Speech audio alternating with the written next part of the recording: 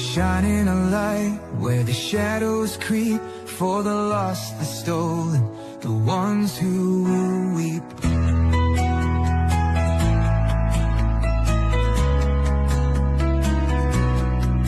She won't turn away, she won't back down, even when the loony clowns come round. Threats don't shake her, lies don't win. She stands for justice, right till the end. Want the truth, want the best, wanna be safe as you chat. Find kids true crime, it's worth your time. She's got your back, she's on the line. YouTube, Twitter, TikTok too, Facebook stream, she'll fight for you.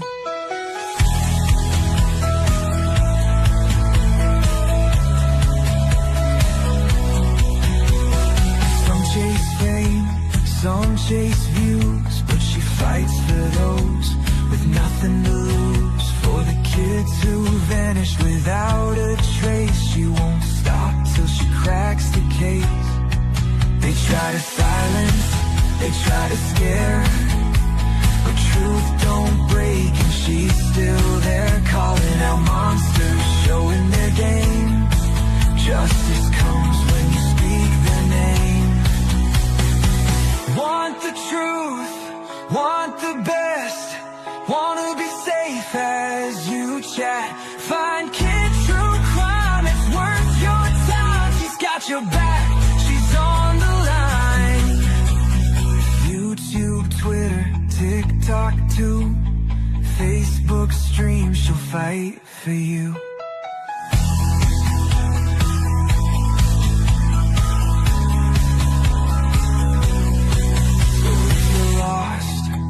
Need a voice, kids stand strong. She makes the choice for victims gone, for those in need. She's fighting hard, she won't concede. Want the truth, want the best, wanna be safe as you chat. Find kids true crime, it's worth your time. She's got your back, she's on the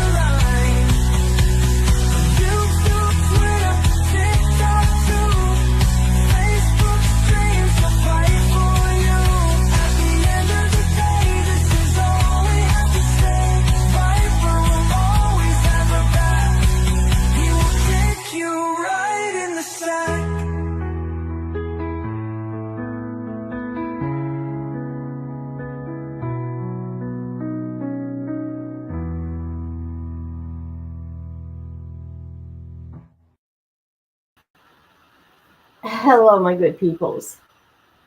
Okay, I want to say hi. Hi, Patty Sturgis. Missy, hey, girl. I know, isn't Nala just a sweet little girl? Yes, she is. Hi, KB. All right, got you. Hi, Charlotte. How you doing? How's that hip? Hi, just because. I like that name. So I've been waiting for this trial for since 2019. Okay. Well, actually, 2020. I'll just put it that way. 2020. Hi, Rhonda. I want to thank everybody for being here. I appreciate every one of you. And I want to say this real quick. Spitfire, where have you been? Where have you been with that banana bread too? I don't know if this person is watching me or not, because I am live on Facebook too. Now, you don't come into somebody's comments. You don't come to somebody's DMs and tell them what they should do, what they should give you. Okay?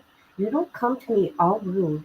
I have no problem sharing body cam footage that I have. Okay?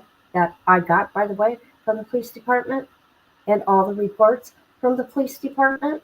So don't come at me sideways telling me my, how did you say that on my channel? About the body cam footage I have on my channel? I don't know how you said it. And then you come in my DMs and you talk to me like that. Why should I share anything with you? Tell me that. Why? When you come to somebody like that and they got all the documents and all the stuff that you want, you don't come at somebody like that. Just saying, okay? Come at me again. I dare you. I dare you. I just dare you. I dare you. So rude. Some people can be so rude. I mean, come on. You people want like body cam footage and stuff like that, and I got it, right? And then they're all rude. Hey, hi. Yeah, I did. But you know me, blank screen. I have to get this stuff off my chest because people are not going to treat me like shit. Mm-mm-mm. So I'll address it. Carry on. Carry on, people. Carry. Don't address it. Just ignore it. Delete them. Block them. Yeah, I get it. I get it. But I gotta give my 5 cents, not 2 cents. I'm giving my 5 cents. How is everybody?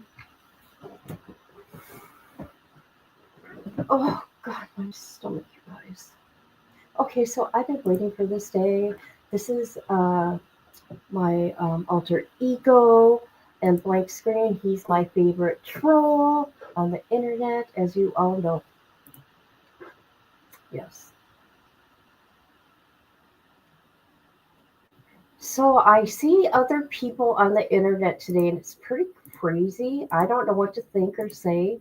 I think Court TV and Law and Crime are safe to be streaming from because other people are streaming other channels and they are getting their stream suspended, you guys. Yeah. So hopefully I'm safe. How else are we supposed to watch, right? Well, I suppose, yeah, yeah. Anyways, ooh, that yellow's kind of bright, don't you think? Let me change this. I gotta change. I don't like that color. That's gotta go. That's too much. Way too much. No, I don't like red either. I'm not going there. There we go. That's better on the eyes, right, people? Easier on the eyes.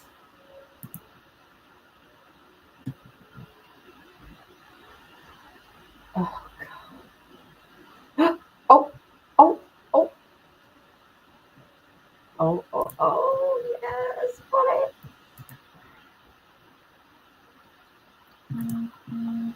Oh, this is exciting. So exciting, people. You're working?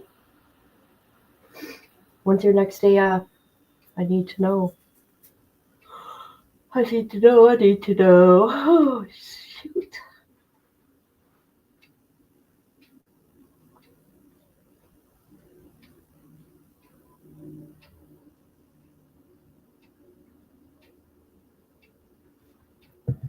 Wednesday? What's today? What day is it today? Monday or Tuesday? Oh, shoot. Let's see. I just got Nala back last night. It's Monday, ain't it? You know what? Court TV, they are running the pool camera. It is Monday? Okay.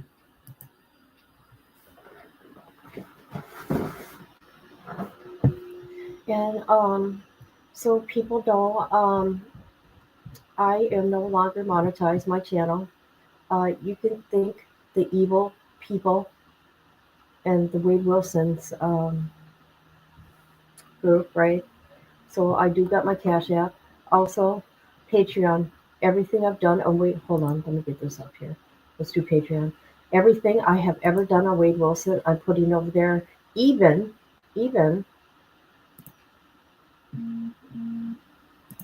all the uh, all the FOIAs I've done without watermarks is all over that. I'm working on moving everything over there, people. I don't want that darkness on my channel. These people are evil.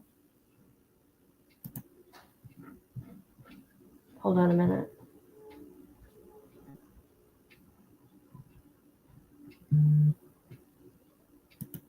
So nothing of Wade Wilson will ever be on my YouTube ever again. I work too hard for everything.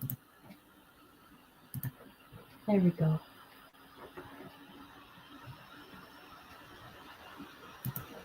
I've been up all night. Yeah. You did wrong to judge.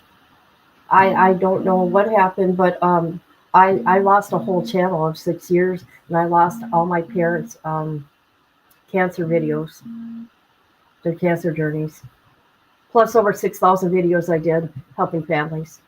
Yeah, I will never forgive them. And I don't know who is who. No, you stop that. You, KB, stop it. What did they do? Yes, I want to know what they did to him. Because he's a good.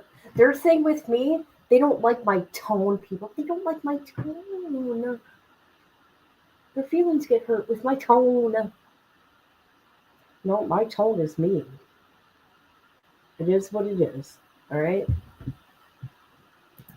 They got his address and his girlfriend's address. No.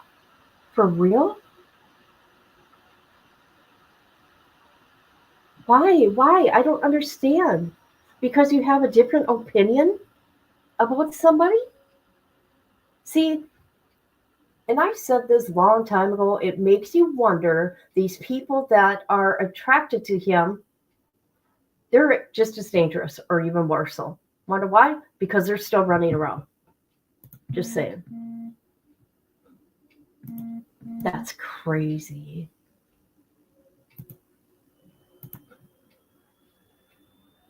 And you know what? It's more than just them too. I'm finding out it's like other content creators. That's sad. It was cease and desist or threats. But they gave it out to the public, to Jesse and Kelly. These women are far from being the brightest crayons in the crayon box. Yep.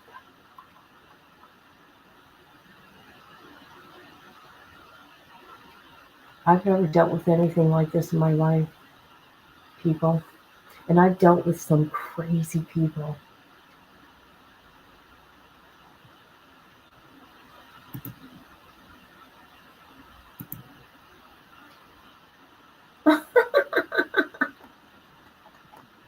I can't even call her. Oh my god. That's too funny. They should be.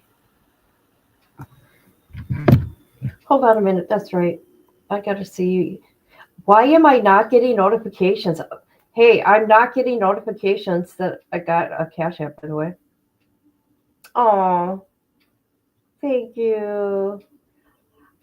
How do I? Okay, I'm not that good with Cash App. How do I get notifications that I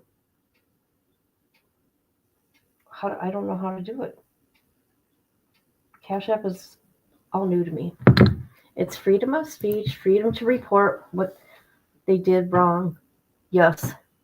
And you know what? And also with me, I can talk to any kind of on a library I want to. Okay. If I can get the information I want and need, you know what? That's what I do. I don't contact somebody to have a relationship with them. As a matter of fact, I have talked to Lori Vallow on and off for a year. What does that mean? What does that mean about me? What do you got to say, people?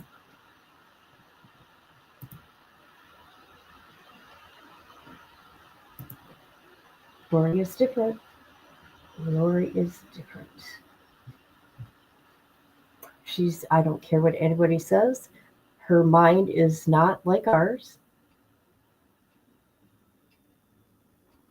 You gonna read her letters? Yeah, down the road. I will.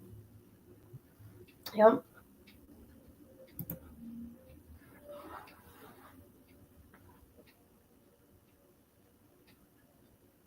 She is not normal. She's in a weird, stuck in a weird. She's in her own little world. Wherever Chad brought her, that's where she's stuck. That's where she's stuck, people. Very scary.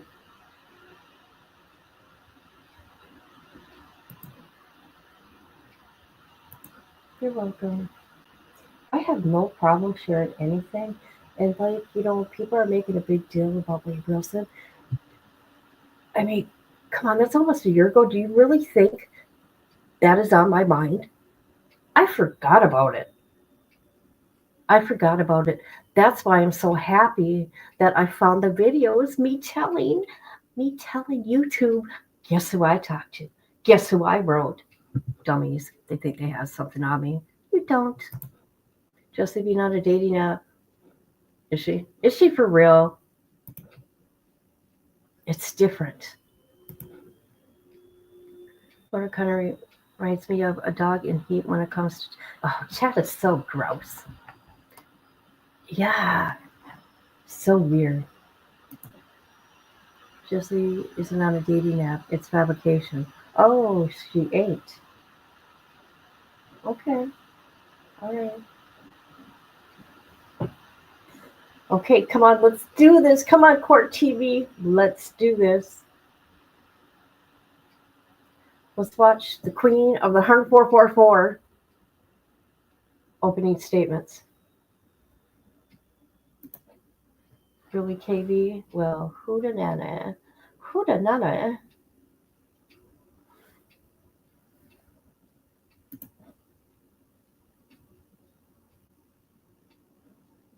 Guess what, you guys?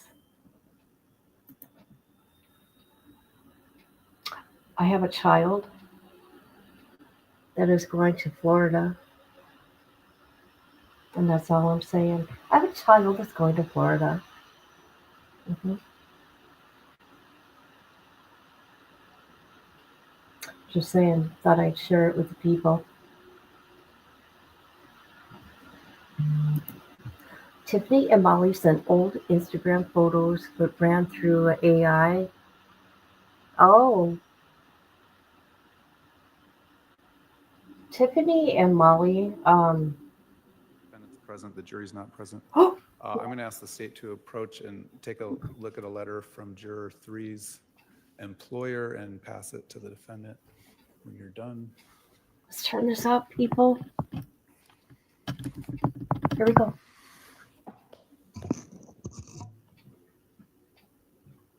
Yes. There's already a juror question, you guys. Not good.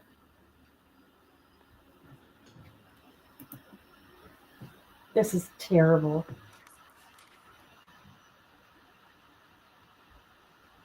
This is terrible. Not already.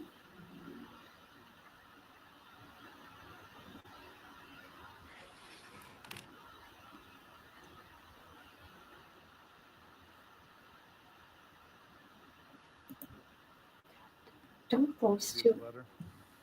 Go ahead and just give it to my courtroom assistant. Thank you. Don't those two live in another country, by the way? Juror 3 also called my staff last week after the jury was selected, and the impression I got is Juror 3 doesn't have a problem with jury service. Juror 3's employer has a problem with jury service.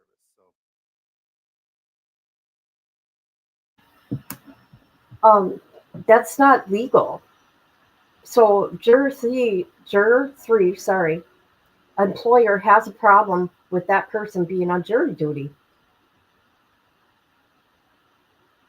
the judge can take care of that problem. So yeah, I think they live in a different country, and they have no idea how things are running around here. Oh, I'm gonna be going live on Patreon, and I'll let you guys know ahead of time. Patreon is gonna be where I'm naughty. Okay, that's what's up. Oh, here we go.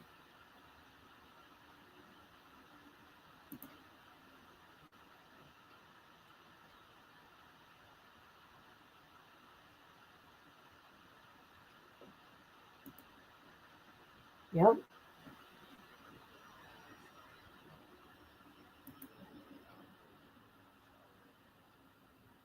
Individually about whether it's really him versus his employer, and to offer to write a letter if he needs one to his employer about the requirements of jury service and just sort of feel out that situation a little further, but we'll keep him on for right now. Please silence all phones. As I said, we are still missing one juror. As soon as those jurors all get here, we will proceed into the opening statements. Judge, I did email the court staff about an individual, Brandon Boudreau, who would like to be present. He's in the courtroom currently. He has been noticed by the defendant back on March 6th as a potential witness. He has not been subpoenaed to date. He is here and would like to be present in the courtroom for the trial. I think that the court has previously allowed another witness that the defendant had also listed, reporter Nate Eaton, to be in this courtroom. The court had indicated that if these individuals were not subpoenaed, that the court would look at precluding them. It has been over a month since she has noticed him. He has not been subpoenaed. He is a victim in another case against this defendant. I'm asking that he be permitted to remain in the courtroom today.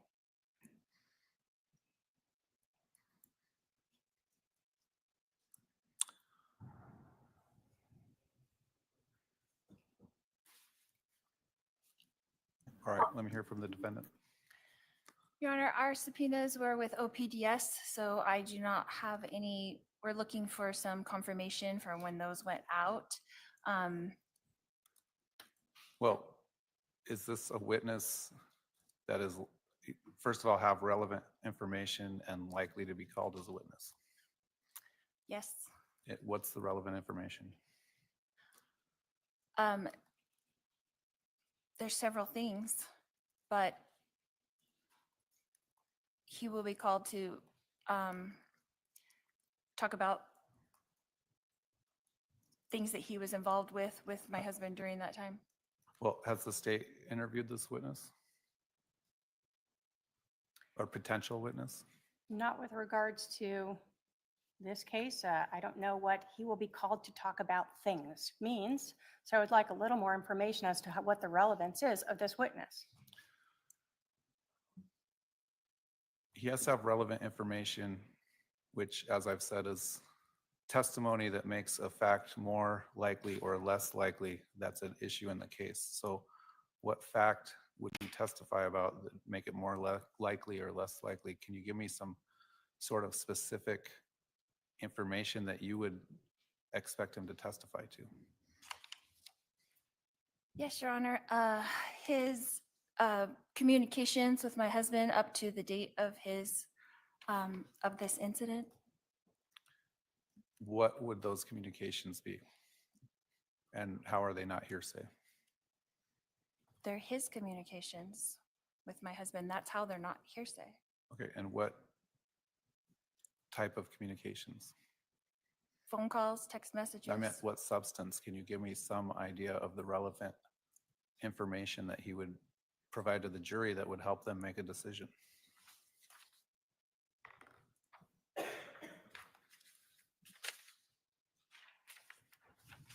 Without giving away my entire defense. Well, we don't just get to call witnesses that, are going to testify about, we talked about the weather that day, so you do need to give me some sort of information about what his anticipated testimony would be. Well, his relevance in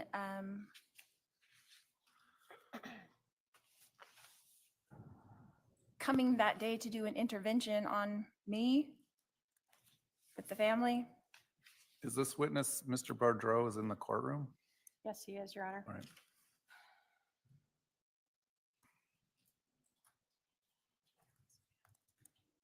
All right, let's go on sidebar.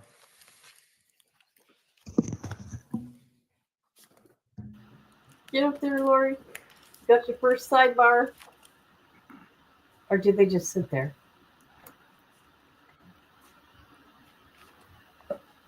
Hold on a minute.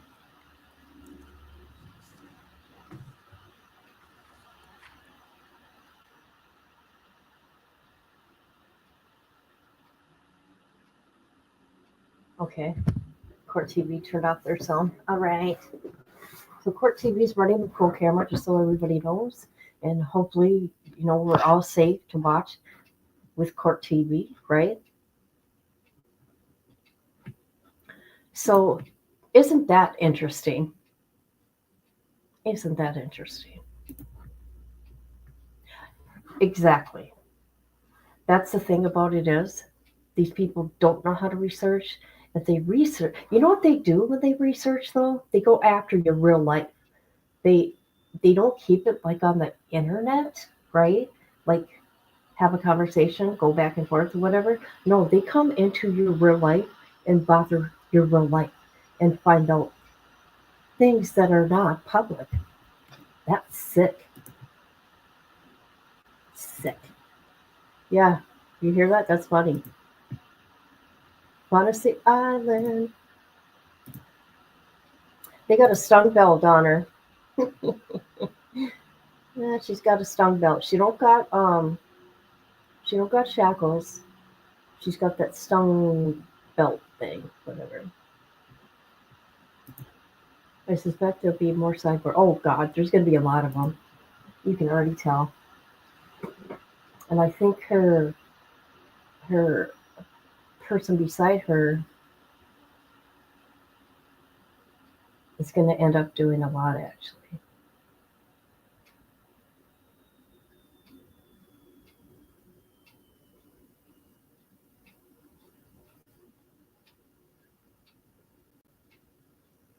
So now we're waiting also for a juror. There's a juror that is not there yet, people. Yeah. So it is 11:11, Phoenix, Arizona.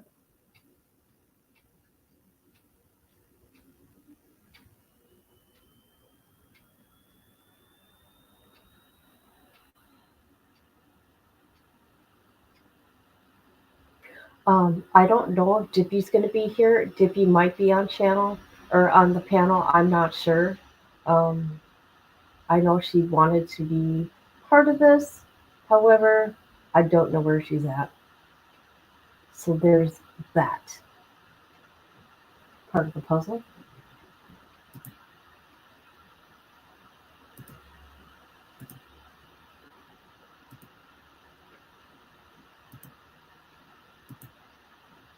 And what we will do today, people, we will go through some of my parodies of Lori. Yes, yes, we will.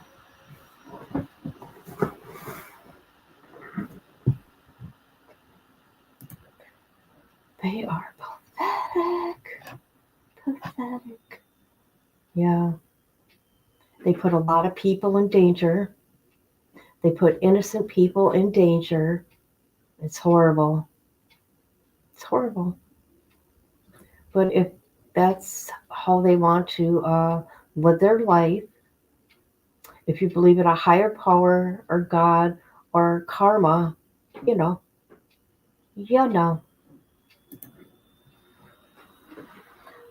that'll happen.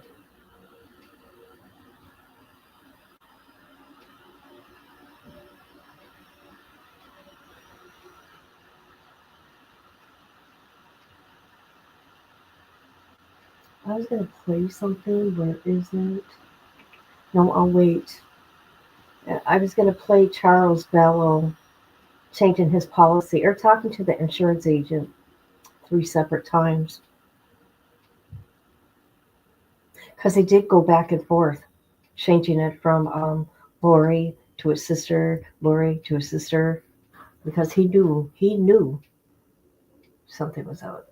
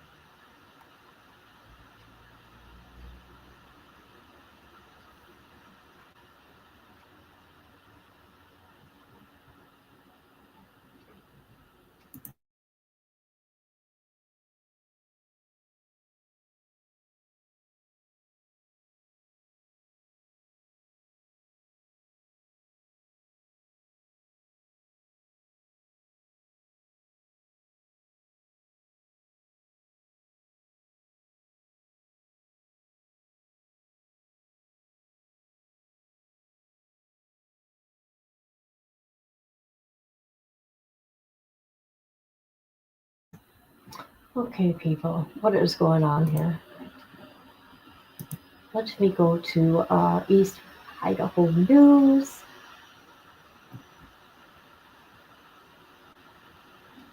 Let's see what's going on over there.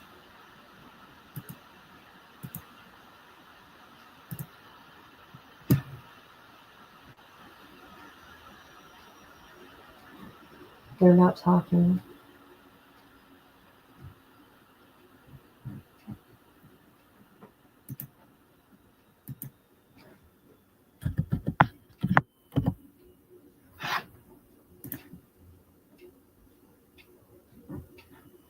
What is going on?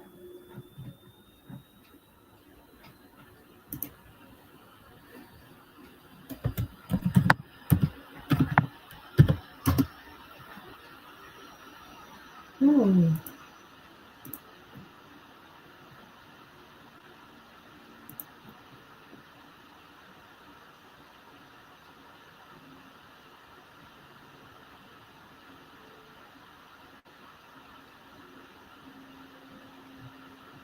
You know, guys, I watched something today. Who's out here? Who's out here with me? Raise your hand. No, I'm just kidding. I'm just kidding. I'm just kidding. I'm just kidding. Oh my god. Raise your hand, people. Raise your hand if you're here. So I watched this guy in 1991. It was a parole thing. Uh, wasn't that funny? Okay, to me it was, and I'm glad you did too. I'm glad. This man, okay, is up for parole in 1991. He unalived his wife, but also here to find out he was cheating on his wife with a 17-year-old. However, the relationship started when she was 15. And his children forgave him, okay, during this parole hearing. But like the lady that lost her life, like her sisters, her siblings were there that weren't for it. And the DA was there. The DA wasn't for it because the man has never, to this day, admitted that he unalived his wife. He said it. Even the parole people asked him, "Did you unalive your wife?" He goes, "No, I didn't."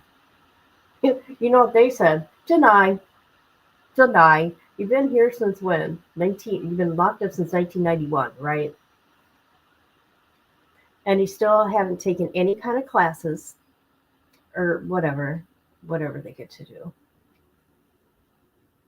But he wasn't supposed to get um, life with no parole. But I think something happened in an appeals process, which I got to look into and see why now It's like with the possibility of parole, something happened. So I don't know. Isn't that crazy? Should have seen the guy too. Don't worry, I'll do something on him. Oh boy.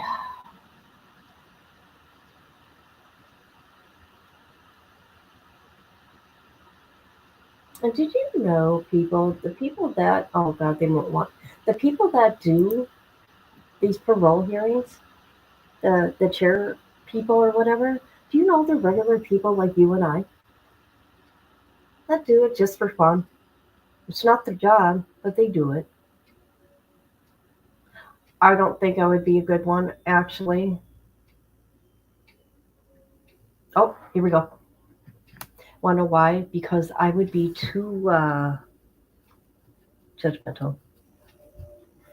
Because I feel if you take a life, eye for an eye, right? Anything with children, don't even, nope. Don't even walk through that door. Don't even open your mouth.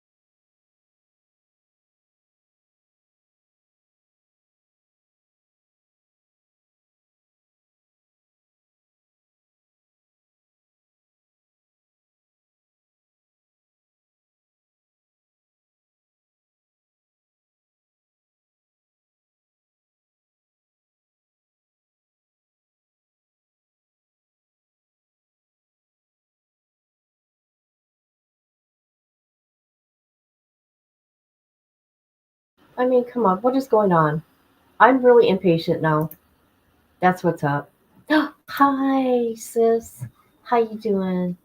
How you doing today? I hope you're well. We're we're waiting for a juror right now.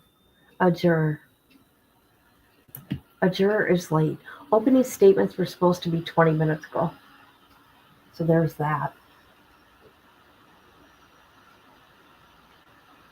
And juror 3 is having a problem with their employer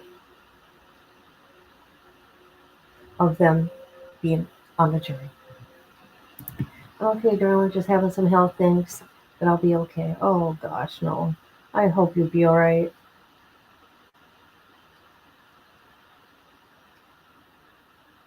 Did you know there's news stations out there um, that are actually suspending people's streams for streaming this trial? It kind of reminds me of when Trump was what do they have? What is that? I can't even think of the word. He became president, so they do that inauguration. Me and other channels I know, we were getting taken down. Some people were, some people weren't. It's like, if you don't own this, this is the president, right? But it was happening. It was happening. And anything to do with Luigi, watch out because certain channels, right, are coming for you. Like if you stream their stuff, even if you do it like fair use, right, they don't care. They're still giving you a strike.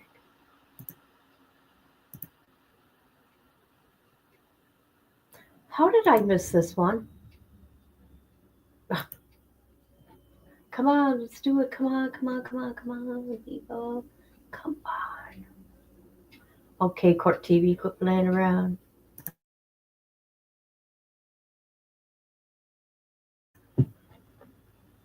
Oh no. I have to do a biopsy.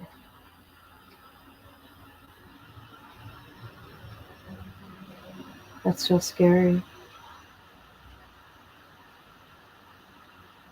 when they're doing the biopsy. You go.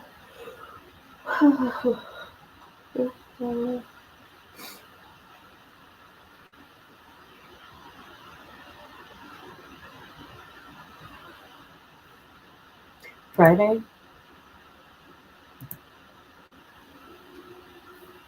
I'll be with you in spirit.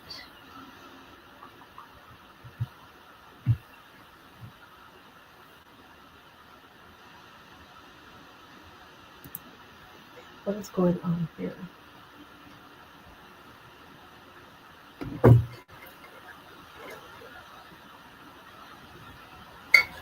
Sorry, yes, I'm taking a drink. I'm taking a drink of my pop.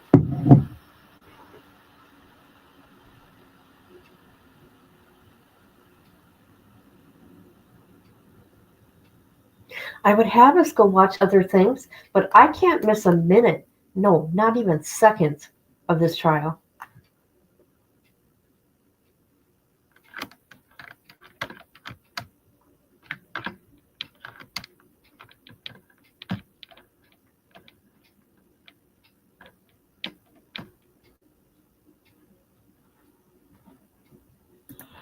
I just resting, relax for the pain. I'll be goofy soon. All right, that's fun. You just relax. You do you, okay? You've had a rough year already. Actually, a really rough year.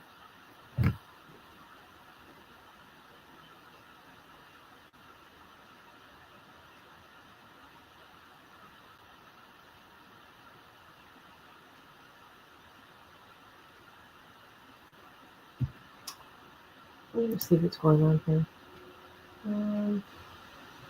Everybody just sitting here like I am. Boy, there's a lot of people streaming this. Holy crap. Yeah, stay away from that news channel. They'll get you.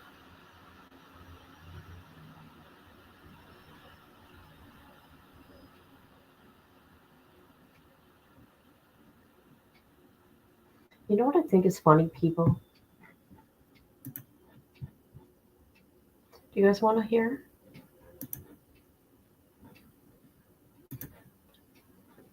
I don't understand people they're like, get your own content, get your own work, but then you get stuff like interviews and trials, right? They should not be talking like that then, right? Don't you think? I think it's silly. Okay.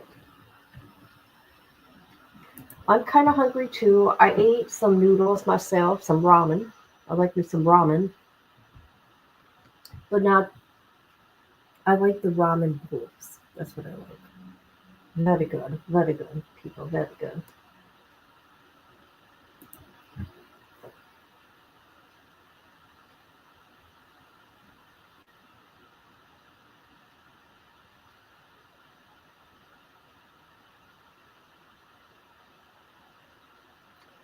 Seal of the State of Arizona, 1912.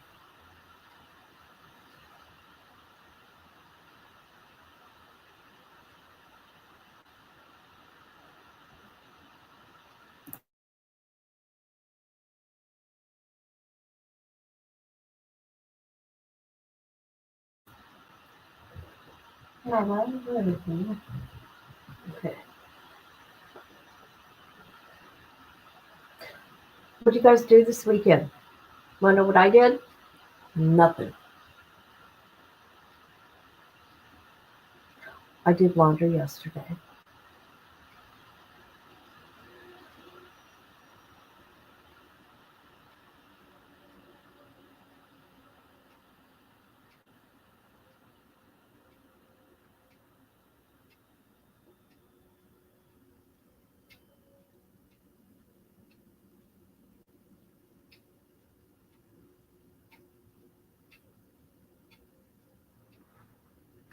You didn't do nothing either. I didn't even do my our movie night last week. I could have done it this weekend, but I didn't. And we know why. A lot of nonsense I came back to. So stuck in my bed. I think the arms are healing faster than my ankle. You're still stuck in bed? Oh, that's a bummer. And you love your horsies.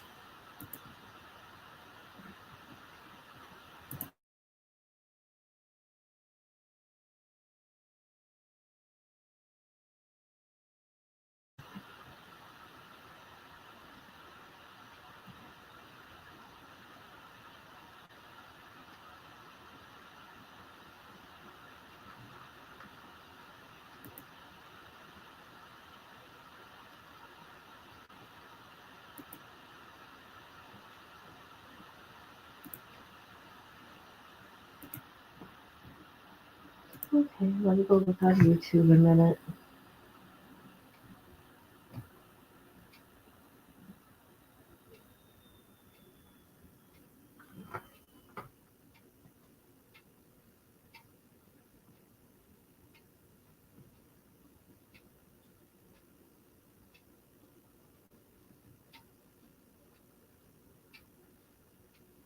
There's so many new people um, covering this case. That's crazy.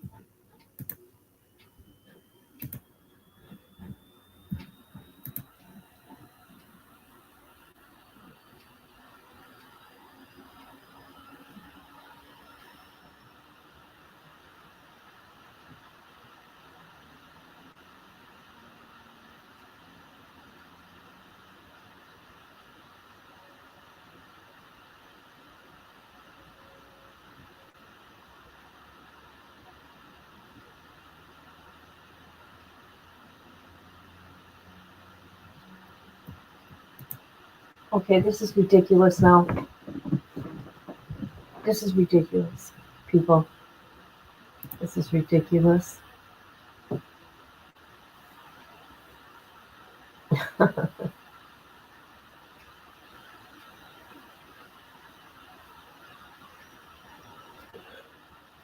Oh boy. Whew.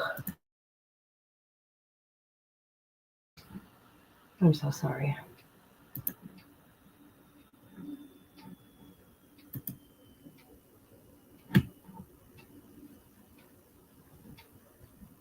Okay, I'm going to go to East Idaho News. I'm going to see what the holdup is. I'm going to look. I want to see what the chat's going to say.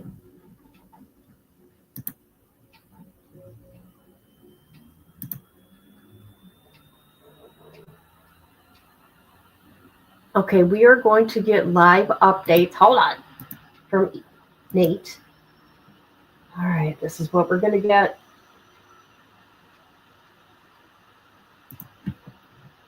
All right, what's going on?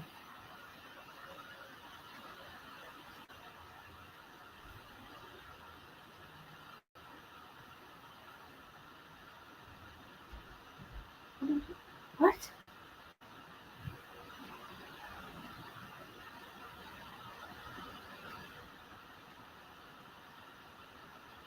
Okay, we got to the sidebar. Hold on a minute.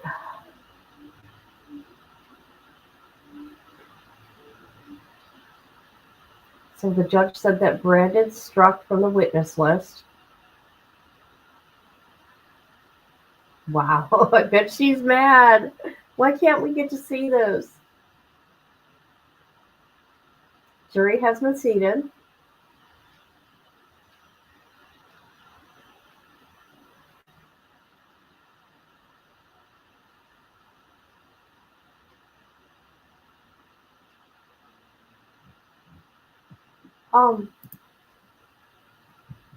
What's going on? Why can't we watch this? This is crazy. They've already made opening statements, you guys. Oh, the judge is making us wait.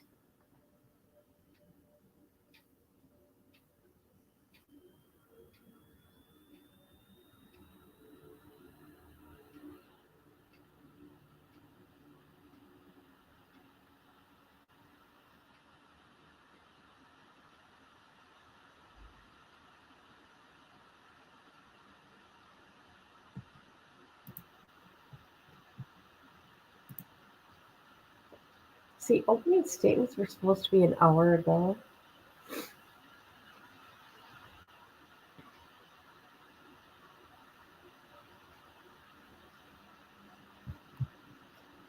The state right now is the state is putting out their case. They're opening right now.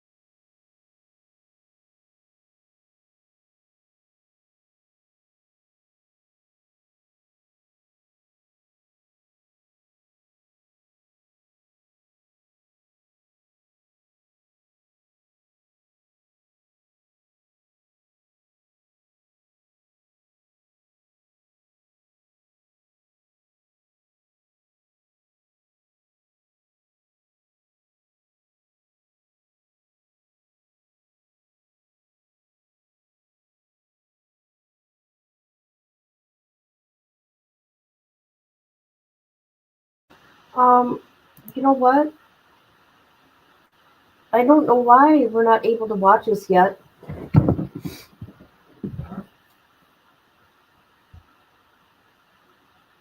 Because the prosecutor's already been talking for a half hour. I don't know why the judge wants to make it a half an hour delay.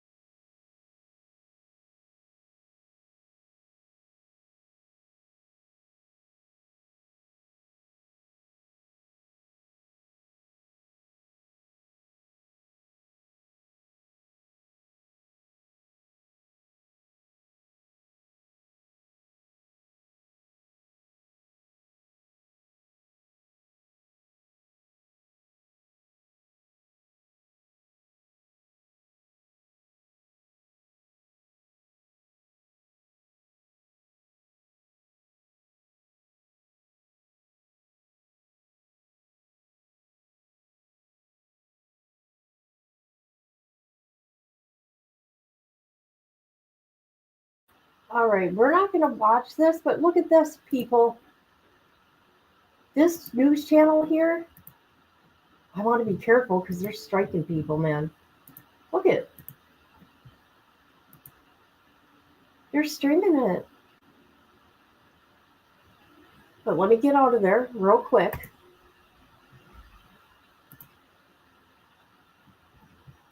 Hi, Ella. Ella, Ella, Ella, Ella.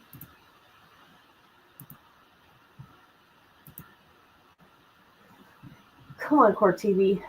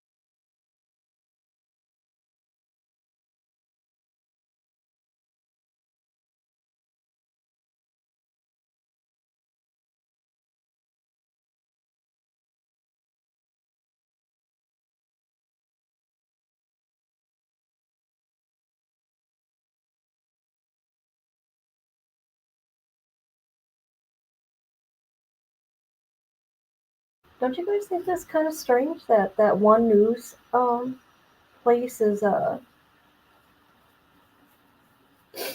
streaming it?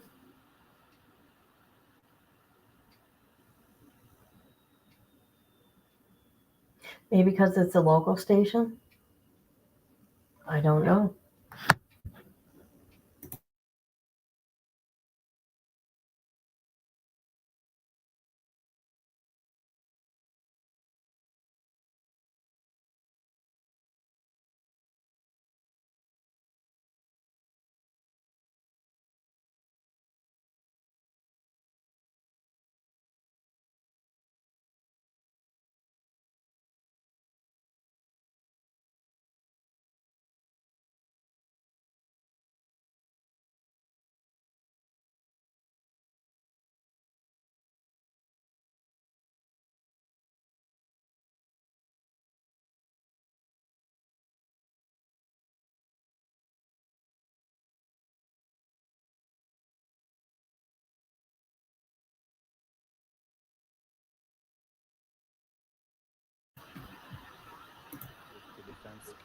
produce text messages Oh. or some information to provide to the court that shows he does in fact have relevant information, he might be called as a witness.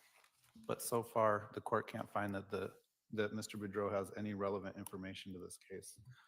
Therefore, Mr. Boudreau struck again without prejudice from the witness list. He can remain in the courtroom. We're going to bring the jury in. The other matters that were raised by the defense, we'll talk about at another time when the jury's not waiting.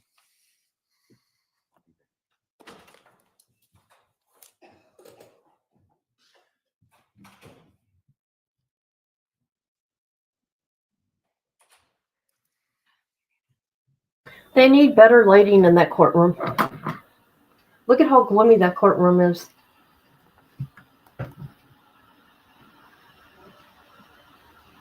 I don't watch him.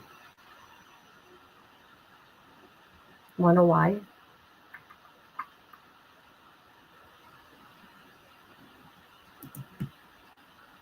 I'm not gonna tell why. I'm going in the bushes for a bit. Okay, okay. Say hi to just because. Just because he's in the bushes too. My guess would be that Judy Ron is streaming from either Court TV or Long Crime. Yeah.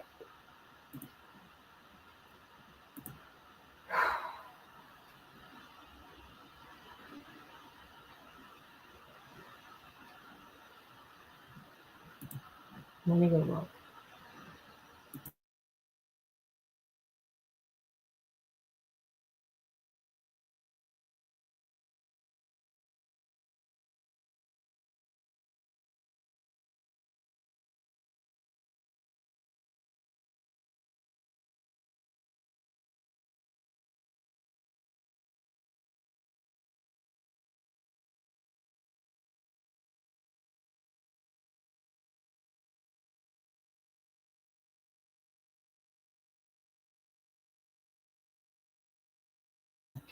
Okay, I don't know where to watch. We should go to East Idaho News because you know what?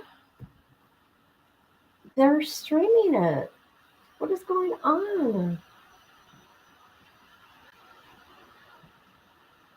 This is crazy.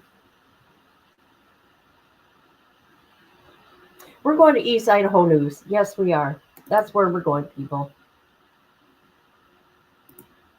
The witness who has been sworn in and is answering questions from the witness team.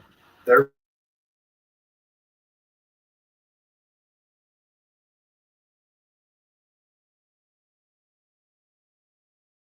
Help you prepare for anticipated evidence. The state can proceed. Thank you, Your Honor. Are you going to use, yeah, put a mic over there.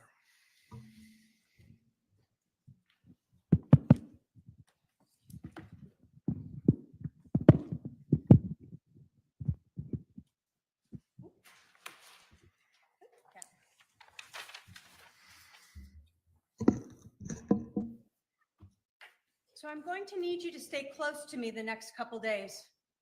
Mel, too. She can't go to Utah. They're planking some kind of intervention, but want Mel out of the way, so I'm left alone. I need to come get the stuff at your house tomorrow and secure it. Lots to do. Thanks for standing by me. It's all coming to a head this week. I will be like Nephi, I am told, and so will you. Lori Daybell, the woman seated over here, wrote this to her brother, Alex Cox, on July 9th of 2019, 2 days before they killed Charles Vallow. But to understand why this is so meaningful, why this is relevant, you have to understand the context. So let's talk about it. In July of 2019, Lori Vallow was married to Charles Vallow. Lori Vallow lived here in Arizona, Chandler. Charles Vallow lived in Texas. In July of 2019, Lori Daybell was Lori Vallow, married to Charles Vallow. In July of 2019, Lori Vallow wanted to be Lori Daybell, wife of Chad Daybell. And in July of 2019, Lori Vallow wanted to keep the same lifestyle that she had with Charles. And she could get all of this if Charles was dead. She could marry Chad Daybell and become Lori Daybell. She would get a $1 million life insurance policy from Charles Vallow. She would get Social Security for herself and their son, JJ, as a child of a dead spouse. And all of this would be true if Charles Vallow was dead. So what about Nephi? Well, Lori Vallow, Chad Daybell, and Alex Cox all believed that those who disagreed with them were dark, possessed by evil spirits, sometimes called Z's or zombies. Sometimes they had names for these evil spirits like Ned.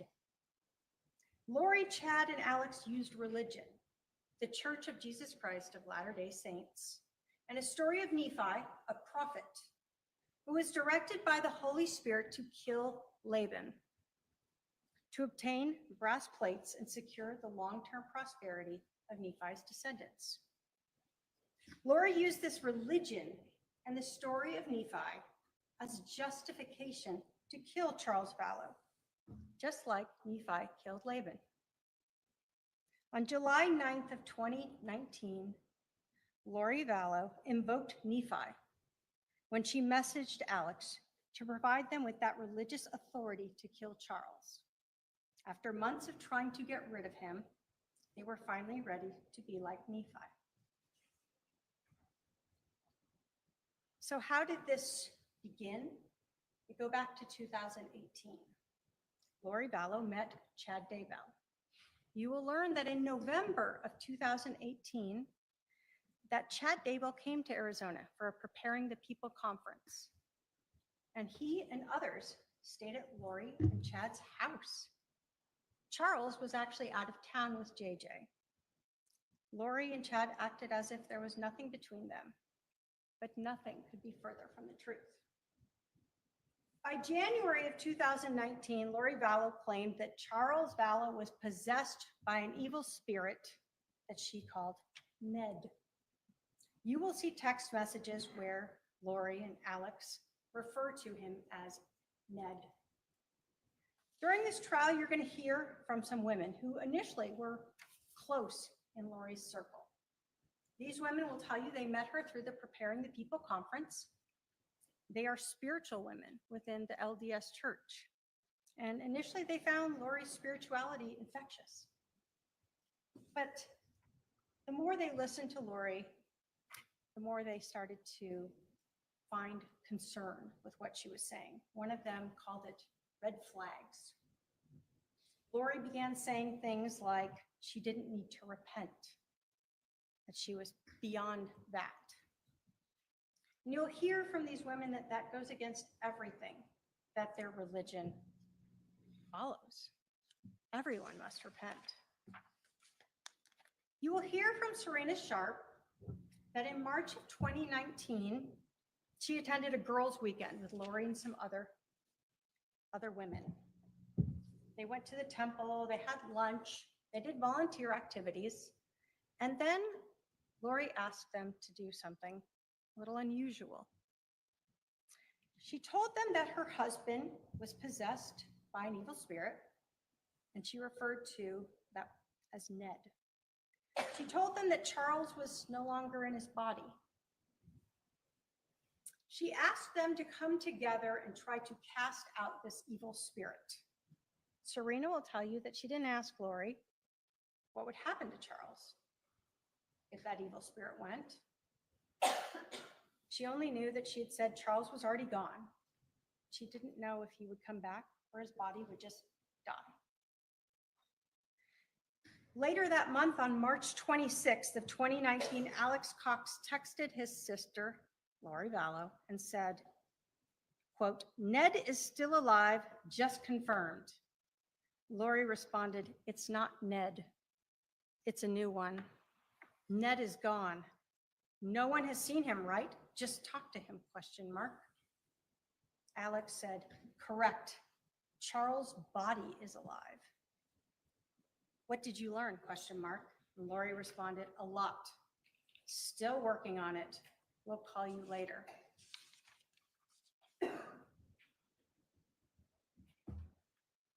As the year went by, Lori and Alex became more determined to get rid of Charles Vallow's body, whatever they wanted to call him.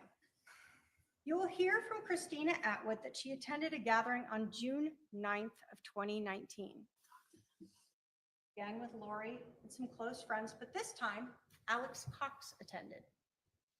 This was the first time she had met him. Christina will tell you that she heard Alex say that he just wanted to kill Charles. In fact, she heard him say this a couple times. And she heard Lori say in response that she had been drugging Charles, crushing up JJ's pills and putting them in Charles's protein drinks. Christina will tell you she was so disturbed by this that she actually went and confronted Lori the next day and told her that if Charles ended up dead, she would have to go to the police. That's how disturbed she was. Now, Lori, of course, said it was all a joke. What else could she say? But 1 month later, Alex and Lori created that situation to be like Nephi and killed Charles. What about Charles? You're going to learn that Charles and Lori had been together for a long time. They had adopted one of Charles's family members' children, JJ. JJ was everything to Charles. JJ was the reason Charles and Lori were still together. You'll learn that Charles knew about Lori's beliefs, that he was called Nick or Ned or some name. You will learn that Charles told a lot of people about this. And on February 26th of 2019, Charles made a big decision. He had a $1 million life insurance policy, and his wife, Lori Vallow, had been the beneficiary. He changed it. He changed it to his sister, Kay Woodcock. You will learn he did not have to notify Lori about it, and she had no idea. You'll learn that Charles desperately wanted to bring Lori back to the Church of Jesus Christ of Latter-day Saints. You will learn that he was close with Lori's brother, Adam, and he was reaching out to him during this time period. You will hear from Adam. Adam will tell you that he himself had heard the defendant say things that were outside the LDS religion, that she was translated. Charles was possessed. He knew she was no longer following the LDS faith. Then, June 28th, Charles found out that Lori and Chad were having an affair. You will hear that he reached out to Lori about it, Chad's wife, and out to Adam Cox about it. Now you're going to hear about a lot of these things because the police executed numerous search warrants. You're going to hear that they executed search warrants on cell phone records, cell tower records, and iCloud accounts. You're going to learn that an iCloud account is basically a service through Apple where you can store everything. Photos, emails, documents, whatever you want. This can be intentional, or sometimes it can be unintentional. Your phone or your computer may be saving items there without you even realizing it. You'll learn that for years, Lori Vallow had an iCloud account that was loriforstyle@icloud.com. But after Charles learned about Chad Daybell on that June 28th, she created a new iCloud account, LollyTime@icloud account. Many of these text messages between Lori and others that you're going to hear about at trial were recovered from those two iCloud accounts. You're also going to learn about Charles's cell phone. The police eventually recovered it, and they were able to extract the data, look at the messages and things that had been in there. And you're going to learn about those text messages with Adam Cox from July 9th through the 11th. You're going to hear from Adam that they were talking about an intervention, about maybe recording Lori, saying these things and taking those recordings to the stake president, or just confronting the stake president about it. They didn't have an exact plan, but on July 9th, Adam agreed to fly to Phoenix to help try to talk to his sister, talk to the stake president, get her back into this faith. Ultimately, Adam flew to Phoenix on the 10th, as did Charles. Adam will tell you that he actually, when he got his reservation on the 9th from Charles, reached out to his brother, Alex. He asked to stay with him. And Alex said, sure. You'll see phone records. They had a conversation about it. But when Adam flew into Phoenix on the 10th, remember, that's after that message by Lori that he needed to stay close to her. Adam tried texting his brother. Adam tried calling his brother, and Alex didn't respond. Adam didn't know that his brother Alex had been summoned to help his sister Lori be like Nephi, that it was time to kill Charles. The text messages from Lori to Alex about that intervention that she knew about and being like Nephi show that by the evening of July 9th of 2019, Lori knew that Charles was trying to have an intervention. An intervention. In that text message, remember, she said they are trying to have an intervention. She knew it was Charles and others. She also told her brother he had to stay close for the next couple days because she knew that she was going to be seeing Charles on the 11th when he came over to pick up their son, JJ, to take him to school. She told him, it's all coming to a head this week. I will be like Nephi, I am told, and so will you. A few minutes after Lori had texted Alex that message on July 9th that they were going to be like Nephi, Alex called his sister Lori, and they talked for over 56 minutes, planning how they were going to get rid of Charles. Alex would stay close with his gun, and he and Lori would be like Nephi. July 10th of 2019 is a day before Charles was killed. We know from text messages that by 7:18 p.m., Alex was already at Lori's house. He brought a garbage bag with some clothes and an orange duffel bag with his .45 caliber handgun and 2 extra magazines of ammunition. He was prepared. We also know that the evening of July 10th, Charles sent a message to Lori letting her know that he would be over at 7:30 a.m. the next day to pick up JJ, to take him to school.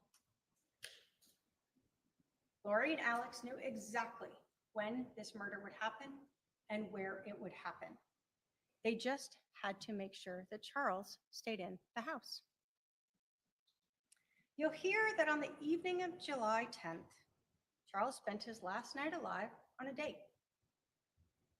He had been on several dating apps and appeared to be moving on. You will hear from his date, Nancy Jo, that she and Charles had met on an LDS dating site a few days before. You will hear that she had talked to him and texted him for hours. Sometimes they would talk for 3 hours on the phone. Nancy Jo will tell you that Charles told her about everything of his relationship, his wife's beliefs, everything that was going on. And he had told her about this change to the beneficiary of his life insurance. She will tell you it sounded like a lot of drama, but she still was interested and wanted to meet this person, and so they met that evening for dinner. She'll tell you that she understood on the 11th that Charles would be picking up his son, that he was actually going to meet a realtor about finding a place to rent here so he could be closer to JJ, and that he was going to try to get in touch with Adam to meet up. And then they were supposed to meet later in the day. She will also tell you that she actually told Charles, kind of joking, but in a way to end the drama, why don't you just tell Lori that you changed the life insurance policy so she knows it's not her? Nancy Jo will tell you the next day, she texted Charles. She called him, and she actually thought he had ghosted her. She didn't know he was dead until a few months later when she saw something on the news, photo of him, and actually learned that he had been killed on July 11th. So let's talk about July 11th. That morning, Lori Vallow was up early and she was texting with Chad Daybell. You'll learn that we do not have those text messages. They were not saved in the iCloud, but we have them from the phone records. Alex was already at Lori's house with his gun, and everyone knew that Charles was a punctual person and would be there around 7:30 to pick up JJ so he could get to school. You're going to learn that, like many people, Charles had left his GPS data locating service on his phone. So that means when his phone is moving around, it was constantly documenting with GPS the location of the phone. During this trial, you're actually going to see this data mapped out. You'll be able to see Charles come to the house, and then you're going to see his phone leave with the defendant and what she does all day with it. What we know is that Charles arrived at Lori's house at about 7:35. He texted Adam Cox and told him that Alex, or Al, is here. You'll see from photos that Alex's truck was parked in the driveway. Adam responded, "Really, I wonder why he never called me back." Charles didn't respond to that. Adam then texted, "They're planning something." And Charles responded, "Absolutely." Adam told Charles, "I was supposed to spend the night at his house last night. She probably blocked that." Charles told Adam, "What you do is up to you." Adam then told Charles he was going to reach out to Alex and ask him to come get him and see what Alex would do. And in fact, he did text his brother. You'll learn that Charles read that text message from Adam, but he didn't respond. Adam sent one more text message to Charles at 7:49 a.m. on July 11th. He told him that he and his son were going to go play basketball at 8 p.m. to look for a specific church leader who was usually there and have a conversation with him. Charles Vallow never read that message, but you will learn that Lori and Alex did.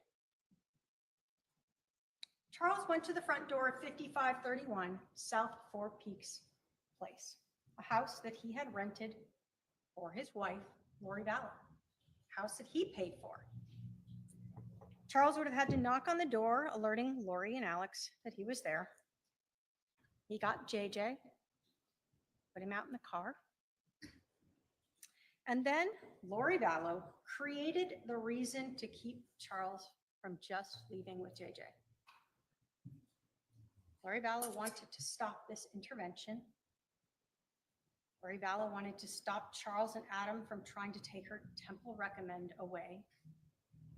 Lori Vallow, who wanted to be Lori Daybell, and Lori Vallow, who wanted Charles's money. So Lori took Charles's cell phone, and she refused to give it back. Lori Vallow, or Lori Daybell, whatever name you want to call her by, is why Charles didn't just leave with JJ that morning. Lori Vallow is why Alex was able to shoot Charles. Lori Vallow is why Charles is dead.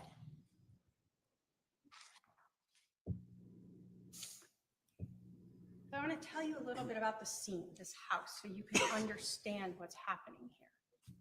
When you walk in the front door, there's a big room. It was empty, no furniture. There were mirrors on 2 of the walls, windows on a 3rd wall, and the 4th wall had doorways going into the kitchen and a hallway off to the bedrooms. This is where Charles Vallow was killed. This is where Alex Cox shot him 2 times. The first shot to Charles Vallow was to his chest. It exited out his back. Charles Vallow fell to the ground. He put his left hand to this wound, and blood transferred onto it. You will hear from the medical examiner that this shot went through his heart, and that a person can take seconds to up to 2 minutes to die from that type of wound. You will hear that a person can still talk and move after they're shot in the heart. And we know Charles was able to move since he put his dominant left hand on his chest and transferred that blood to his hand. You will see that. As Charles lay on the floor of 5531 South Four Peaks Place, Alex Cox stood at his feet and fired a second shot. That shot entered his abdomen, and it exited his left shoulder. The angle was significantly upward. Dr. Baumgartner, who is the medical examiner, will tell you that this wound was shored. You will learn that shored means that there was something hard behind that wound. So when the bullet exited it, it caused a different tearing pattern than the other wound that exited Charles's back. It is this shored wound, this exit on Charles's left shoulder, that shows us that there was nothing accidental about this second shot. You will learn from the cell phone that at 7:49, Lori left Charles's house, or left her house with Charles's cell phone, his wallet, his rental car, and JJ and Tylee. She drove to Burger King, Walgreens, dropped JJ off at school before she and her daughter Tylee drove back to the house.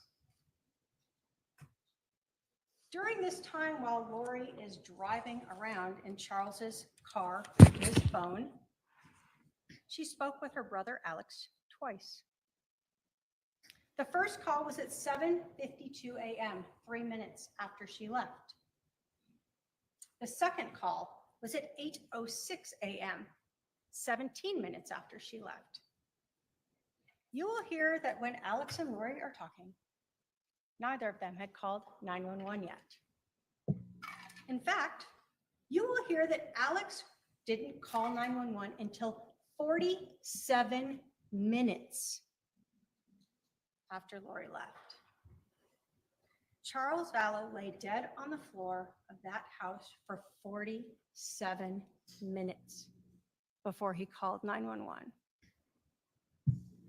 During this 47 minutes, Alex began staging the scene and making mistakes. You're going to learn that the police found a bat that was located on the right side of Charles to the north of his head. Like he had been holding it, and when he was shot and fell, it dropped, it rolled up against one of the walls that had mirrors on it. What you're going to learn that is Alex forgot that Charles was left-handed. In fact, you're going to learn that Charles was a semi-professional baseball player. He pitched and he batted left-handed. So that bat was on the wrong side. Next, you're going to hear about an injury to Alex himself. Lori had told police that Charles hit Alex in the head with this bat before Alex shot Charles. classic self-defense. But in all cases, we must look at the physical evidence because it doesn't lie. And the physical evidence doesn't have a bias or a memory loss. Sometimes it's the lack of physical evidence that doesn't lie. So again, we know that this room where Charles was shot had no furniture, mirrors, 2 walls. You learn that although Lori claimed that Charles hit Alex with that bat and then Alex shot him in self-defense, that Alex's gun had no blood transferred on it. Alex was allegedly struck in the head with a bat by a semi-professional baseball player. Doesn't go unconscious, and he never touches that injury. Pulls out a gun, is able to shoot this man twice, and then he takes the gun down a hallway and puts it into a room. Never apparently touching his head or this wound. And again, Lori says that Alex was hit with the bat in this room by Charles. But again, what we don't see is any blood on the floor. Charles strikes Alex in the head with a bat. They're grappling on the ground. There's not a single drop of blood on the ground in that room. There's pooling of blood around Charles as he lay there on the ground. There's not a drop of blood going down the hallway to where Alex put the gun. There's not a drop of blood in the room where Alex put that gun. There's not a drop of blood on the floor in the kitchen where Alex went to go wash his hands. There are no towels, sheets, clothing, napkins with blood on them where Alex was holding his head and trying to stop this bleeding from this injury. You will see on body-worn camera, Alex Cox, who's on with 911, come out of the house. He will have a phone in one hand and his other hand up, and you will notice that he actually has a pair of sunglasses resting on the top of his head. You will see at some point, Alex sits down and they ask him to move to another location. They talk to him for a while, and then you'll see him eventually touch his head a few times, and then he obtains a napkin or towel, something, and you'll see him at times rubbing his head, patting it. That is the only bloody item you will see. Those sunglasses on Alex's head. He is struck in the head by a baseball player while grappling on the ground.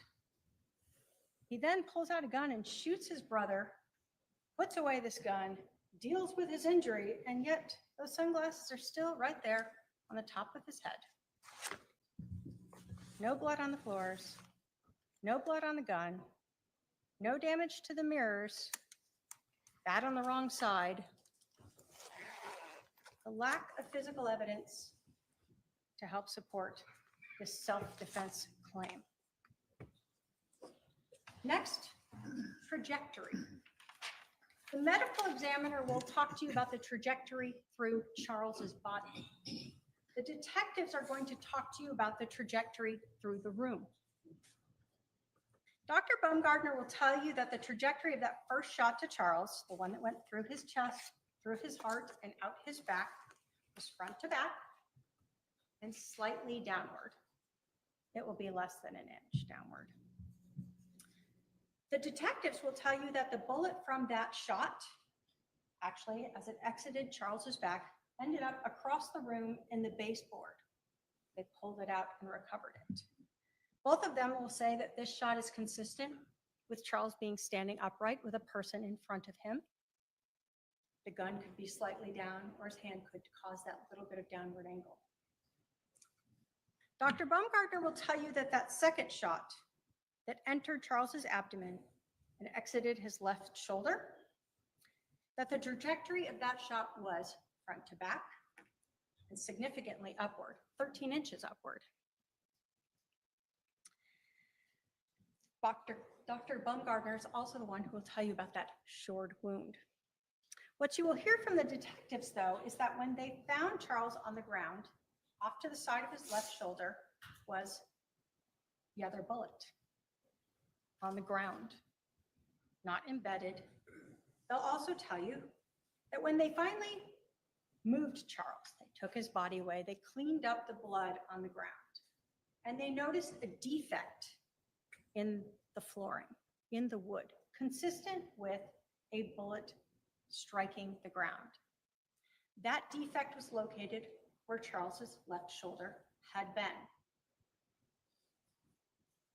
You will hear that both Dr. Baumgartner and the detectives found the trajectory.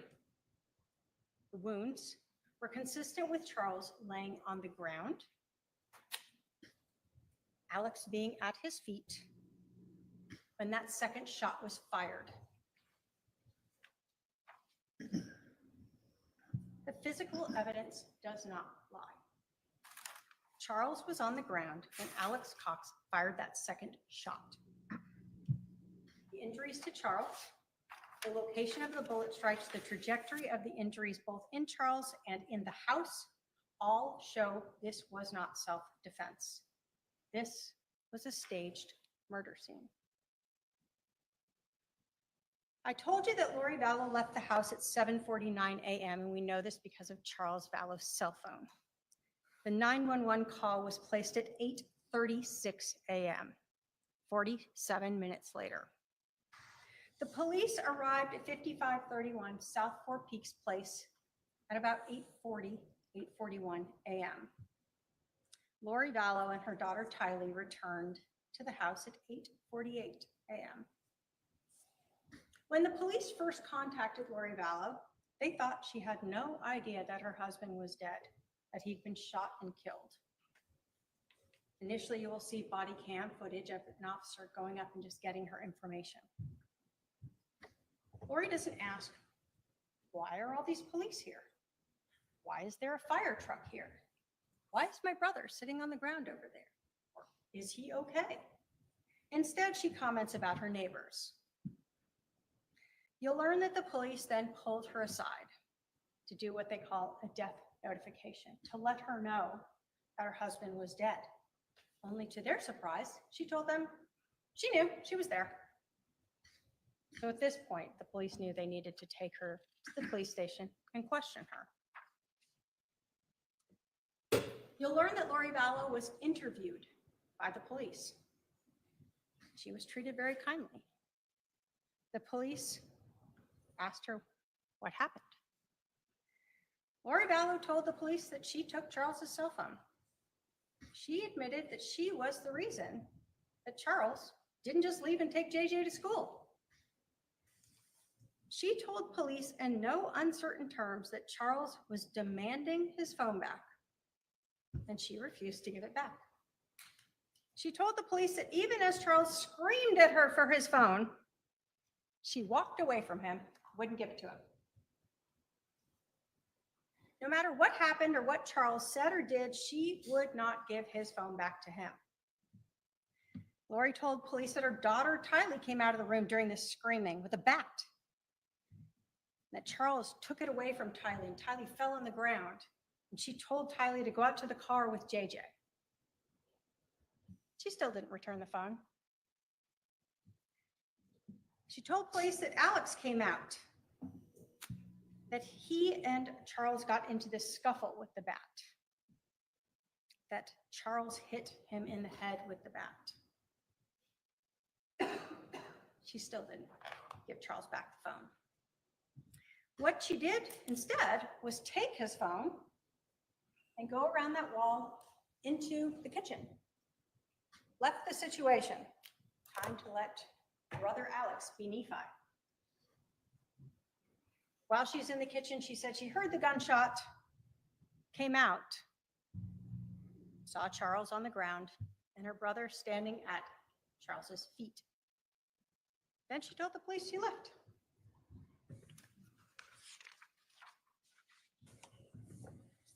You'll learn that the police actually had no idea that Lori still had Charles's phone. Even when they're interviewing her, she still had it. Police are processing the house, looking for it. Where is it? I can't find it. Later in the afternoon, you'll hear that the police actually called Lori and Alex and asked them to come back to the scene. And when Lori arrived, they told her they couldn't find Charles's phone. And she told the detective that she found the phone in the car. Found it in the car. She gave Charles's phone to Detective Enclan and then provided her with Charles's PIN number to get into the phone. You'll learn that after those interviews in the morning, Lori and Alex went back to Alex's house in Santan. And there they went through Charles's phone. You'll learn that Alex actually took photos of some of the messages between Charles and Adam, including Adam's flight reservations. And he later sent those to his sister, Lori. July 11th. Lori didn't tell any of Charles's family he was dead. She didn't tell Adam that Charles was dead. She certainly knows they'd been talking. The next day, Lori texted Charles's sons from his prior marriage and told them, "Your dad is dead." Charles's sons reached out to their Aunt Kay about this, and you'll learn that Kay and her husband had to Google this, see if it was true. They found out that Charles had been shot.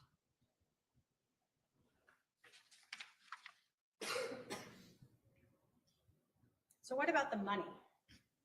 That life insurance policy. Charles Vallow had $1 million life insurance policy. When he got it, his wife, Lori Vallow, was the beneficiary. We know that Charles died on a Thursday, July 11th. That next Monday, July 15th, Lori Vallow called Banner Life Insurance. The call was recorded and you will hear it. She told the agent that Charles had been accidentally shot. It was an accident. And that she was the beneficiary. Both of those statements are not correct. There was nothing accidental about that shooting, and she was not the beneficiary. 3 days later, on July 18th, Lori Vallow learned that she was not the beneficiary. Banner Life Insurance could not and would not tell her who Charles had changed it to. But Lori was angry about it.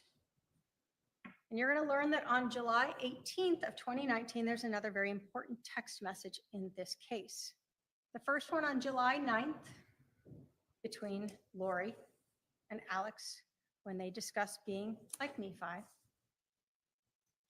And on July 18th, 7 days after Lori and Alex killed Charles and Lori learned she is not getting $1 million life insurance policy, she sends a message to Chad Daybell.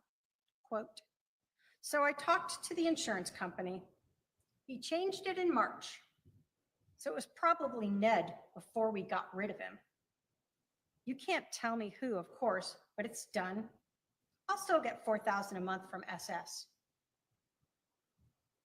In this text message, Lori tells Chad that it was probably Ned, that evil spirit inhabiting Charles's body, that changed the life insurance policy before they got rid of him, before they killed him. After Lori found out that she was not the beneficiary, she was so angry that she actually went through Charles's laptop, found the beneficiary change form, sent photos of that to Chad, and she also confronted Kay about it. The $1 million she had expected to get was gone, but as Lori told Chad on the 18th, she was still going to get money from the death of Charles. Lori knew already that a month before going to see Social Security, how much money she would get for JJ and for herself as a caregiver as a result of Charles being killed.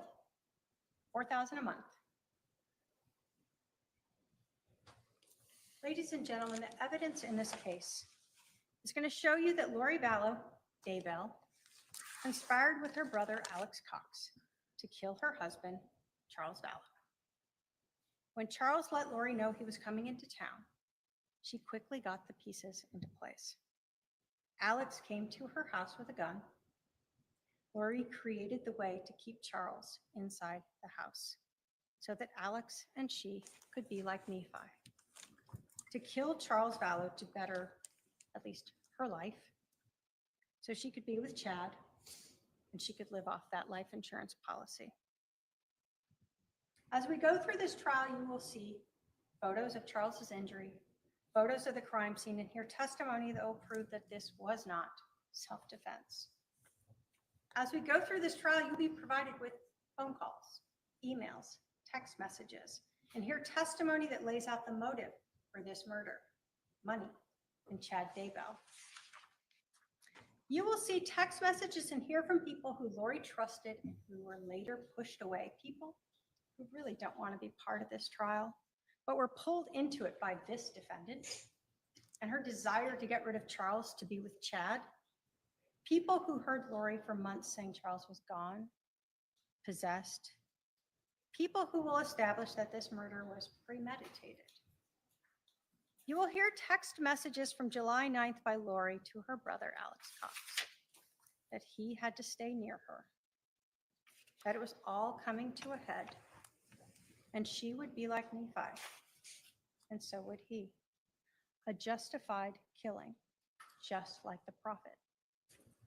And later, the text message to Chad where she told him that Charles changed the life insurance policy before they got rid of Ned. A confession by Lori of how religion and money were twisted to justify Charles's murder. At the end of this trial, the state will come to you and ask you to hold the defendant responsible for the death of Charles Vallow and find her guilty of conspiracy to commit first-degree murder. Thank you.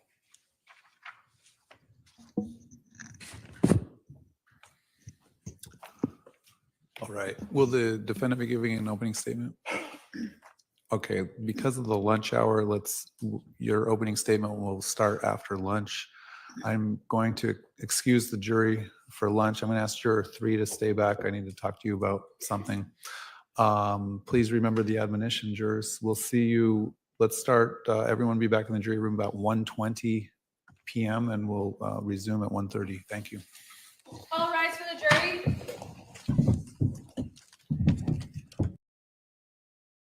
Oh my freaking God. That lady, oh my God. You know, she pretty much talked about the whole case. And we have another, what? Hour? This is crazy. This is crazy. Hold on a minute. Oh my God. Sit there and waste our time like that.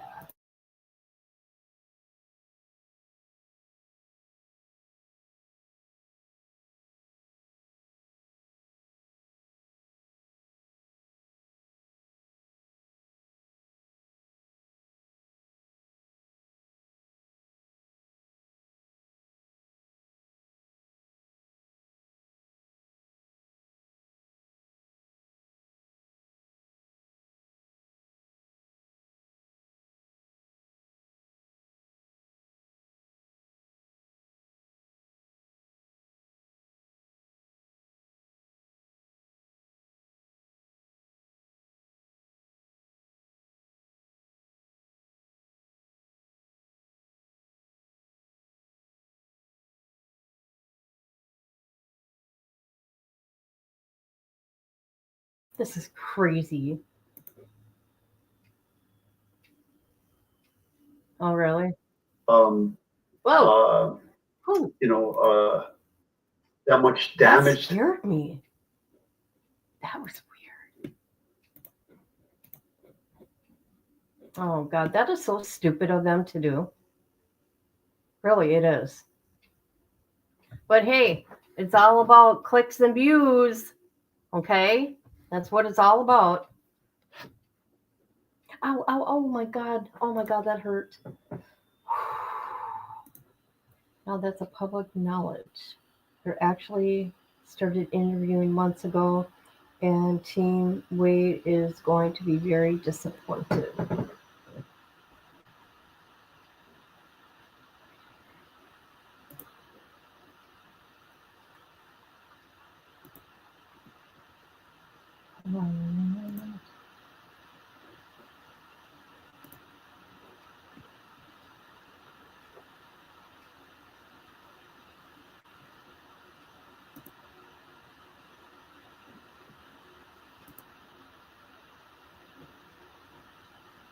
Hold on. Mm-mm. Hold on a minute. All right, all right, all right. Alex. Oh. Okay. Thank you for calling Legal in General. My name. Ah. Your mom real quick, and if she's good to go, then I'm going to introduce one. Oh God, I hate this. Hold on a minute. Thank you for calling Legal in General. My name is Kevin. May I have your?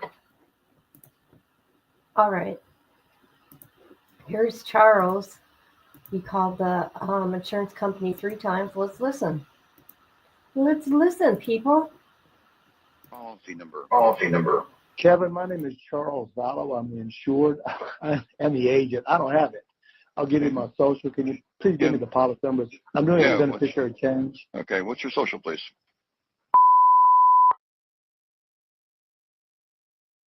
As well. Okay, what's your full name? Leland Charles Anthony Vallow, or L. Charles Vallow. Okay, hold on a second, please.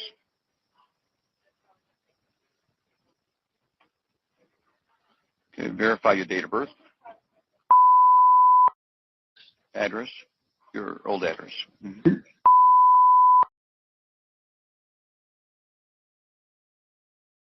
Okay, wait a second. You said, what's the house number again?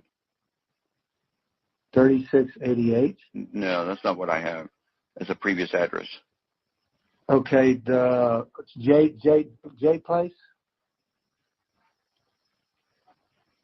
No. I don't know what you Yeah, have. I have to authenticate the call. We're in Hawaii. We were in Hawaii. Was this one in Hawaii? Okay, this is in Texas. So all I can tell you. 78746. Okay. Now, what is your password? Just I have a password. I don't have a password. Okay, it's telling me that I need to authenticate a password, sir. I don't have a password. I'm just changing my beneficiary. Okay. Hold on a second, please. It says that somebody you put in a password here, sir.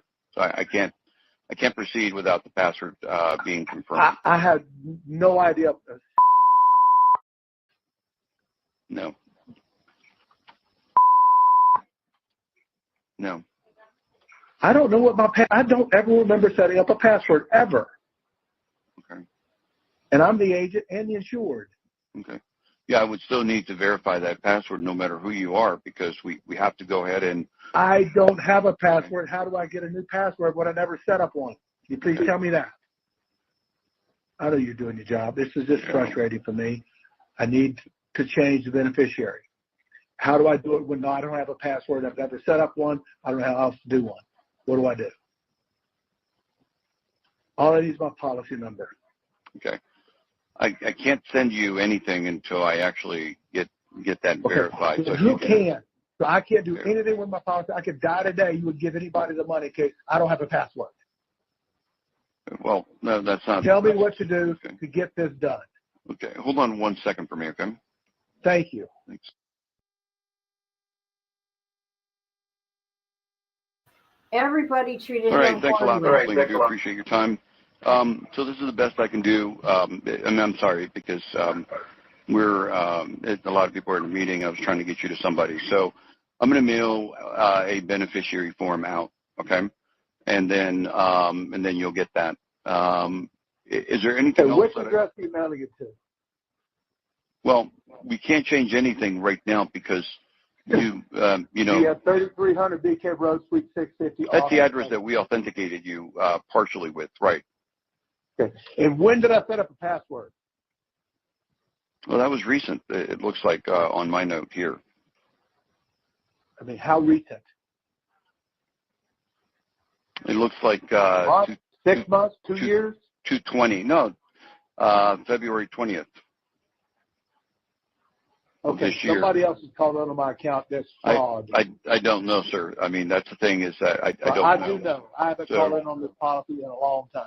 Yeah, if you have concerns about that, then, you know, you need to supply some form of proof or something. But yeah, that's, you know, I'll be able to do that. But you can request Hey, that look, request in my wife writing. left me 30 days ago. She's taken a ton of my money. I don't know what she's doing on this account, but it's fraud. I'm the guy. I'm Charles Vallow. I'm the insured and the owner of the policy. Correct? And I need to know what to do right now today to change my beneficiary to my sister. So what you need to do, sir, is the following, okay? What I would recommend that you do is you send something in writing, letting us know in writing, and I'll give you a fax number or an email address, etc. You need to send something in writing and be as blatant as possible with your concerns, okay?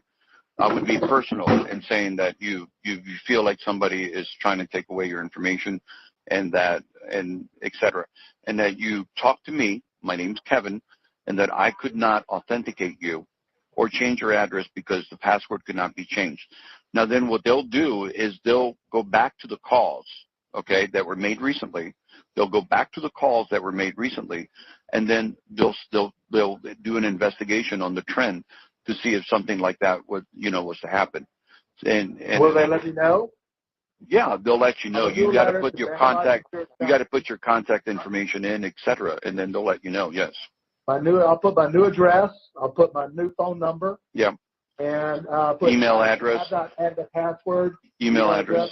I've not added a password or anything to my account. Somebody else has been messing with my account. Please discontinue any use and speak only with Charles Vallow or KF Kathleen Ethel Woodcock, the owner and beneficiary. Can I do something like that? Yeah, right. And then you want to mention my name, but you spoke to Kevin and he could not authenticate me. What's your last name, Kevin? Della Rosa, DELAROSA. Could not authenticate password. I'm sorry? Okay, I put on there that Kevin Yeah. Della Rosa could not authenticate password. Yeah, password that was listed on the account. And you're requesting to have an investigation done because you feel like somebody is trying, if somebody, you have to be personal. You have to say, I think you just used the word your ex-wife or your wife is trying to take away, and you say a brief synopsis that, she's I need taking to have an your money. investigation done. Yeah, because you fear your wife is trying to. My password was authorized in this account, and I did not do it. Yeah, but don't just leave it like that because, you just told me that it was your wife. If you feel like that's something personal, then you need to say that so that we can go ahead and put this under investigation and review.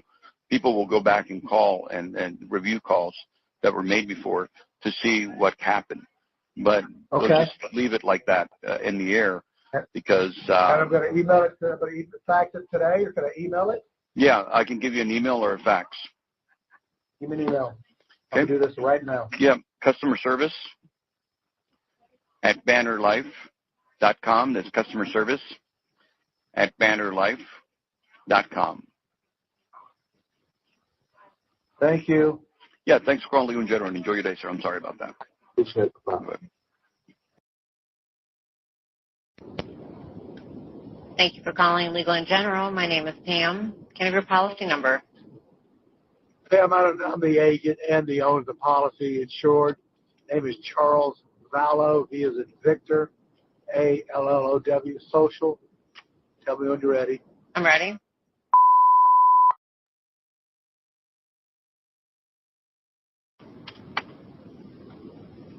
Okay. Okay, so you're calling. Whose social is that? It's mine, the owner, and the agent. Okay. Charles. Can I have your mailing address, please?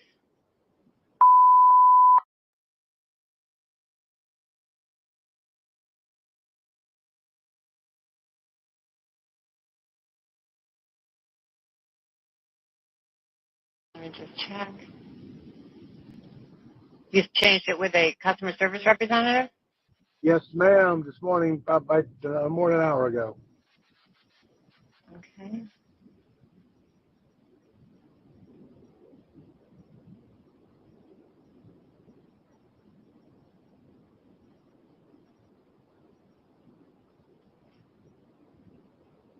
Now, did you change it as an agent or as a policy owner? I'm not seeing.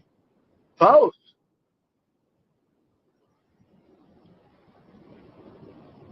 Do you know who you spoke to?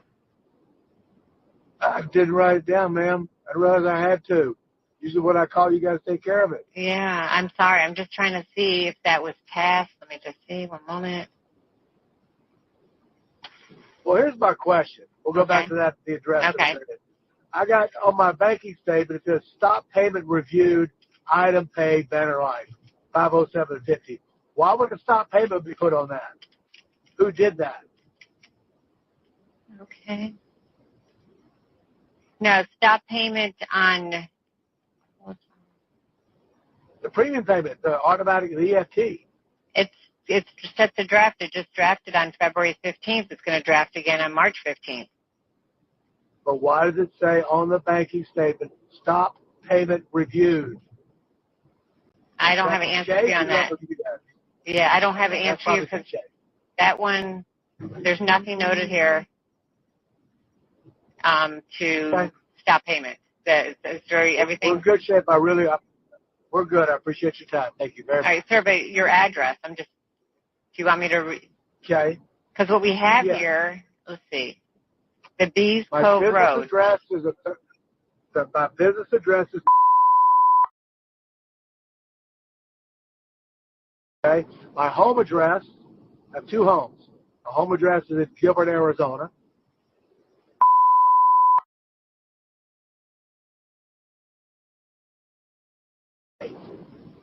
Okay, so all correspondence are going to go to the 3300 B Cove Road. If I change that, all yours as an agent will go to that address too.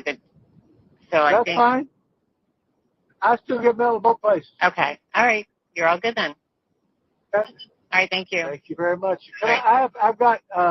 Is there any kind of identity lock or something I can put on my anybody that calls in on my policy so I can? I'm changing the insured to my sister for my special needs son as administrator. Can I put a lock or something, a code they have to give if anybody calls to ask about my policy? Is that possible? Will you guys do that? Right, so I can put a special password, so you have to remember that because every time you call, you have to repeat that. All right? All right, let me have your, Can it be a 4-digit number or 5-digit? Absolutely.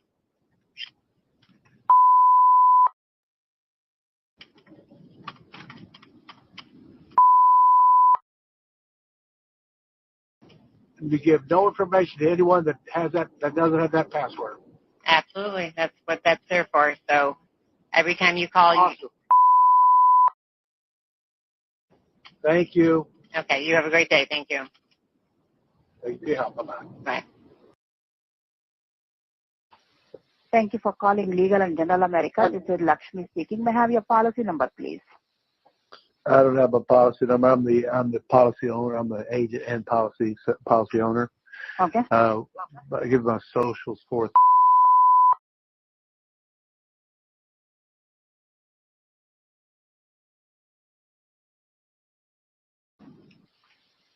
I'm speaking to Mr. Charles Vallow. That's just me. Just could you email me a beneficiary change form, please? And tell me who the beneficiaries are on the policy now. Okay, let me pull the policy first. Hold on for a few seconds.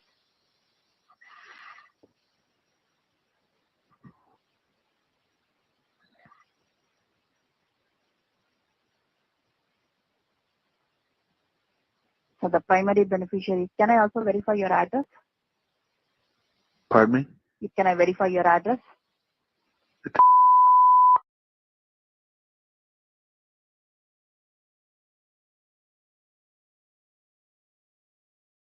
What was your previous address? Queen Creek, Arizona, 85142. We have your Austin address still. Austin, Texas, 78746. Can you change it to the Arizona address, please? Okay. But since you are also an agent, you need to send that information to our licensing department, and you can email it to them or fax it to them. I can give you that information. That's fine. Can you just email me a beneficiary change form is all I need on my policy. Can I get your email and policy number charles.vallow, first name dot last name at gmail.com. Okay.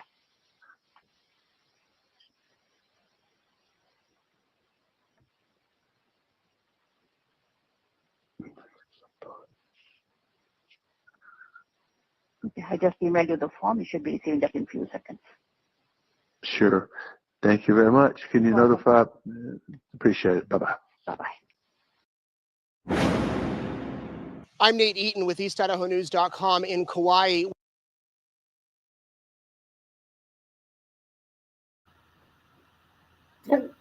Everybody treated him like crap.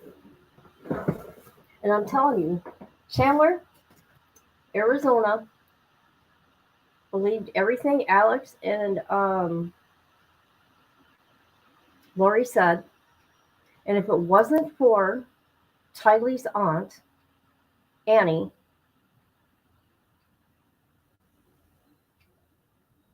Lori would not be having her day in court. If it wasn't for Annie Cushing. She fought for Charles. Hold on a minute. Very sad, very sad.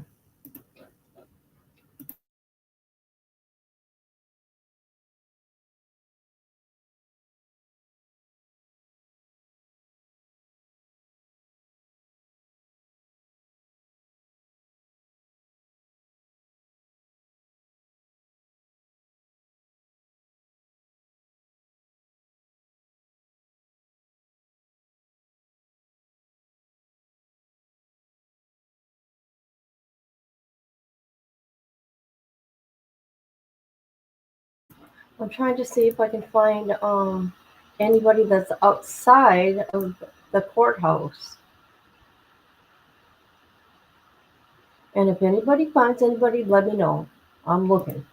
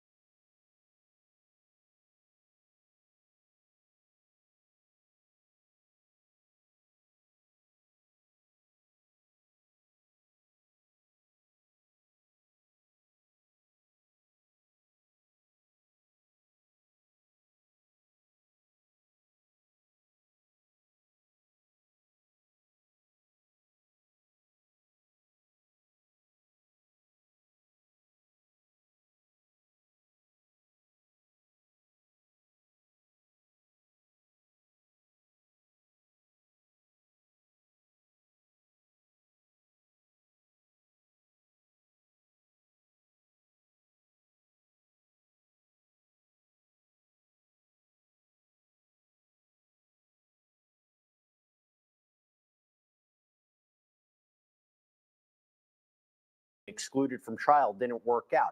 Look, in terms of her defense, I'll get to that in a second. But let me tell you what I thought Prosecutor Trina Kay did very well. Now, remember, Lori Vallow isn't charged necessarily with the murder. She's not charged with taking a gun and shooting Charles Vallow. She is charged with conspiracy. So the idea is she had to have an agreement with Alex Cox, her brother, to kill Charles Vallow. And what did we hear during the opening statement? Remember, openings are not evidence. This is a preview of what we can expect the prosecution to lay out.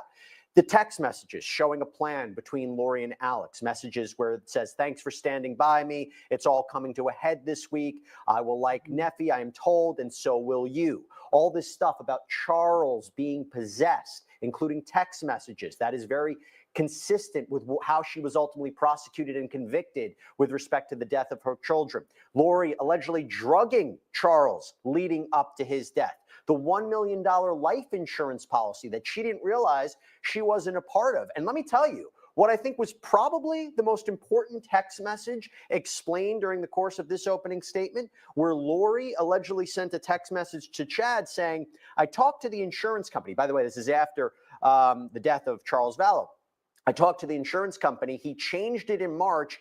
It was probably Ned, meaning this possessed entity. It was probably Ned before we got rid of him. That is a prosecutor's dream to have a text message like this. And obviously, when you look at the scene, the lack of self-defense evidence, shot to Charles's head, speaking to Alex after the killing, waiting to call 911.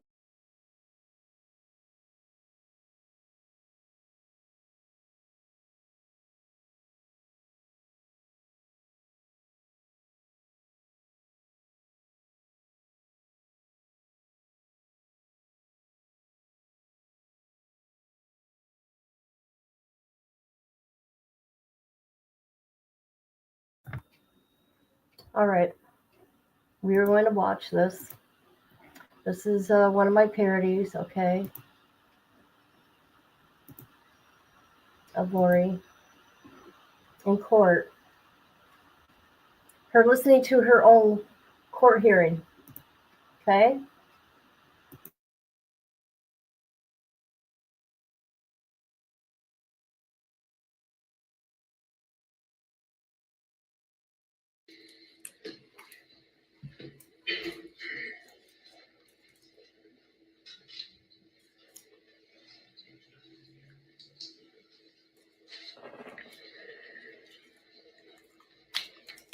All rise.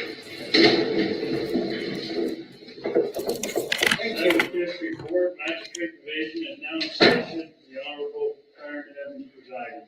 Thank you. Please be seated.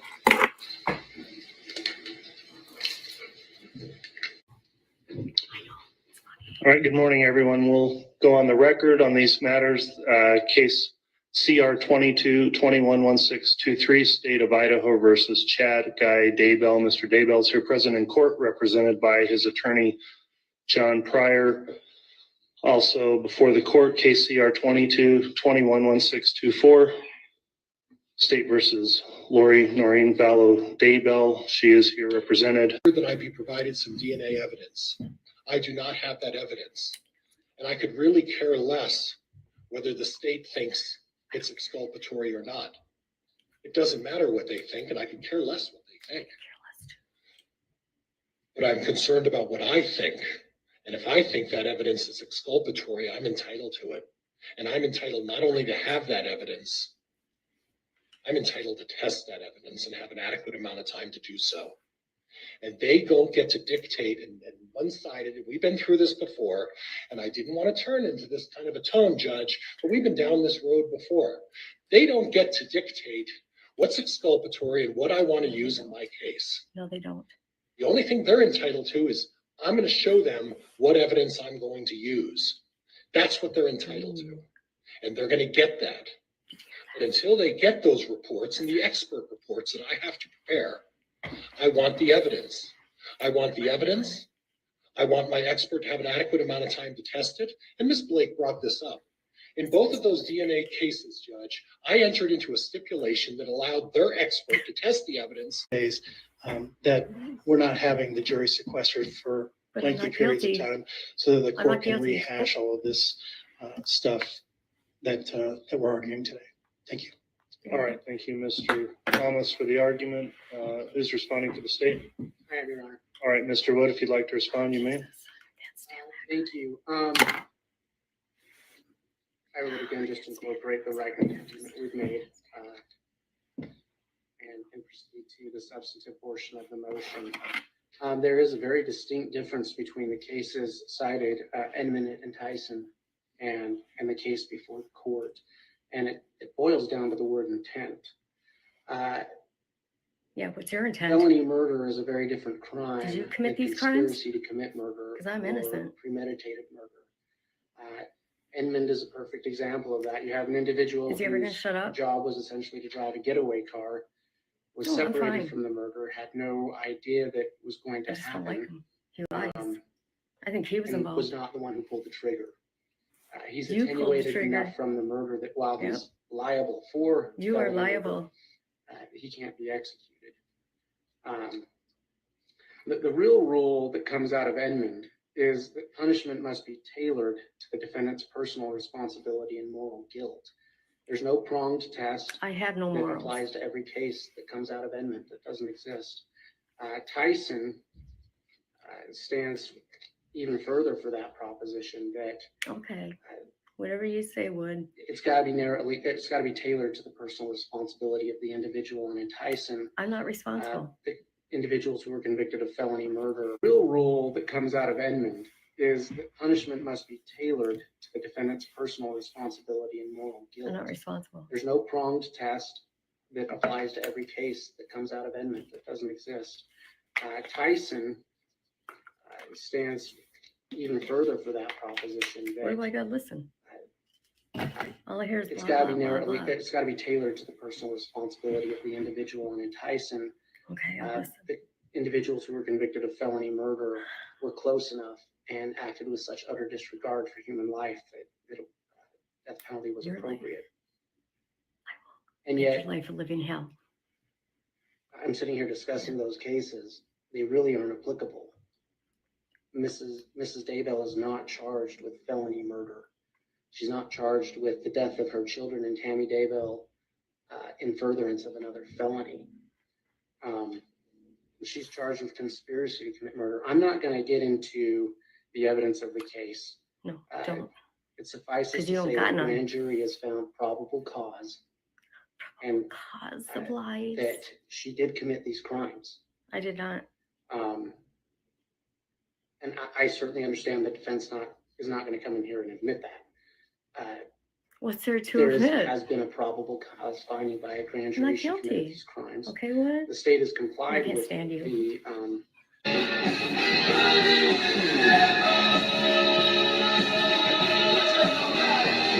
20 days ago, 3 weeks ago.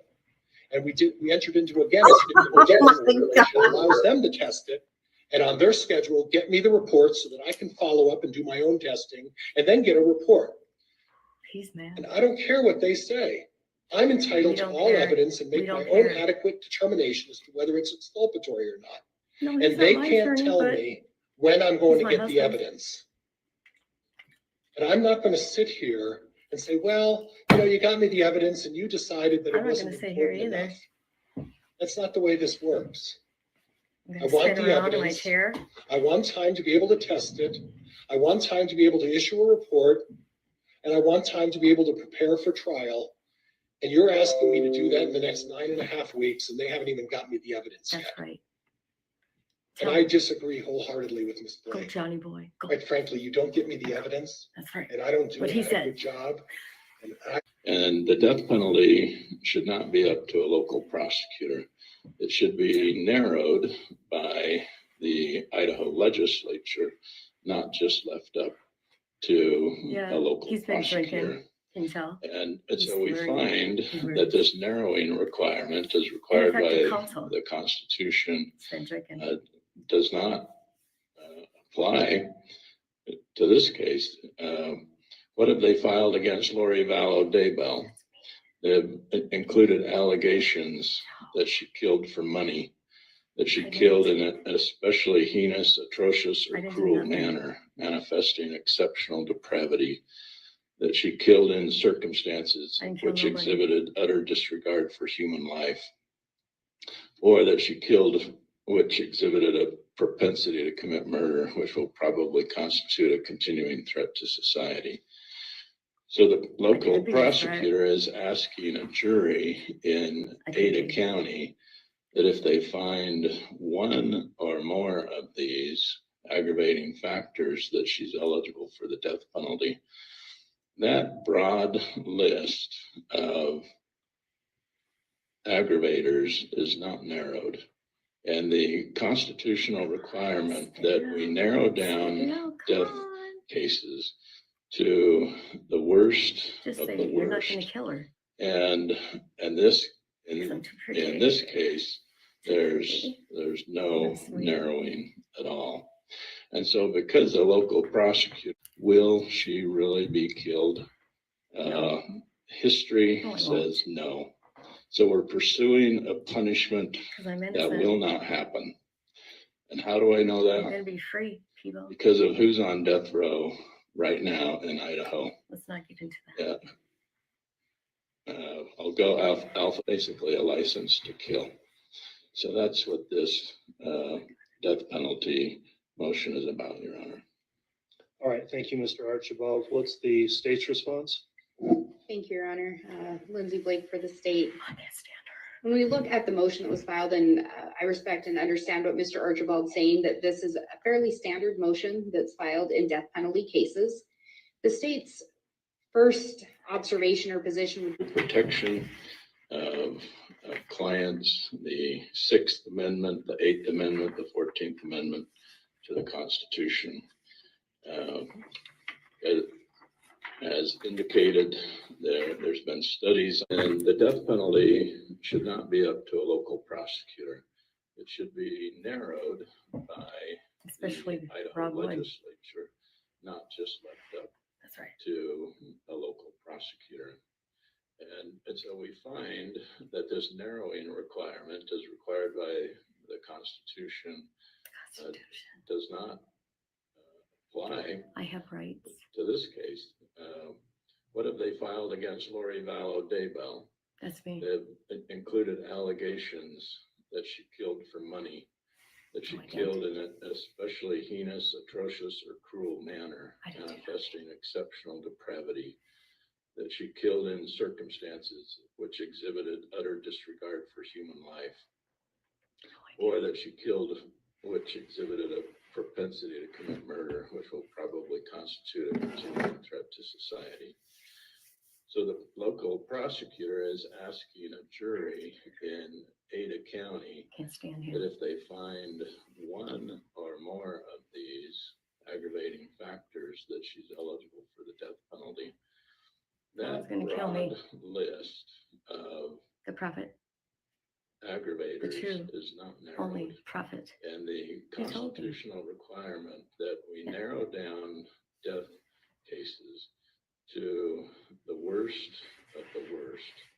And in this case, I've seen there's no narrowing at all. Yeah. And so because the local prosecutor is given the discretion, it does not satisfy the constitutional requirement. No, it doesn't. And Come on, and in her spit it study, It's been drinking. she In goes fact, the through all console. the Idaho cases where the death penalty could be filed, the death penalty was filed, or the death penalty was not filed. And my experience, I point out in my motion, is similar to Professor Cover's study. That is, be charged with the death penalty. 9 of them were charged. Of the 9 that were charged with the death penalty, 1 received it. And that Been one drinking. who received the Infected death console. penalty was Timothy Dunlap, of whom I was assigned to represent some 14 years after his crime. And so how does it happen that I am assigned to represent someone 14 years later after he's already been on death row 14 years? Because of the appeal process. Because if Idaho is successful in getting a jury to kill Lori Daybell, will she really be killed? No. History says no. So we're pursuing a punishment that will not happen. No. And how do I know that? I'm innocent. Because of who's on death row right now in Idaho. Yeah. You tell him. Ask the court to not rule that these motions are not right. We'd ask the court to rule substantively on the motions so that if we do have to bring them up again at the end of the guilt phase, that we're not having the jury sequestered for lengthy periods of time, so that the court can rehash all of this stuff that we're arguing today. Thank you. All right, thank you, Mr. Thomas, for the argument. Who's responding to the state? I have, Your Honor. All right, Mr. Wood, if you'd like to respond, you may. I can't stand that guy. Thank you. I can't stand him. I would again just incorporate the record that we've made. He doesn't know how to shut up. And proceed to the substantive portion of the motion.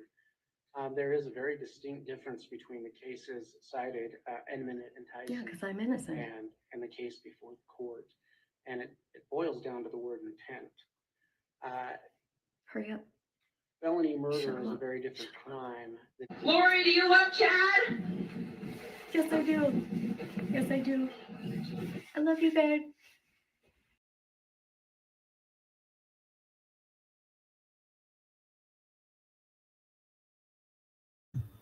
Isn't that the funniest shit ever? Isn't it? Hold on. Oh, gosh, it's funny.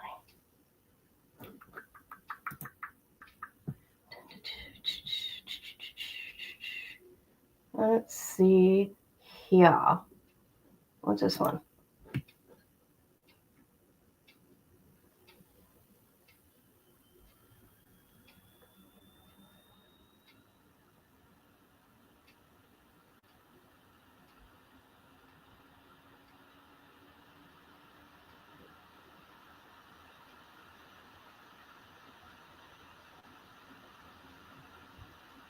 What is going on? Hold on.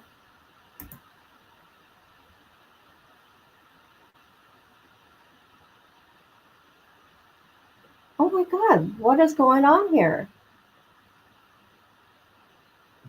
My computer is doing its own little thing here.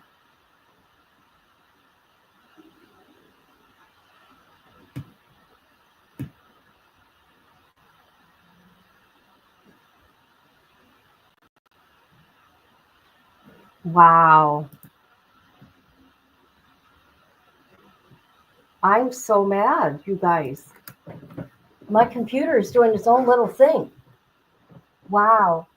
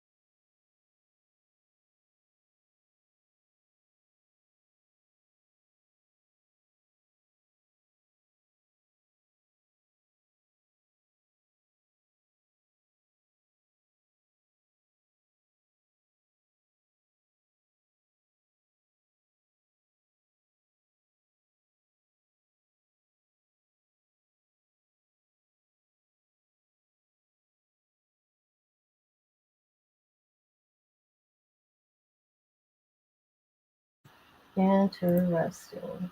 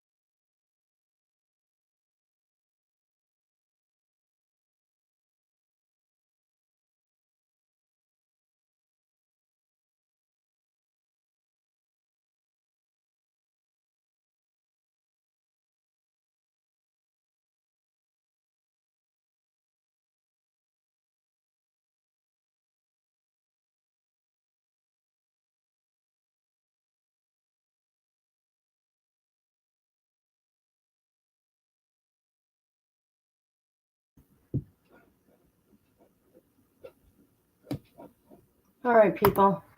I'm not going to let anybody talk to me like this. Hold on a minute. Hold up.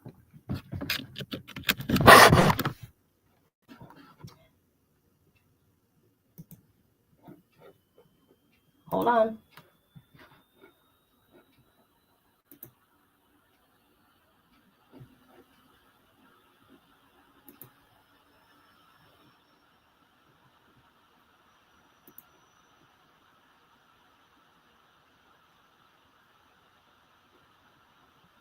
Hold on a minute.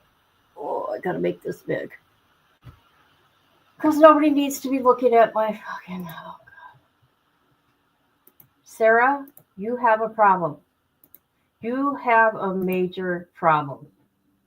I have no idea, girl, what you're talking about. She even admits to guilt. She had me pretty heated. I've never once said shit about you. No wonder you had to pick her as a mod. There's nobody else who watches you or who would mod for you. Girl, I have no idea what you're talking about. You and all this nonsense. I know nothing. I don't pay attention to you. I don't pay attention to you. You started this mess at this time. Leave me alone. Leave me alone. Leave me alone. Leave me alone. I don't care about your personal life.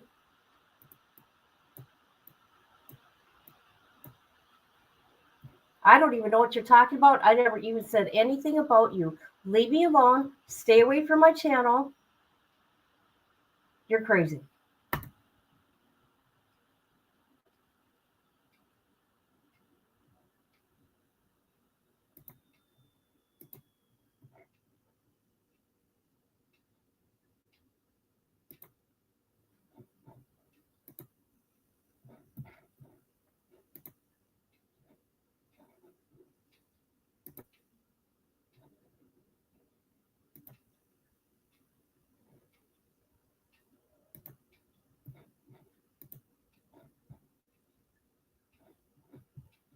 Did you see that? My phone is on silent. Okay, when I'm live, right? And I decided to look because I see a bunch of stuff going on, right? On my phone. So I look and I'm getting all these messages. I don't even talk to this girl. I don't even talk to her. I don't care if nobody watches me. I'm not here for the clicks and views. All right. All right. So it's no big deal for me. If it was about the views for me, I would continue doing Way Wilson. Oh, yes. Oh, yes, I would.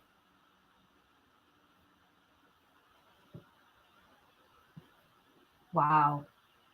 I don't care about her personal life. I don't care about her real name. I don't care about none of that. Nothing.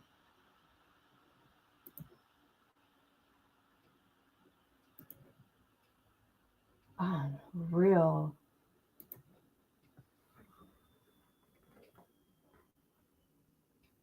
She better just stay away from me.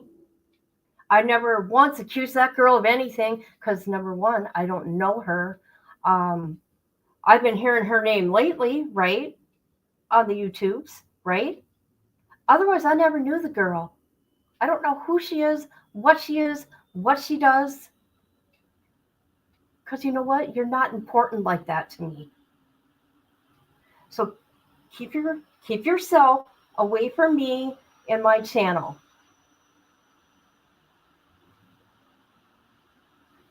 I don't go bothering you. You don't see me in your DMs, do ya? No. I can't believe this. This is crazy. I can't believe this. This is insane. You guys, I've never, ever, ever, the 6 years I've been doing this, dealt with anything like this. This drama that has come to my channel, okay, is unbelievable. I've never been reported on YouTube until I touched this case. Well, I will say in 6 years, I probably had 3 strikes, okay? And if people tell you they haven't, yeah, everybody's had a strike. Okay. But that's in 6 years.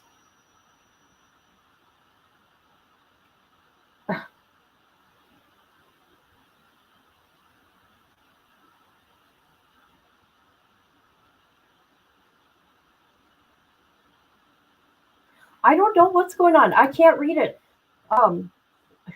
You know, I'm not mad at you. I'm not mad. I'm frustrated, and I have no idea what this girl is talking about. But I do know I'm being accused of stuff that I don't even. I'm being accused of stuff. I didn't accuse this Sarah girl of anything at all because I don't know her to accuse her of anything, right?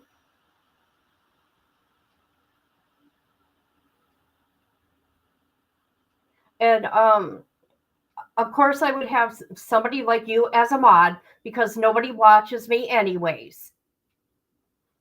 So I can only get people like you to mod for me. Yeah, she better stay off of my channel, I can tell you that.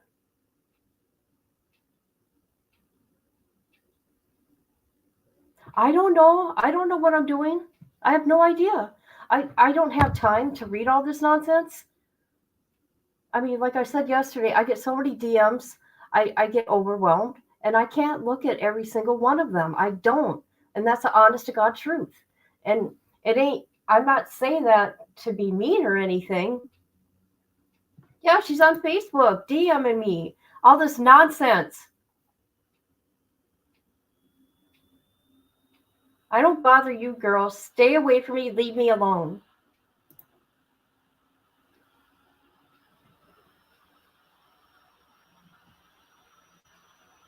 You know what? I don't care. People, you know what, KB, you've never done nothing to me. I don't have a problem with you. You've been nice to me. I don't know what people's problem is with you, okay? It's stupid. It's stupid. And you can talk to whoever you want to talk to. You know what I mean? It's none of my business who you talk to, right? I'm not going to judge you on that. Yes. Yes. Yes. I don't even know her. Between her and that Griselda girl, is that her name, Griselda? I'm telling you, between those two,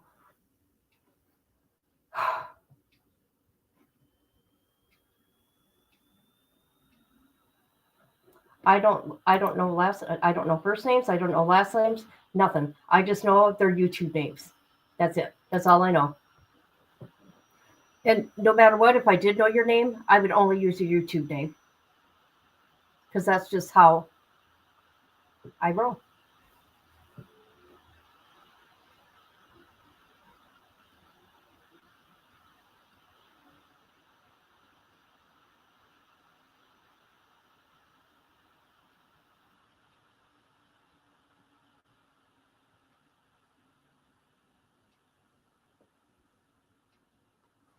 Okay, we should be starting here soon.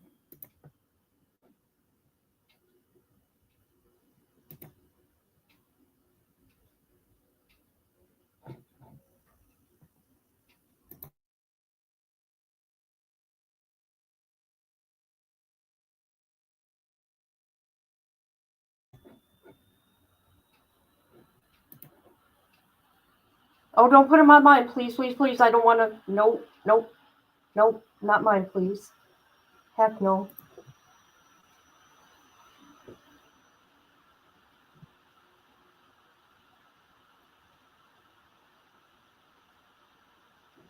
Yeah, thank you. You know, I don't want no problems. I got enough. I got enough going on.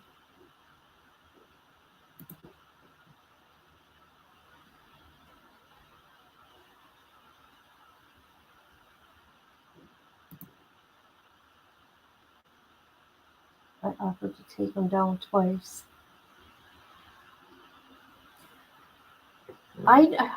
Okay. Answer me this, right? This Sarah girl, is she the same one that they're reading these messages from. Is that the same person? The ones with emails? Is this the same one? I don't know. I don't know. I'm just asking. It's the same one?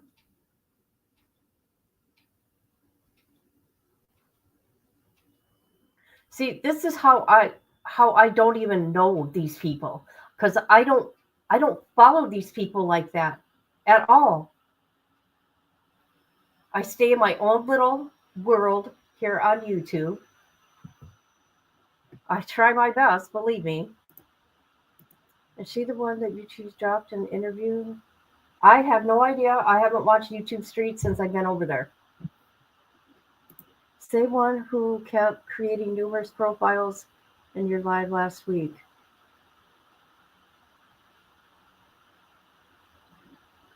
See, is there more than one Sarah? Is there more than one?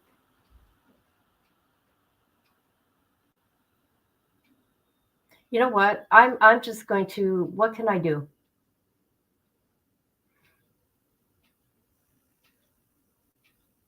I get these crazy DMs. I don't have time to read them because half the time I don't give a shit unless it has to do with a family that wants help with their loved one. Okay, she's very mean, whoever she is. There's also a Dr. Sarah. Oh, okay, so there's more than one. See, I don't know. There's also a Dr. Sarah, but definitely different from the one we've been reading lately. I don't, you know what? I'm going to be honest with you. I do not read those emails from the kiosk or whatever it is. I don't read them. I don't got time. You know what I mean? I don't. I don't know. I'm lost and confused now.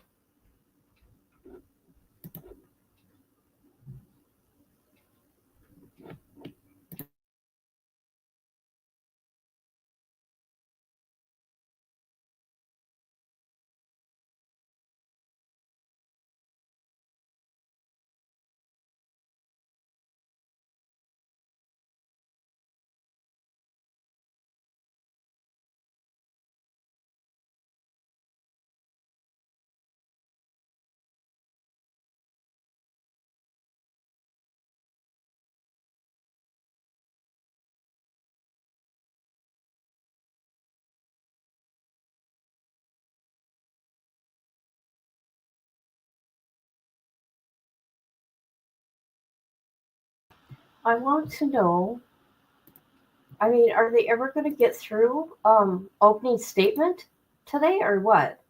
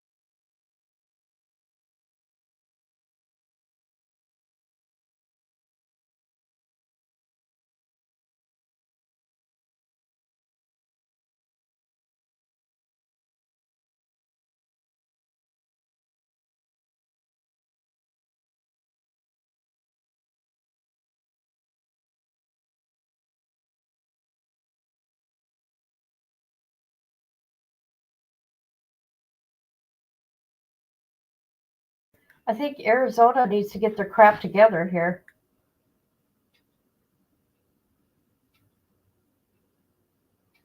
I mean, court just started what, 10:30, and all we've gotten through is state's opening statement. That's it. That's it, people.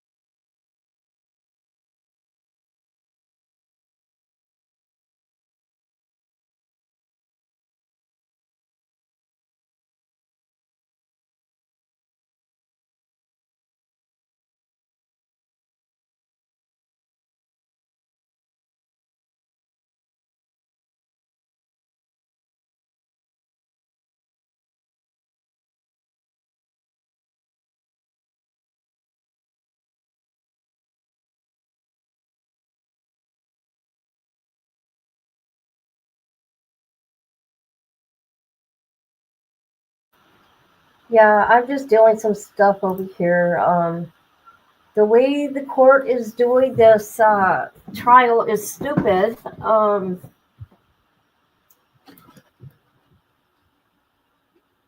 So since Lori is doing her opening statement right now, the judge is making, okay, the state did their opening statement. We had to wait a half an hour into that before it got, televised. Same thing with Lori's right now. And I got a bunch of BS going on with people bothering me, not leaving me alone. So yeah, I'm a little like irritated right now. Not at you guys, not at you guys. Just the nonsense going on. I get put in something I don't even want to be put into. I don't even know you people. I don't even bother anybody.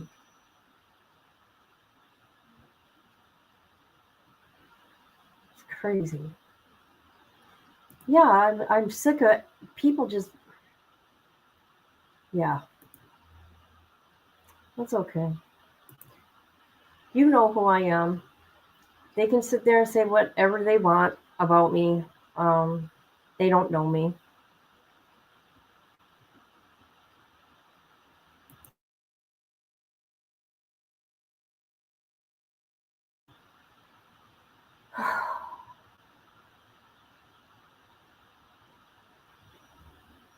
Mm.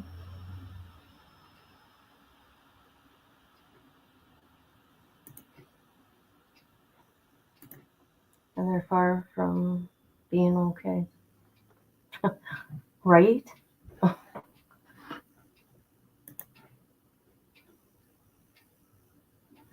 I don't even sit there and judge anybody. Yeah, I judge the criminals. I judge the people that, like, let's say Jesse. Why? Because Jesse was part of this stealing money from people, right? That kind of judgment.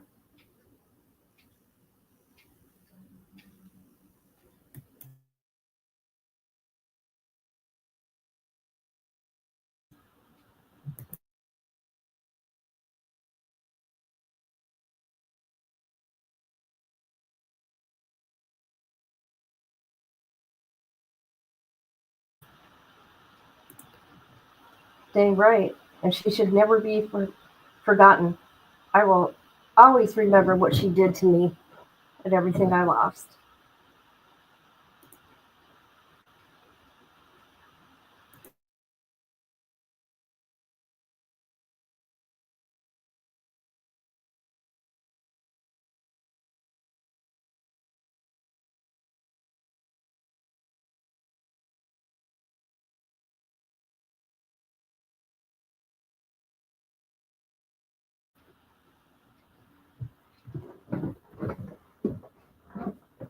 Hey, I tried slapping some sense into them, common sense, but nobody wanted to listen, right? Now look at everything they're finding out. It took after the trial, not only after the trial, but for some court documents to come out, right? Some of the case files to come out. Then people started waking up. But there's a lot of them that still ain't.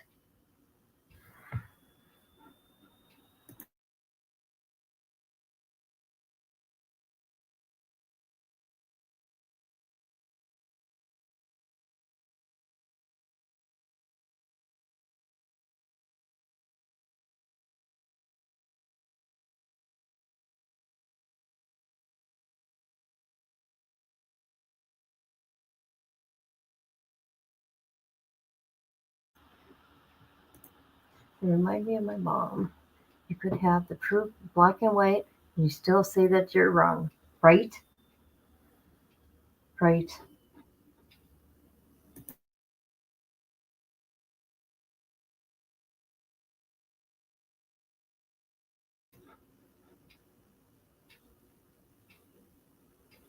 How's that banana bread? How is that banana bread, by the way? How was it?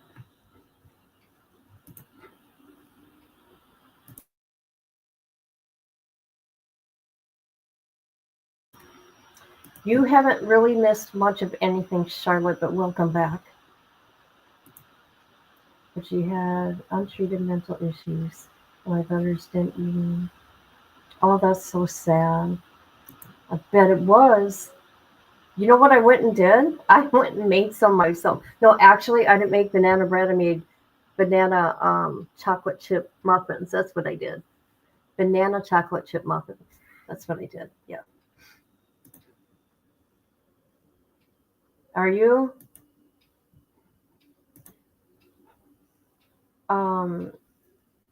We only got like an hour of court, right?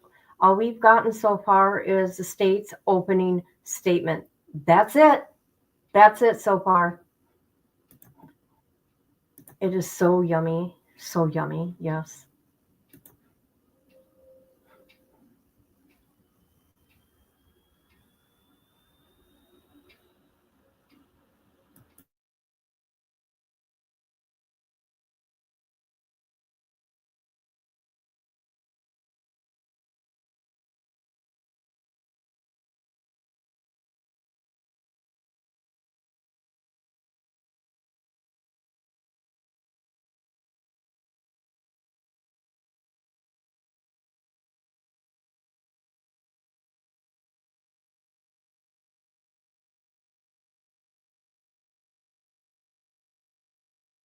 Okay, what is going on here? This is driving me nuts. Hold on.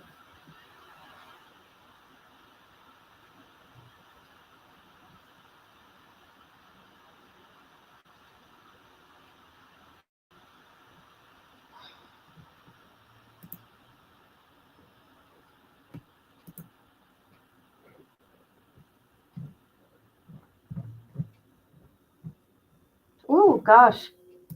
Sorry.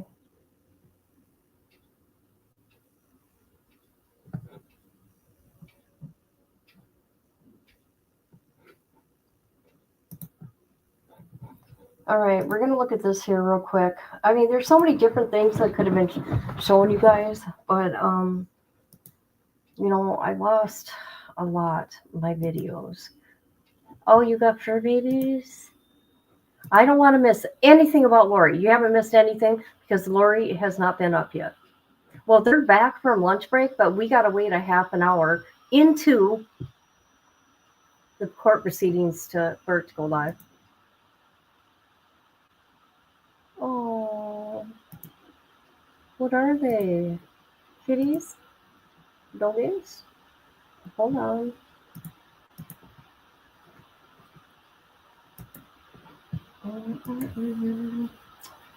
Lori, hi boys. I have very sad news. Your dad passed away yesterday.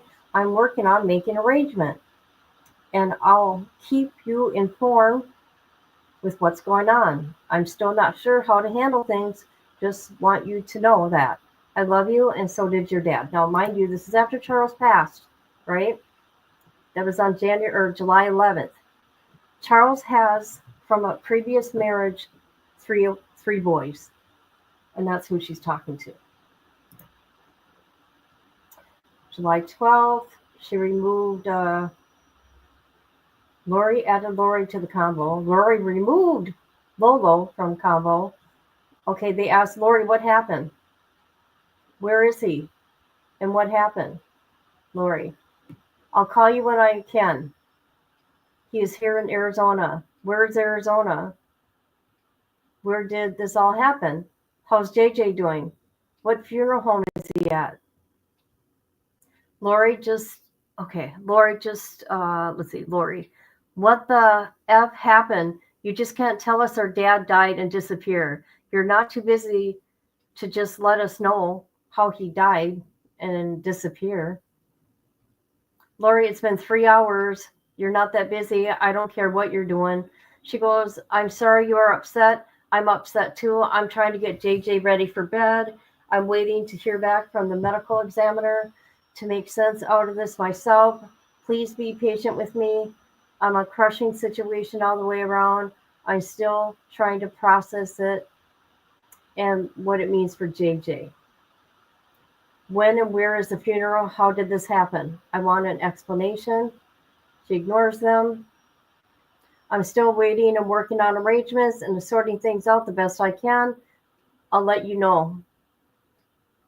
Why aren't you talking to me? What happened? I've asked numerous times. Just tell me.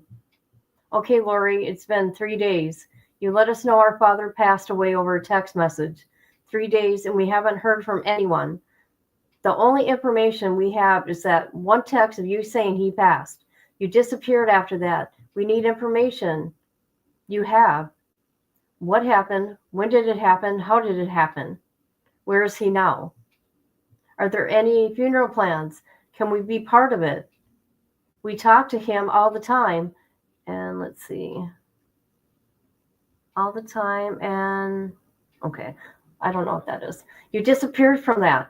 We need any information you have. What happened? When did it happen? How did it happen? Where is he now? Okay, the funeral plans. Okay, same thing. He was our dad, and we loved him so much. We deserve answers. Also, why have you been on? Okay. Also, why have you been the only one to contact us? We haven't heard from Colby or Tylee. I know they are affected too. I called Colby recently too, but he didn't answer. Is JJ safe? What does he know? I need to be in the loop about all this. This isn't a nonchalant topic. You can just throw a text and be done with it.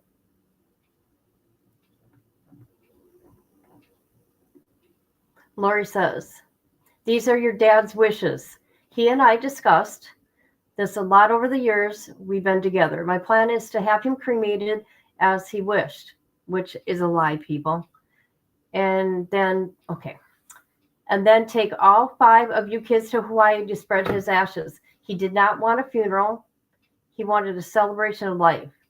I've been overwhelmed, but I'm going to try to start these arrangements today. JJ is doing good, but he does not know his daddy is gone. It's so tough because he doesn't really understand. He says daddy's in California working. I know how much he loves you boys and always has. I have a lot of things to do with the business and contacting people, and it's still so difficult. Today I'm trying to put the business and contacting people, and it's still difficult. Look at how they put that up. That is so weird, people. It's not me. It's how it is here. Today I'm trying to put up a memorial page on the funeral home website. I'll send you the link to it when you have it. I love you, and so does your dad. I appreciate the information. I will ask these questions again because I still haven't been given an answer. What happened? When did it happen? How did it happen? Where is he now? Is there a funeral? When is it? Who gave you? Okay, who told you about his death? Give me all the information. My brother and I deserve to know. Well, if you won't answer these questions, can we please have his watches and other stuff he always talked about around? Of course. Send me the address you want me to send the stuff. Kay supposed to clean up the house in Houston. I told her to let you and blank have whatever you want first, and then she will give you, or she could give the have or give away the rest. She could have or give away the rest. They got nothing, you guys, nothing. They got nothing. Out of the $1 million policy, Kay Woodcock got $500,000, and then his 3 boys, split the other $500,000. Money can make people do crazy things. Hold on, let me get this back up. I cannot believe this. It's still nothing. Holy crap. Okay, hold on. I want to look at this. I can get my bananas for free. The daughter gives them. Oh, yum. I don't want to miss Lori either. Fur babies. We're talking about fur babies. 2 sets. My 2 rescues. They're kittens. I know. So, so Charles lost his life July 11th, and then by September, JJ and Tylee were taken from us, and then October, Tammy was taken, and then December, Alex. Hi, Patty. Had to call my brothers when we found my mom. Yeah.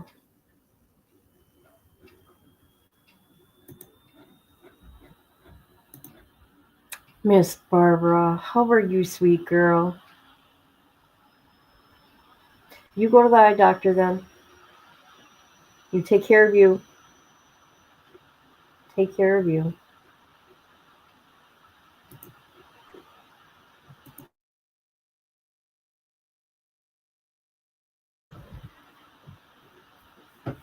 Oh, gosh.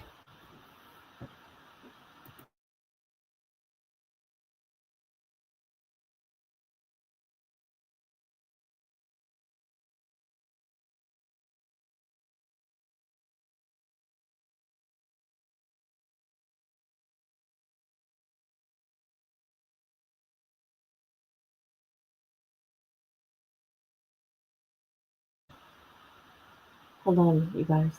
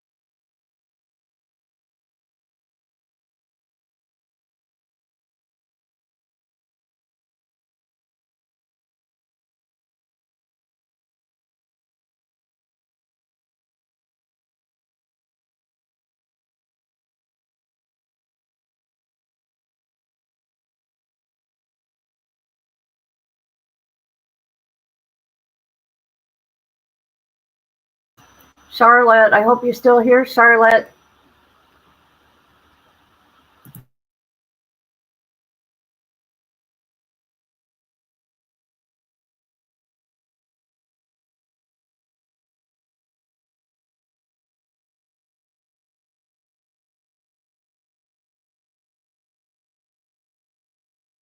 Okay, we get to watch Lori now.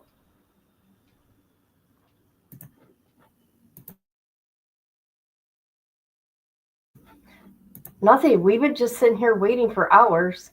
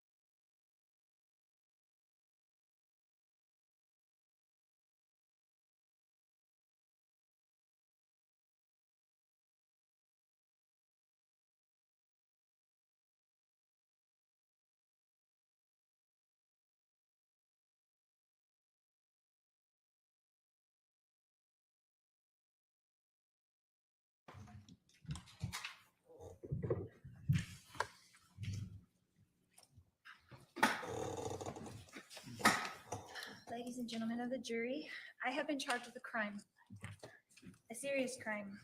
And the only question here is, did I commit this crime? Conspiracy. Conspiracy is an agreement between two or more people to commit a crime.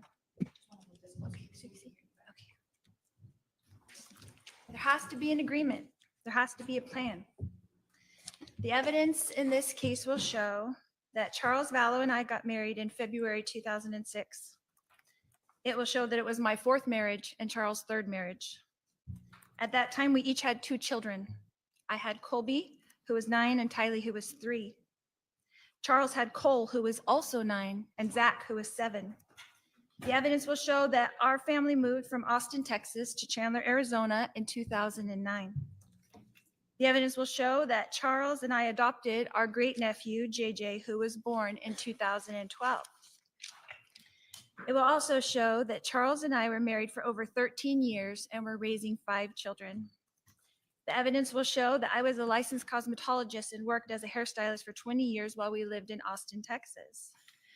The evidence will show that Charles was a licensed life insurance salesman and worked as an independent contractor, selling life insurance policies and annuities, and owned his own business. The evidence will show that Charles and I purchased life insurance policies early in our marriage, and Charles had them issued to the maximum amount possible to each of us. The evidence will show that Charles was 17 years older than me, and that because of Charles' age and an issue that he had with high blood pressure, the maximum amount of life insurance that could be approved for Charles was $1 million. The maximum amount of life insurance that I could be approved for because of my age and my health was $2 million. The evidence will show that throughout our 13-year marriage, that we always had life insurance policies. When a 10-year policy lapsed, Charles would shop for another company who would approve us for the maximum amount of life insurance. The evidence will show that this was Charles' job. This is what he did. I helped him in this business, and this is what he did. The evidence will show that in 2016, Charles repurchased a new $2 million life insurance policy on me, and he was the sole beneficiary. The evidence will show that Charles and I had a happy marriage for 13 years, that he was, in fact, a baseball player, and that he played high school, college ball, and AAA ball, and that he was, in fact, a left-handed pitcher, a southpaw, they call him, but he was a right-handed batter, as could be attested to by anybody who knew Charles well and his high school baseball coach, Greg Davis. The evidence will show that Tylee was, and in 2014, our family moved from Chandler, Arizona to Kauai, Hawaii.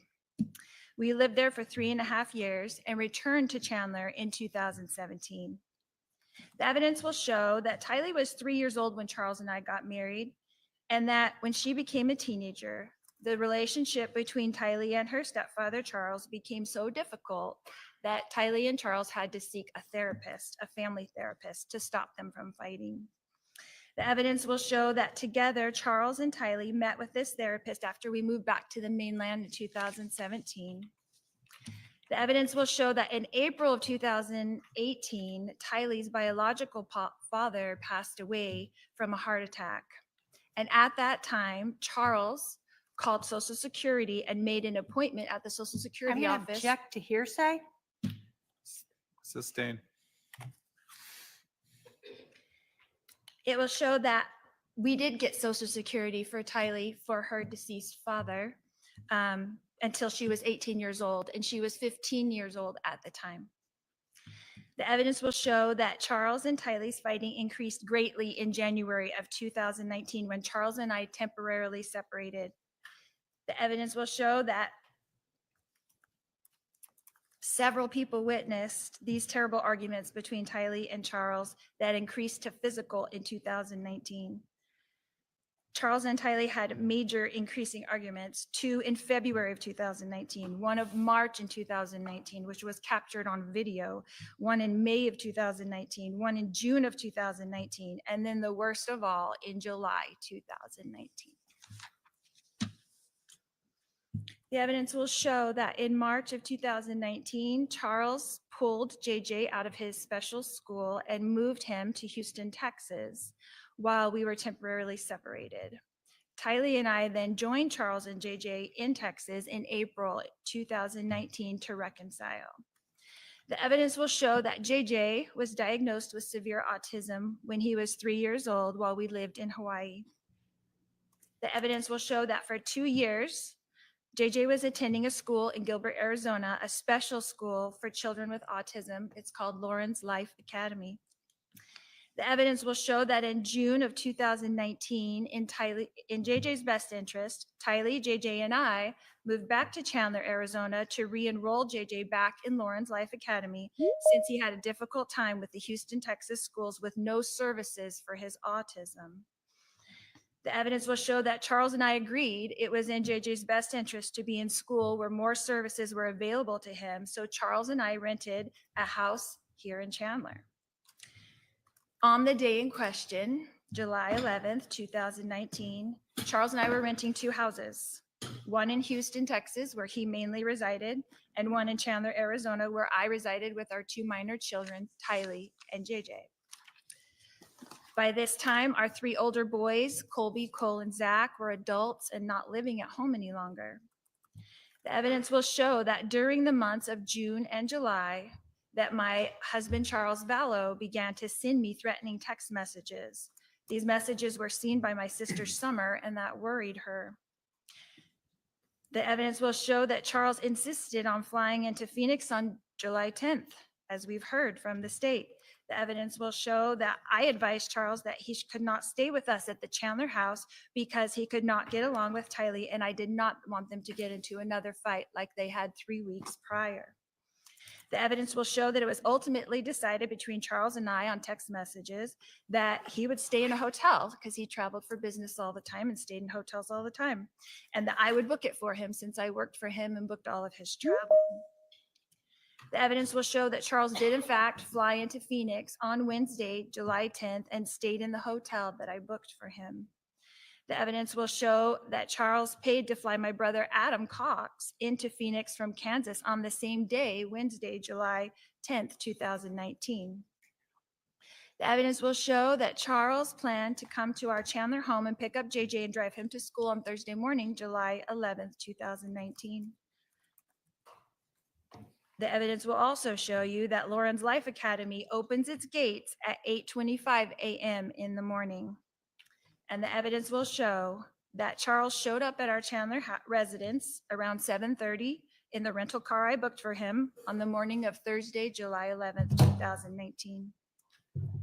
The evidence will show that Charles began texting with my brother, Adam Cox, before he entered our residence, and that Charles and Adam were discussing in their text communications that my other brother, Alex Cox, was at the residence. The evidence will show that on the morning of July 11th, that Tylee was asleep in her room and my brother Alex was asleep in the guest room. The evidence will show that when Charles entered the house, only JJ and I were awake and present.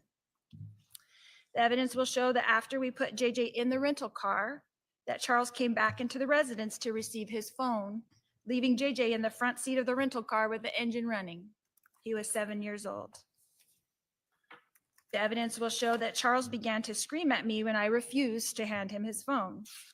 The evidence will show that Charles' screaming woke up Tylee and Alex.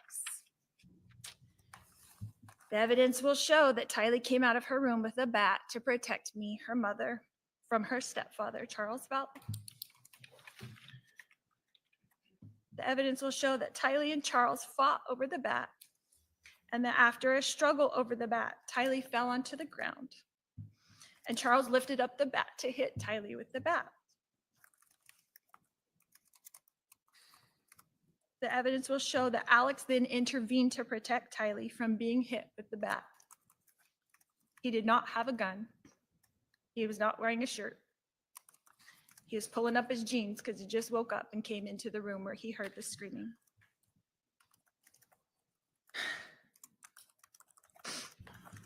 The evidence will show that Alex and Charles got into a physical struggle for the bat and fell onto the ground. The evidence will show that Tylee, who was on the ground, was lifted up by me and sent outside to get away from the struggle and to protect JJ, who was still in the running car, in the rental car in the driveway.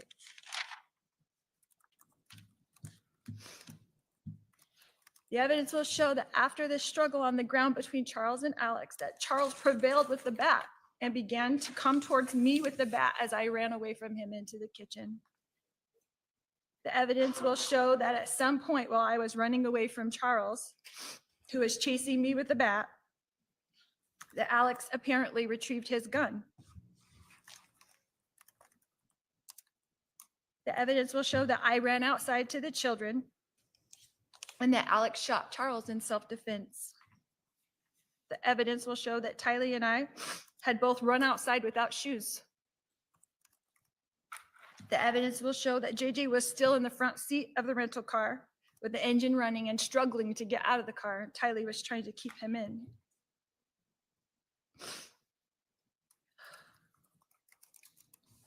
The evidence will show that Tylee and I got into the rental car with JJ and drove away.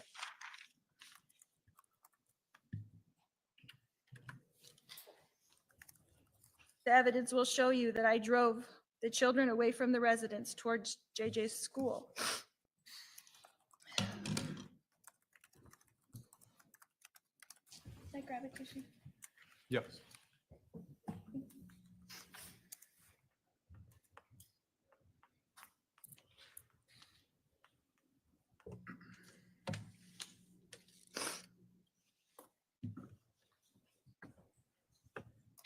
The evidence will show that I drove the children through the Burger King drive-thru that Charles had promised JJ. The evidence will show that we continued to drive towards JJ's school and that the gate was not yet open at JJ's school.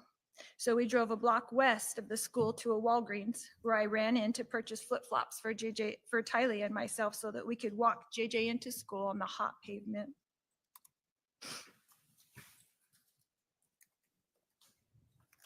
The evidence will show that Tylee and I returned directly to our residence where we met with police in our driveway.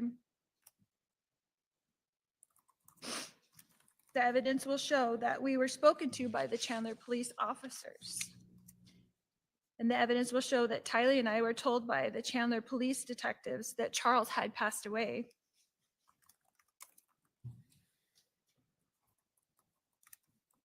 The evidence will show that we were put into a police van and driven to the Chandler Police Department. The evidence will show that Alex was taken by police in a police car to the Chandler Police Department, and that we were all three separated into interrogation rooms and we were each interviewed. The evidence will show that next, Tylee and I were brought back together into a room at the Chandler Police Department and were introduced to a victim's advocate who was very kind to us. The evidence will show that after speaking to the victim's advocate, that Tylee, Alex, and myself were put back into the police van and driven back to our residence. We were directed by the Chandler detectives to take the rental car and return later to the residence after we picked up JJ from school. The evidence will show that we did as instructed by the Chandler detectives. The evidence will show that we drove to Alex's residence where we attended to the wound on the back of his head.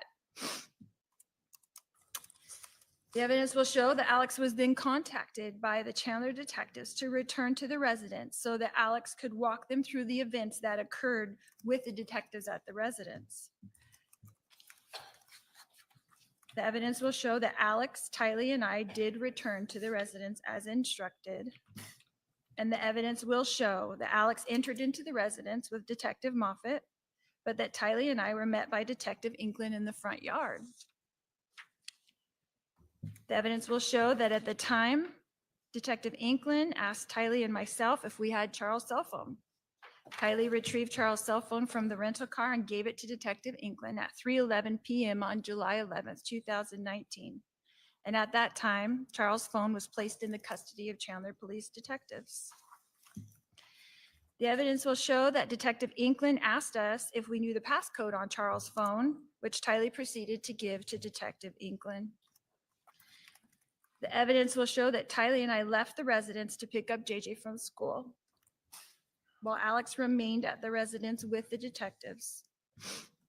The evidence will show that by the time Tylee, JJ, and I returned to the residence, that all police, EMS, CSI, and detectives were gone from the residence and only Alex remained. The evidence will show that the next day, I contacted Chandler Police to inform them that Charles' belongings were still at the hotel. I asked the detective if I should go get them, and I was told that they would take care of it. The evidence will show that I asked the detectives, what should we do next? And they directed us that they would contact us in about 3 weeks after their supervisor passed off their reports, and Alex could go to the police station and retrieve his gun. The evidence will show that the last thing I heard from Chandler Police Department until June of 2021, 2 years later, when I received a grand jury indictment from them for this alleged crime. The evidence will show that Chandler Police treated this incident as self-defense. And object to that. Objection sustained. The jury should disregard that last statement. The evidence will show you that my brother, Alex Cox, passed away on December 12th, 2019, almost exactly 5 months to the day after Charles, my husband, passed away. The evidence will show that Alex passed away from a blood clot in his lung. Objection again. I'll sustain the objection. It's not relevant for this matter. The evidence will show you that I am the only person being charged with this crime. I would object to the relevance of that. Sustained. As the state has mentioned, they're alleging that insurance money was my motive. Social Security was my motive. Spouses having insurance policies is not a crime. Collecting Social Security is not a crime. Self-defense is not a crime. A family tragedy is not a crime. It's a tragedy. Thank you. All right, the state can call its first witness. Thank you. If I may go get him.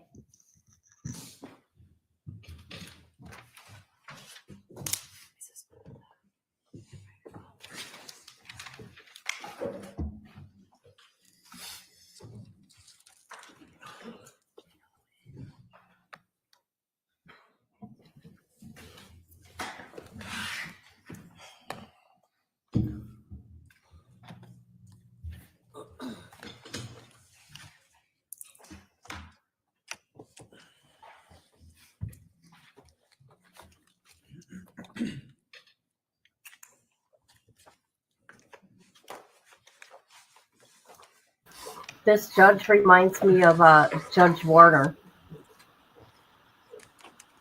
You guys know who that is, right? Judge Warner?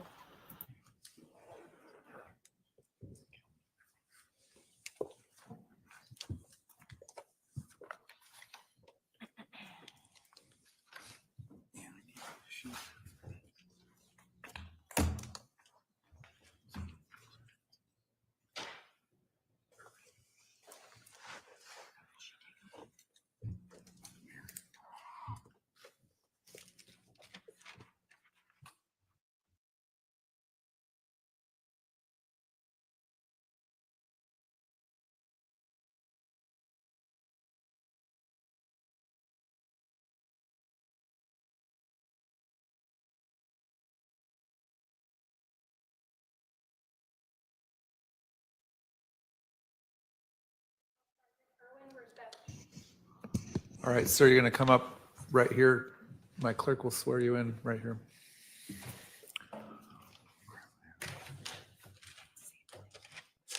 And W-I-E-R-Z-B-I-C-K-I. your first name? I-R-W-I. Thank you. Do you solemnly swear the testimony you're about to give will be the truth, the whole truth, and nothing but the truth, so help me God? All right, you're going to have a seat up here.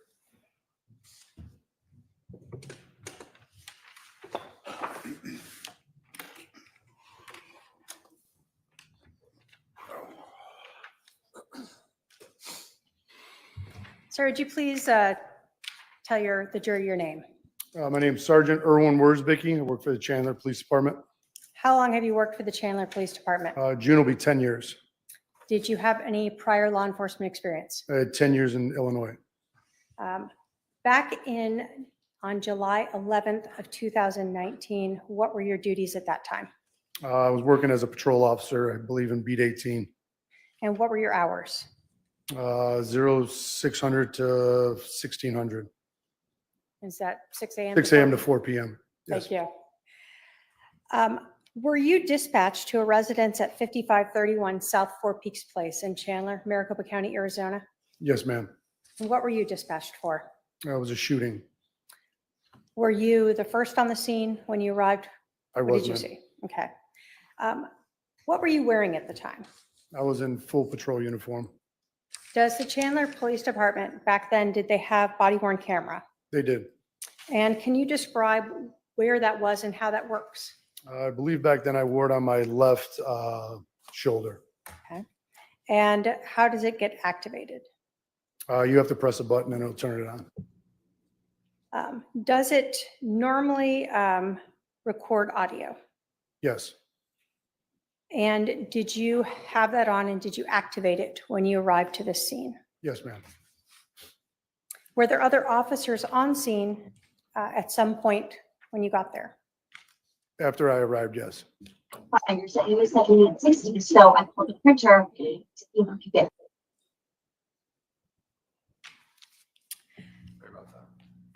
What other officers arrived on scene? Right after I arrived, Officer Krautheim arrived.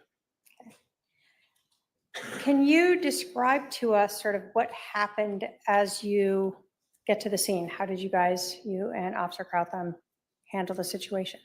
When I was getting out of the car, I believe the gentleman that called in was still on the phone, and we advised dispatch to tell him to come out with nothing in his hands except his phone. As he opened up or came out the front door, I started giving him commands. That was what I wanted him to do. So you're talking with dispatch. Is that the same as 911? Yes, it's the same dispatch center. So is the person who's talking to the 911 person then just relaying information to you? Yes.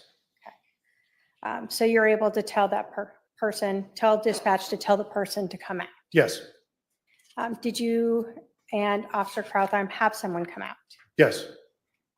Can you describe for us the person's demeanor as they're first exiting? He was very nonchalant, very compliant with us. Okay. You said he still had his phone? Yes. Do you recall if his other hand was up? I do not recall. Do you recall where he came out of from the house? He came out the front door. Okay. When he exited the house, what did you guys have him do? I gave him commands to come towards us and then have a seat on the curb. Okay. So there's just two of you officers still at this point? Yes. What did you do at this point? I decided to go check for anybody that was injured inside and clear the house, make sure there was nobody else in there. Okay. What did Officer Krautheim do? I believe he started speaking to the gentleman that we had come out the house. So he stayed outside Yes. and you went into the house? Yes, ma'am. When you talk about clearing the house, can you tell us what that means? What do you do? We just wanted to make sure that if anyone needed aid rendered to them, we could render aid to them, or if there are any more suspects in the residence, that we could try to apprehend them. Does that mean that you walked through the entire house? I believe so, yes. Okay. And all that's when your body cam is on? Yes, ma'am. When you first entered that house, can you describe for us what you saw when you walked in that front door? Yeah, initially when I walked in, it opened up into like a day room or something like that. And just off to the right, I saw somebody laying on the ground, motionless. Did you notice anything about that room? It was empty. So no furniture? No furniture. Yeah, it was just an empty room. The person that you saw to the right, male or female? Male. And can you describe how you saw him laying on the ground? Yeah, he was laying on his back, I believe with both of his hands to his side, motionless. And then I went over to him to check his pulse. Is that standard for police to check the welfare of any potential victims? Yes. When you checked the pulse, did you find one? No. Did you notice anything else about this victim? Yeah, I noticed that there were 2 apparent gunshot wounds to his chest area. And there was blood pooling in like his kind of like neck collar area. Did he appear to still be alive to you? No. As part of your job, both with your prior experience in Illinois and your experience here in Arizona, have you seen deceased people before? Yes, ma'am. Did you think this person was dead? Yes, ma'am. If you didn't think he was dead, are police trained to do CPR? Yes, ma'am. We're all certified to. Would you have Yeah. done that if you believed that would have helped him? Absolutely. So even though a person appears deceased to you, is fire still called out to check on them? Yes. Why is that? They go through their own process and procedures, and I believe they usually give the official time of death. Did you notice anything else in that room where that male was lying? I can't think of anything right now, no. Do you recall seeing any projectiles on the ground near the victim? Objection, leading. It's a yes or no question. I believe I did, yes. When you walked in the house after you saw this male on the ground, did you continue through the house? Yes, ma'am. And was that to clear it? Yes. And will paramedics or fire come in if you haven't cleared the house yet? Usually no. So they want to make sure it's okay as well? Yes. After you cleared the house, did you, or as you were clearing the house, did you ever locate any weapons? Yes, I believe we located a firearm in one of the back bedrooms. Okay. Did you touch that in any way? I don't recall. Okay. After you cleared the house, did fire enter? Yes, ma'am. And what did fire do? They began to try to render aid to the victim. By the time fire came in, were other officers now on scene? Yes. Were you still wearing and recording with your body cam? Yes, ma'am.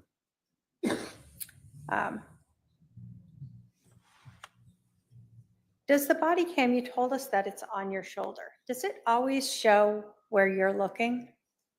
No. So your eyes or your head can be turned to a different direction than what the camera is actually Yeah, showing? if I was turning talking to the judge, my camera would be facing the crowd. I want to show you a video.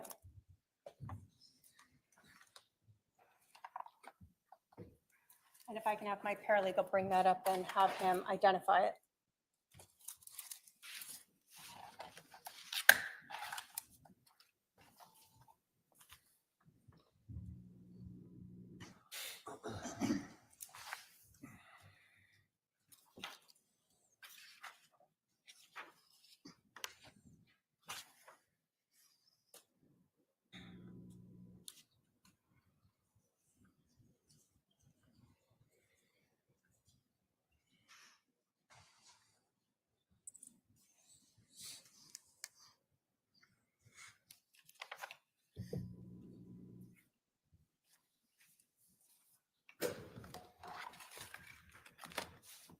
And sir, if you can just look at that and let me know if you recognize that as your body cam minus the audio of it.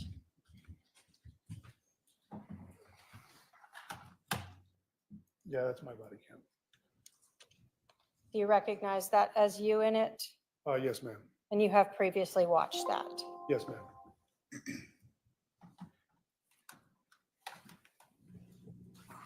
Your Honor, the state will move to admit exhibit number 2, I believe. Exhibit number 2 into evidence. Any objection? No objection. Accused admitted. And Your Honor, if we may publish it. You may.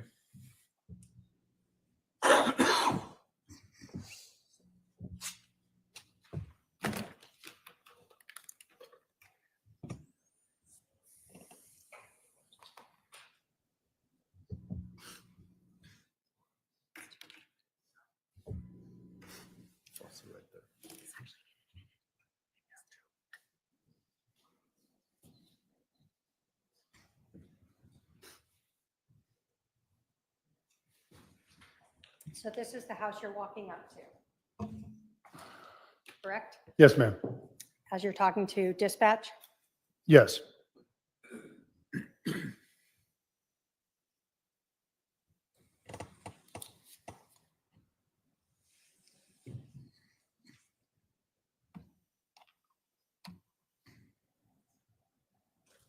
And this is the individual that is coming out that you asked dispatch to have come out? Yes, ma'am.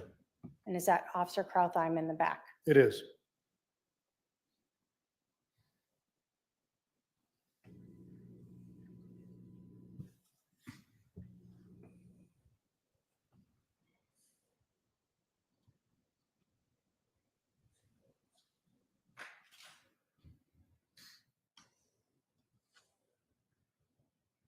Are you announcing Yes, ma'am. that standard? Yes. That where you checked to see if this male had a pulse? Yes, ma'am.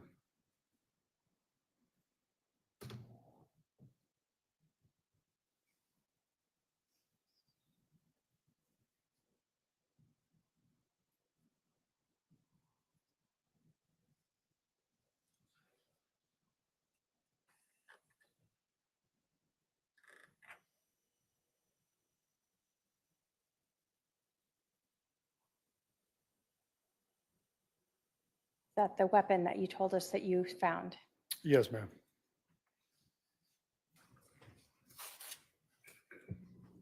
Are you letting people know on your radio that you found a weapon? I believe so, yes.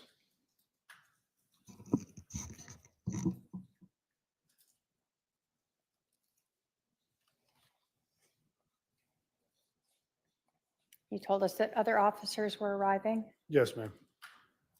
Is that what we see here happening? Yes. And is fire also starting to come in? I believe they were right behind him, yes.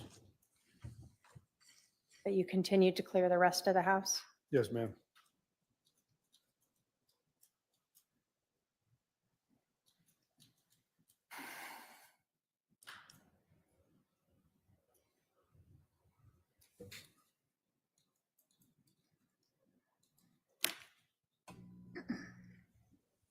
So what do we see there?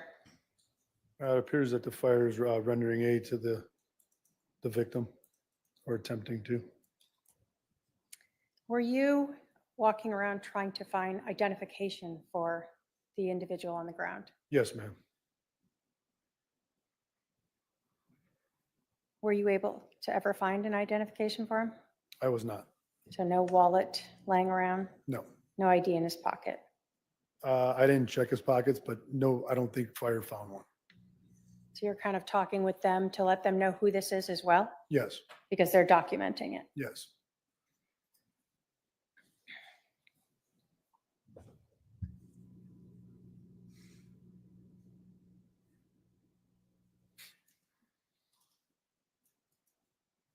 And is that the individual who came out with the phone from the house? Yes, ma'am. One that dispatch and 911 told to come out? Yes.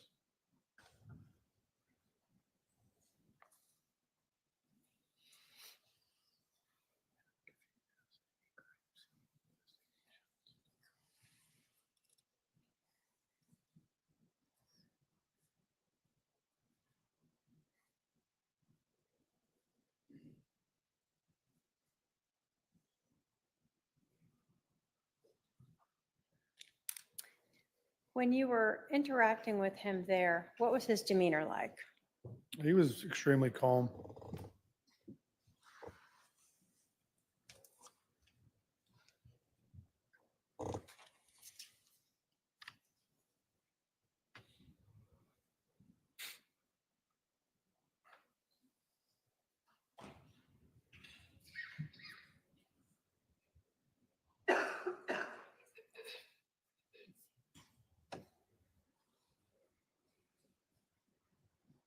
You told us that you were looking for the wallet for this individual. Did it seem unusual to you that you couldn't find one? I wouldn't say it was unusual.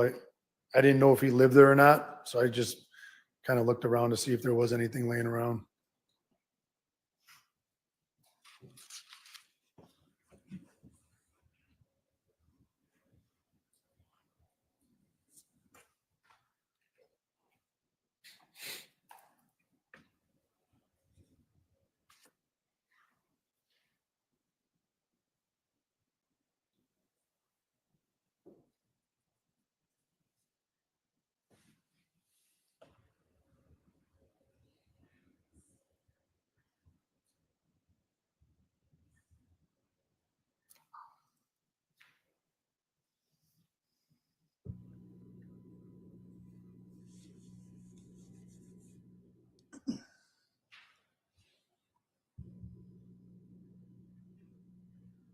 Is this you still trying to see if there's anything in the residence that might be related to that individual? I think I was just giving Officer Cohen a recap of what I already went and looked through.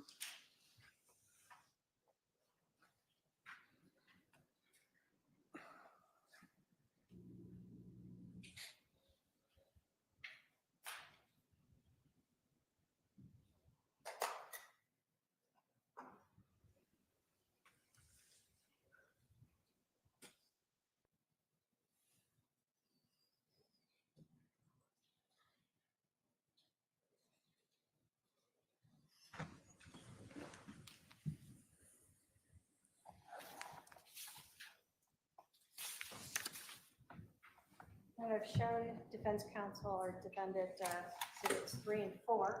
I have a paralegal send those up to the officer to review as well.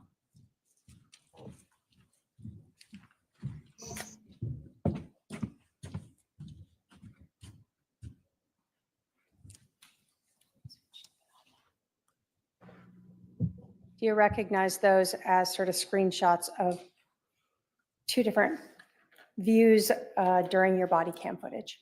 Yes. State will move to admit exhibits 3 and 4. Any objection? No objection. 3 and 4 admitted. And if I may publish them.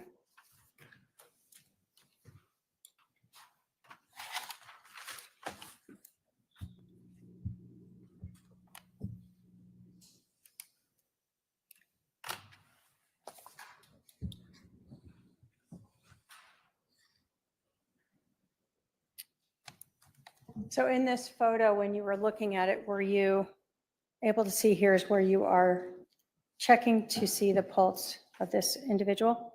Yes, ma'am. And did this also reflect what you had talked about of the blood pooling that had run towards his neck area? Yes.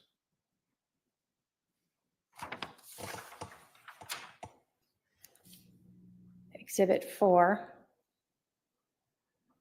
Is this sort of when we first see you walk back in and we see fire working on the individual? Yes.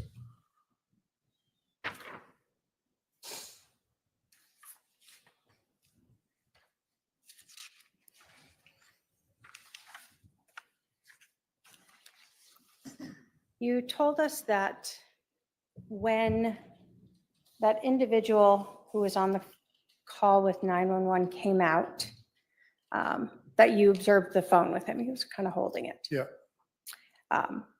Did you ever see any other phone in the house as you were looking around? Anything obvious laying around? I don't recall. No, I don't believe I did. No phone on the ground near the deceased male? Not that I recall. No. After you had cleared the house, allowed fire to enter, and other officers were arriving, were you tasked with going out to put up some crime scene tape? Yes, ma'am. What does that mean? It's just tape that keeps the general public out, keeps the media out, so we have a secure scene and it doesn't get tainted by anybody or anything. So that included both the house and some of the street. Yes, ma'am. Did that sort of end your involvement? Yes. Thank you. I have no other questions. All right, cross-examination.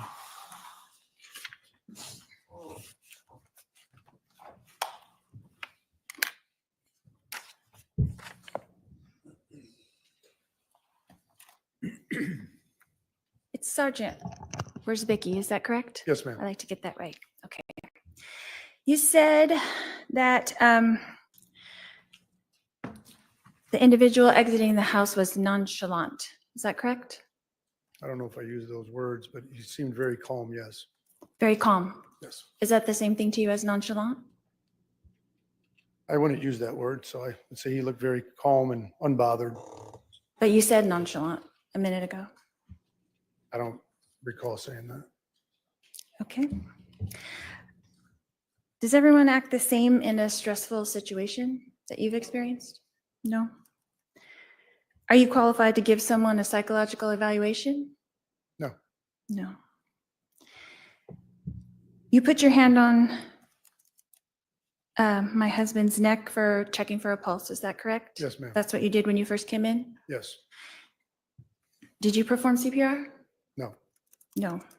Why not? because it was apparent to me that he was deceased. And that's not your protocol To what? to perform CPR until fire comes in? Not if it's going to make it even worse because they had apparent gunshot wounds to the chest. What do you mean by that? Well, if I start pumping on his chest, it's going to start spewing blood out of his chest even at a more rapid pace.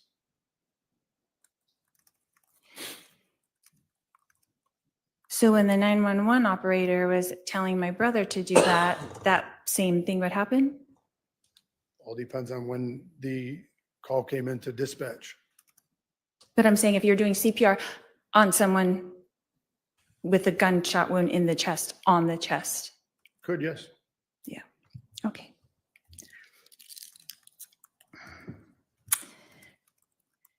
And you said something else. You said fire gives official time of death. Is that correct? Yes. Okay. And what was that time of death? Do you know? I do not recall. And you cleared the house before fire came in. Is that correct? Yes, ma'am. Okay. And you were looking for some kind of identification? When Yes. I cleared the house, Yes. I was looking for other potential victims and or suspects. Okay. But you were told on the phone that no one else was in the house but Alex. Is that correct? I don't recall if I was told that or not. Okay. Do you have any crime scene investigation experience? Just my 20 years of experience as a police officer.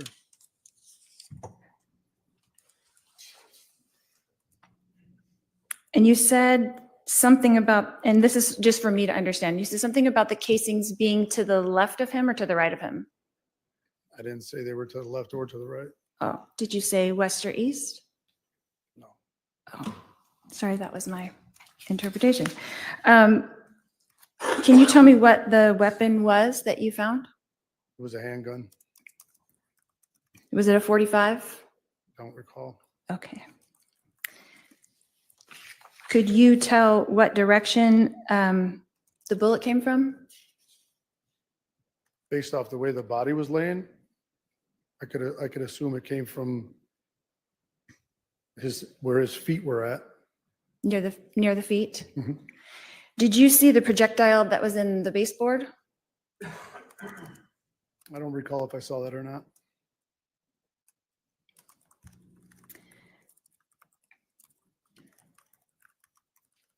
You said he did not appear alive, that you already thought that he was deceased. Is that correct? When you entered into the house? Yes. What time was that? I believe I was dispatched to the call at 8:41. So I mean, if I was going to make a guess on what time I walked into the house, I would say I was probably at the residence within 10 minutes. So around 8:51 perhaps? Possibly, yes. Okay. And then when fire took over, is that the normal protocol for fire to take over and do the CPR? Yes. And so you didn't do CPR, but they did do the CPR. Is that correct? Yes. On top of the gunshot wound. Yes. Is that normal protocol? I don't know what their protocol is. Okay. I'm just asking because I wouldn't think to do that either. And then you said that you went outside to put up the crime scene tape. Is that correct? Yes, ma'am. So after you cleared the house, you left and went to the front yard? Yes. And then you were there for how long at the residence before you left? I couldn't give you a time. Did you stay for a while or was that the end of your job there? I don't recall. It was a long time ago. I have no idea how long I was actually on scene for. And who is your direct supervisor? I believe that day was Sergeant Nocella. I'm sorry, what was the last name? Nocella? Okay. And what contact did you have with Detective Moffett that day?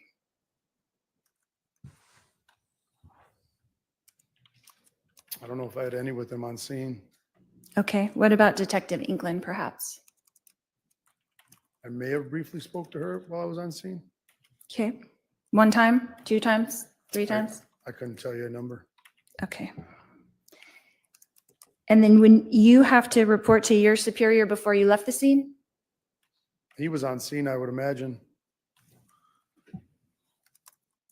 Nocella? Is Yes. that what you said? Okay.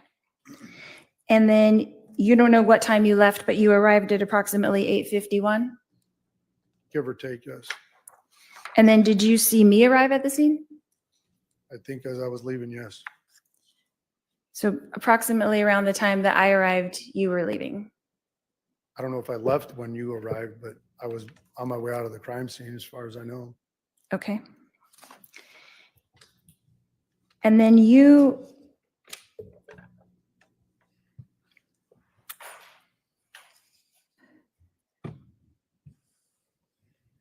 said something about 2 wounds. Is that correct? Yes. And how did you see the 2 wounds through the shirt? Just was an observation that I made when I saw him laying on the ground. So did you see 2 holes in the shirt? I'm not sure exactly what I saw when I was there, but I could see that there were 2 apparent gunshot wounds to his chest. And then I'm sure, well, I won't speak for you. So when they began CPR, they did open his shirt. Is that correct? I have no idea. Because when you walked by, his shirt was open. Objection to question. Yeah, please ask questions only. Did you discuss this case with Sergeant Nocella? I don't believe so. I would imagine he was on scene and he got briefed by the detectives.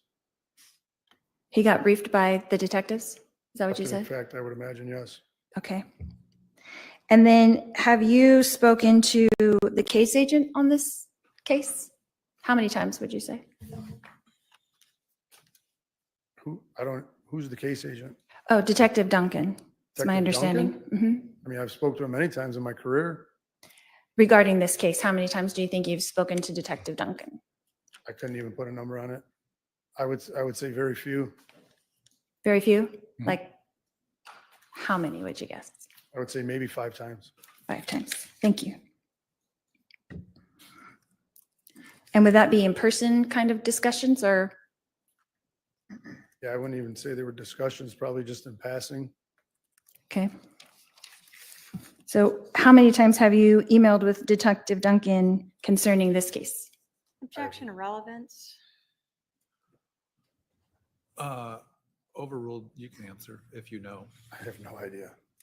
What about text messages? No idea. Phone calls? Ma'am, I have no idea. Okay.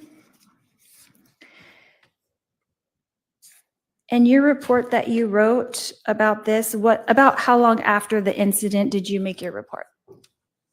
I was done by the end of my work shift at 4 o'clock. And then did you ever make any revisions to that report? I don't believe so.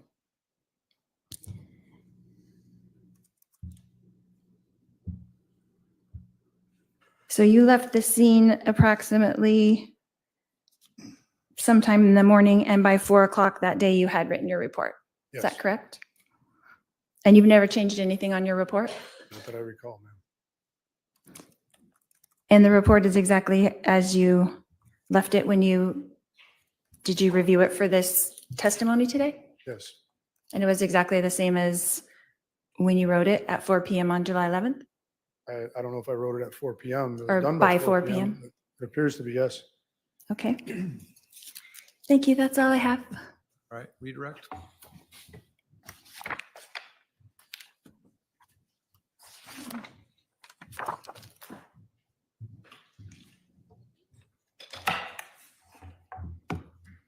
Sergeant, you were asked about the shooter's demeanor.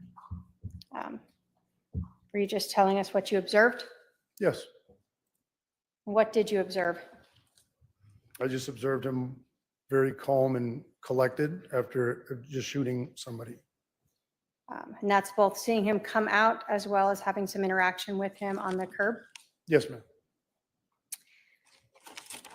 When a person is been shot and you check for a pulse and you believe they are deceased, as a police officer, are you supposed to touch the body? No. Is the body basically a crime scene? Yes. Based upon your training and experience, did you believe that the victim was deceased? Yes, ma'am. Do fire have EKG heart monitors and things that they use to determine if maybe you missed a pulse? Yes, ma'am. When you talked about giving CPR, if an individual is now a crime scene, would giving CPR to that deceased person change the crime scene? Yes. And so as someone who believed the person was deceased, you did not want to modify or change the crime scene? Correct. You were asked about the gun. Is the gun part of the crime scene? Yes. Were you responsible for processing the crime scene? No, Why didn't you go in there and pick it up and start handling it? because I didn't want to alter where it was laying when he got done using it. You were asked a lot about when 911 was called, when you were dispatched. This was a few years ago, Several, yes. 2019. Yes, ma'am. Is there something called a CAD report that documents when 911 was called, when you were dispatched, when you arrived, and even when you left? Yes, ma'am. Would looking at the CAD report help refresh your recollection as to when those events occurred? Yes. If I may have my paralegal provide me with a copy of the CAD report.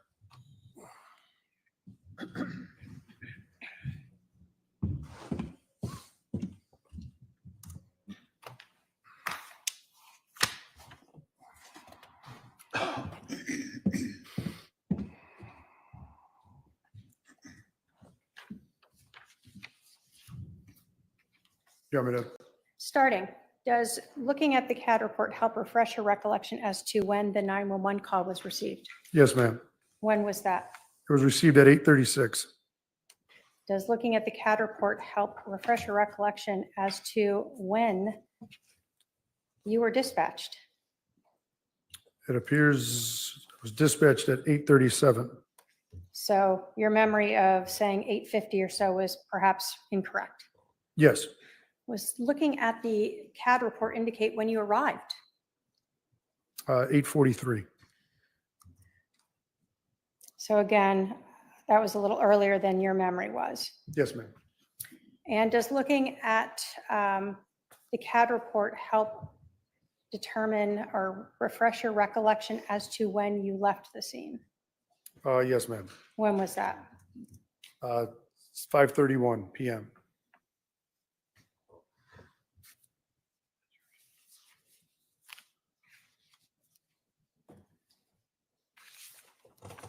As a police officer who is one of the first on scene, do you provide briefing or information to your sergeant or the detectives on scene as to what you saw, observed, and did? If they ask me directly, yes, somebody will brief them that's on scene. But you have to provide somebody that information to then provide to the detectives? Yes. Why is it done that way? Because usually a supervisor is going to want to know what's going on and what we did, just so the detectives know exactly what they're walking into. So for instance, if you had had to move the gun, they would want to know that, right? Yes. Or if you had moved the body, they would want to know that too, right? Yes, And if you had found any evidence, would they want to know that as well? absolutely. And so is that what you would have to do that day when you are speaking to the sergeant or detectives? Yes. I have no other questions, Your Honor.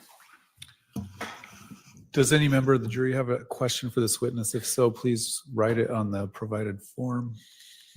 I'm not seeing any questions come down. You can step down, sir.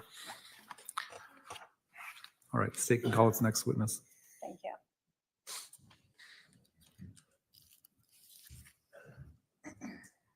And if I may go get it.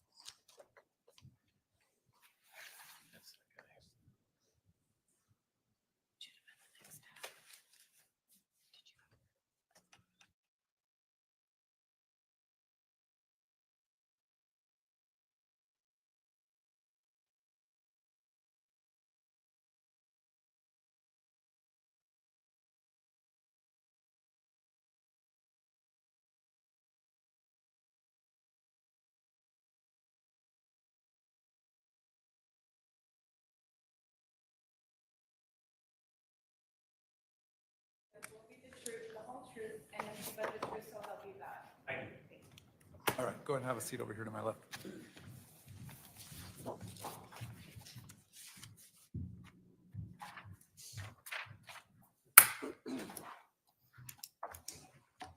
Sir, would you please introduce yourself to the jury?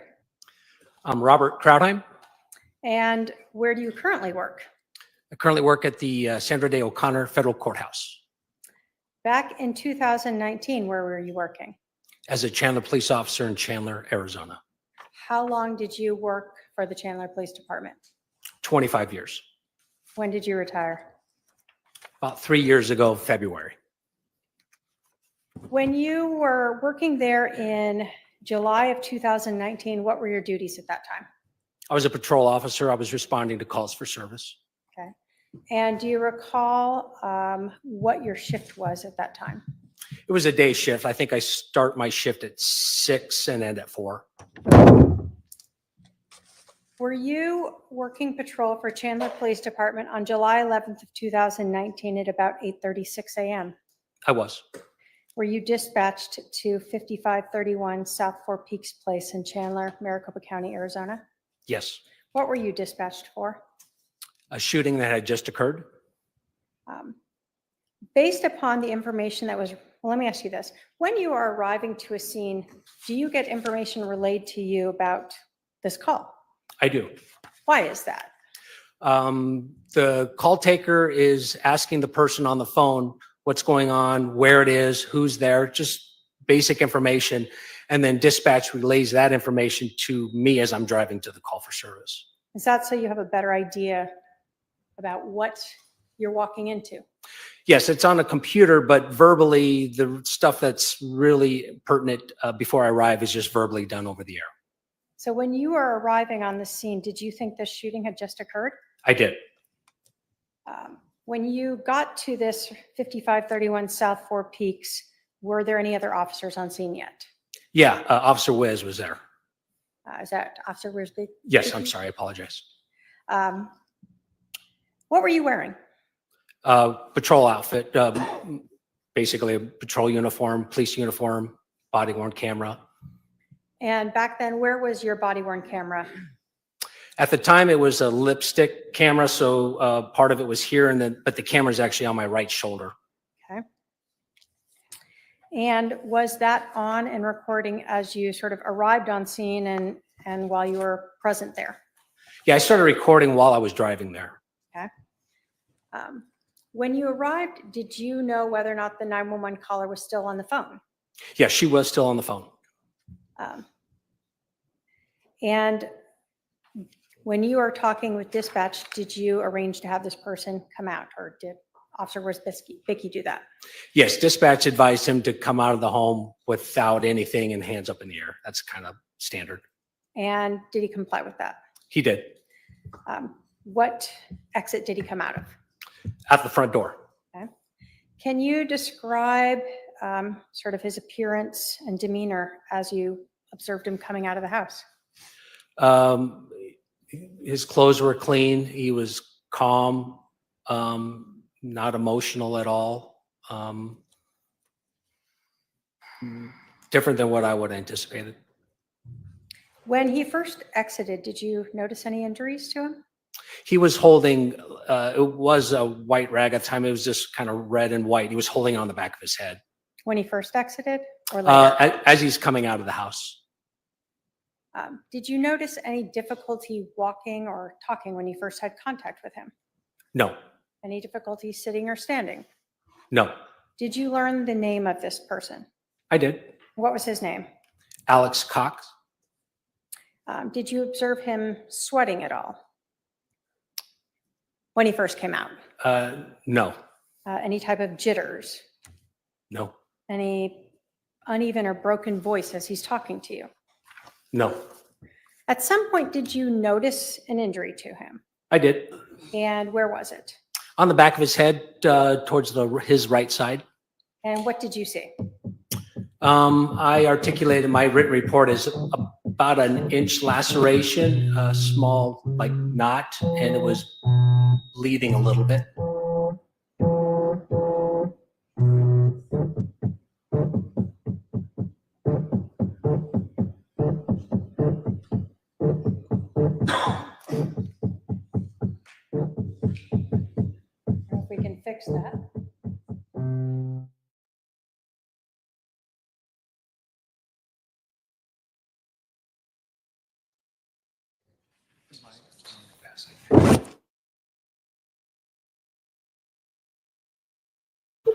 Look at his eyes. Look at that guy's eyes.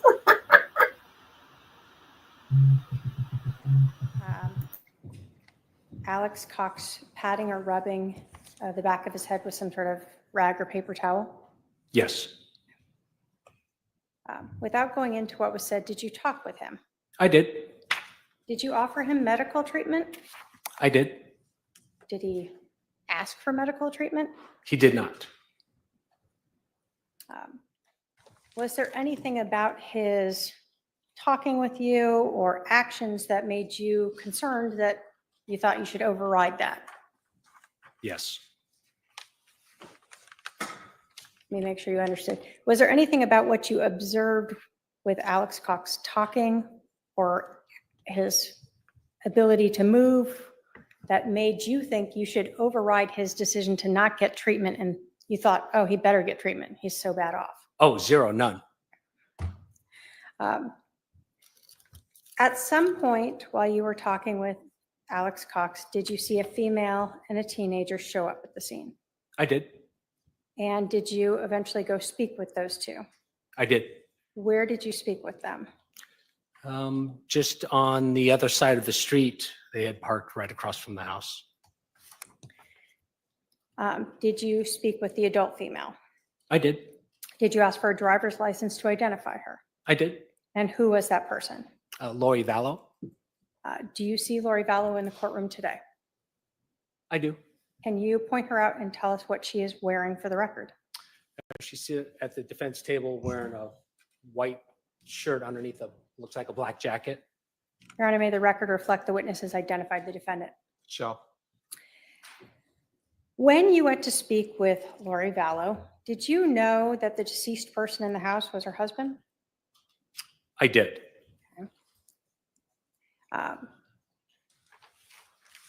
When you went to speak with Lori Vallow, did you ask her whether or not the individual inside her husband lived there? I did not ask her that. Can you describe for us Lori Vallow's demeanor as you were interacting with her? Calm, nonchalant, just kind of a matter of fact, just talking to me as I'm talking to you now. When you went to speak with Lori Vallow, can you tell us approximately how many police cars were parked around there? Well, I don't know either myself. I know there was at least mine and Officer Wiz's. There's a fire truck there. I think there was an ambulance there, and I think there may have been another police car. I can't remember, but there was a lot of emergency vehicles just near the home itself. And was her brother Alex Cox sitting sort of in view of her? Literally across the street, like the desk of the prosecutor would be her car. This is the street, and I had Alex seated right on the sidewalk. When she first arrived, did she actually walk up to where you were with Alex Cox? Yes, she did. And you asked her to go back to the other side of the street? I did.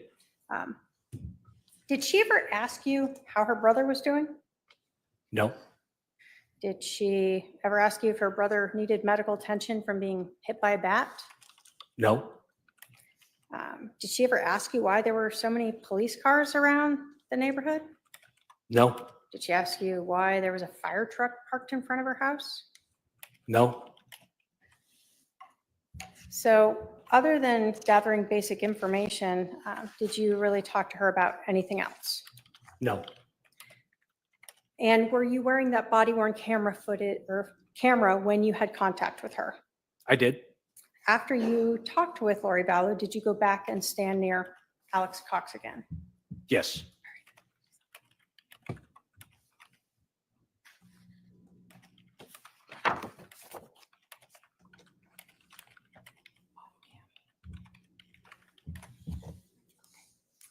If I can have my paralegal go up and show him exhibit number 1.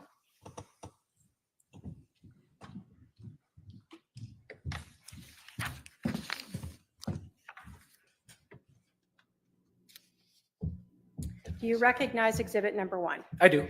Is that a copy of your body cam footage from July 11th of 2019? It is. Is it missing the audio other than during your interaction with Lori Vallow? Correct, yes. And did you initially identify that previously as your body cam? I did. State will move to admit exhibit number 1. Any objection to exhibit number 1? Any No objection objection. to No objection. exhibit 1's admitted? And if we could publish it. Go ahead.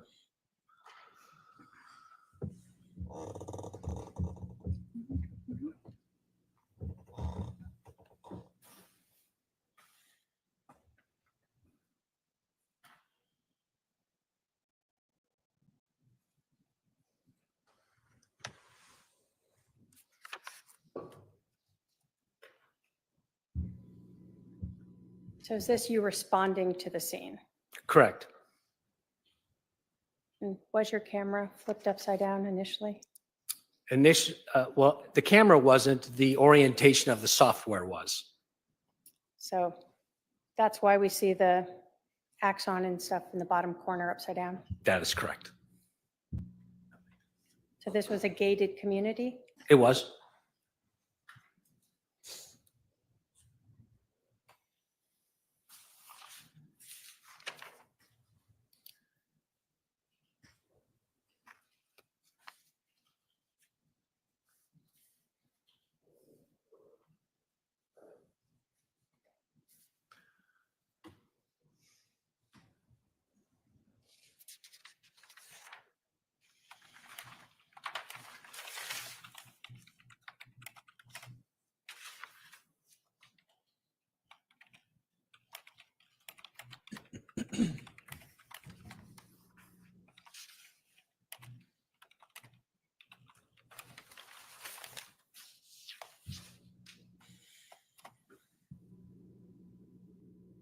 As you're driving, did you go by the fire truck here? I did. And is it standard for fire to stage a little ways away from the scene when it's a shooting? Yes. Why is that? So they could respond quickly. Do they want you to clear the residence first before they show up? Yeah, it needs to be safe for the firemen. We had to make sure there's no one else in the house that was armed or in the area. And as you're arriving, is the person, the shooter, still inside the house? I can't recollect. I think he was at the door right now or just coming out to the door. Why did you pull your weapon? I was just told somebody killed somebody. So yeah, for my safety, I wanted to make sure I rendered him safe before I put my gun away. It was a threat to me. So when he came out, he had both his hands up in the air. Mhm. So at that point, nothing touching his head yet, no. Correct. Now, did you stay out with him while Officer Worsbicky went inside? I did.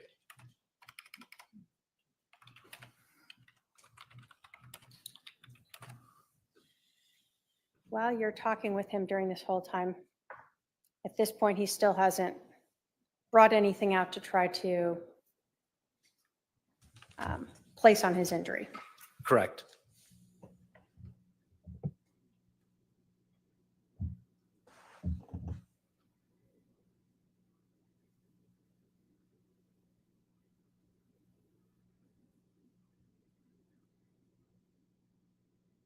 When he came out, did he already have those sunglasses on the top of his head?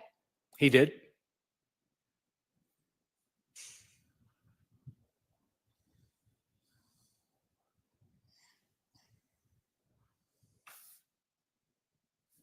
Why did you have him move over here? I actually physically couldn't hear him. Fire trucks are incredibly loud, so I had to move away.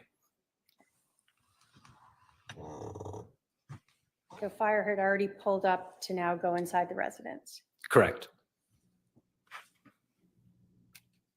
And can you kind of see them in the corner going in? Yes.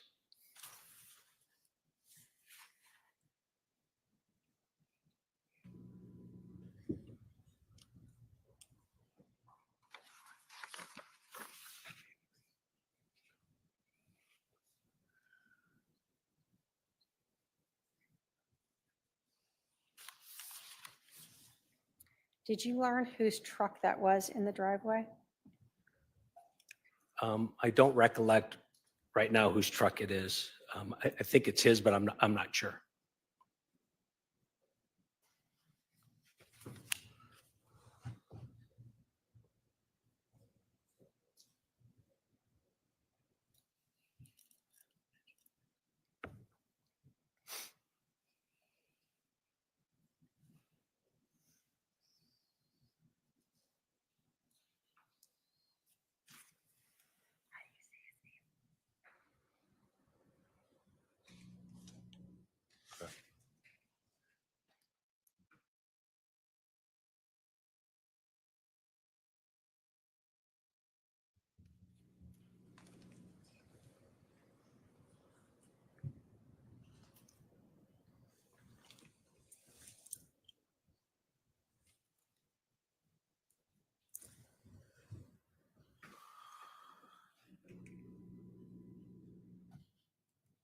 And who is that other officer there? That's Officer Wizbeski. Sorry, I've been calling him Wiz since I've known him. Shorter.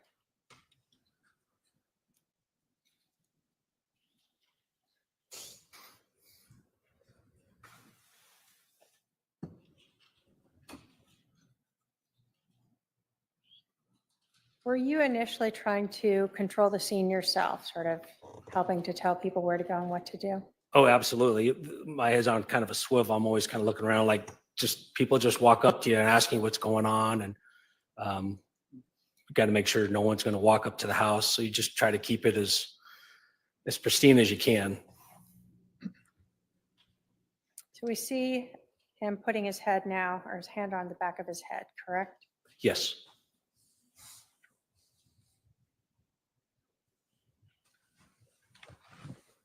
And you indicated there's a fire truck there. You asked him if he wanted any medical attention, I did. and he declined it. He refused.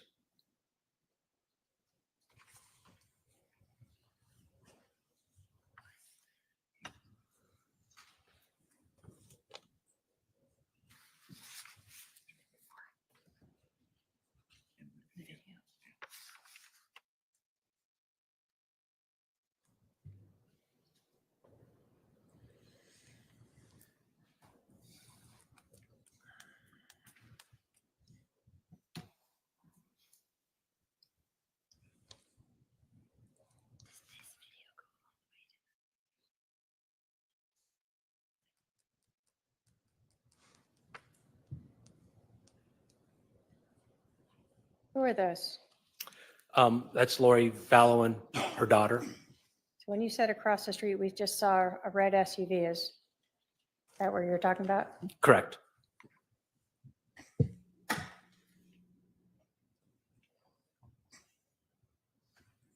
So at this point, did you know the name of the individual inside the residence?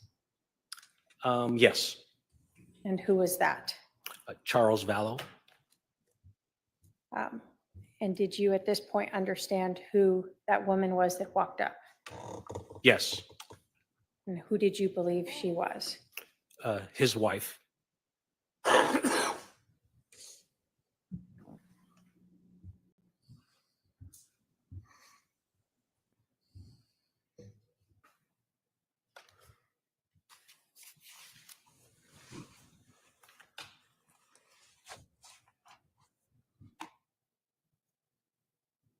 Normally when someone is shot and killed, is there a team of detectives and crime scene specialists who will come out to handle the case? Yes. And are you, as patrol officer, sort of stuck with taking care of it until they arrive? Yeah, we deal with the burning, bleeding, and blowing up stuff. Anything that takes time and a lot more in-depth stuff, that's what the detectives do. And then what do we see here that just came up? Looks like an ambulance.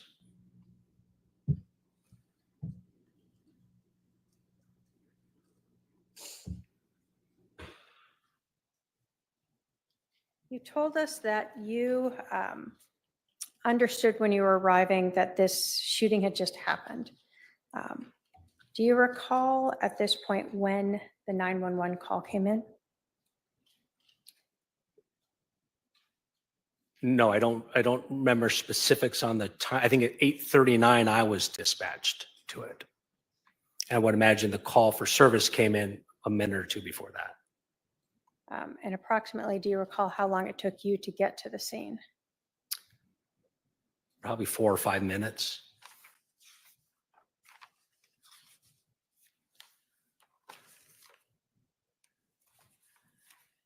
We see more people walking up. Are you trying to stop the contamination of the scene by having more people walk in there? Yes, I told the firemen kind of what was maybe in the house, and Officer Wiz was already in the house, and so we were just trying to control how many firemen went into the house.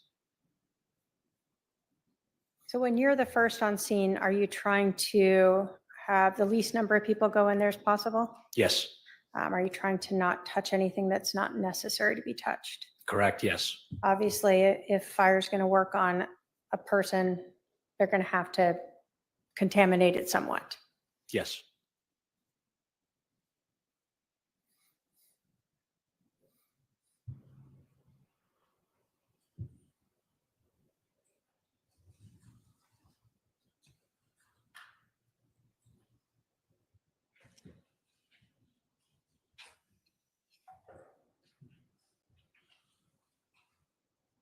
Is that when we sort of see fire now leaving? I couldn't, just from recollection, I couldn't answer that.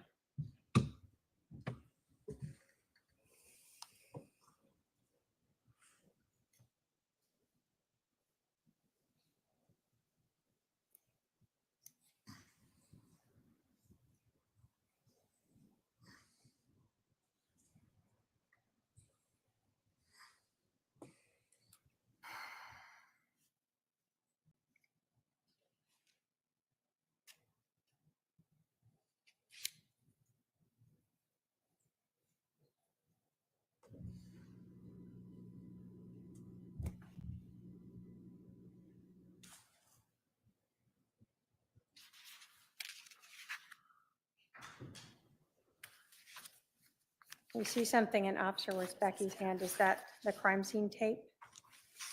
Yes. We do a inner and then an outer perimeter.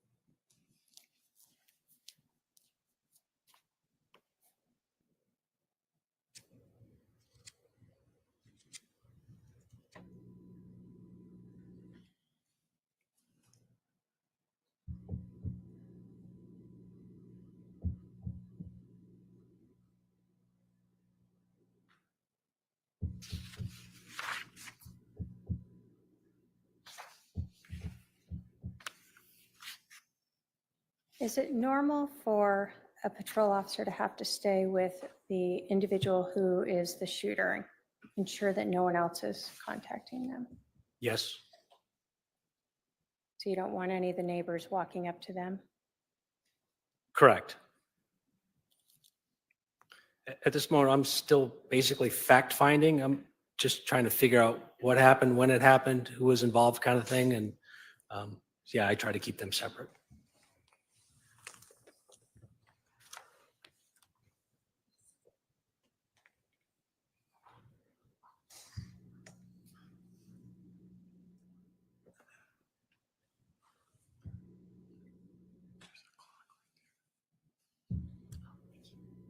At some point, do sergeants and others start arriving on scene?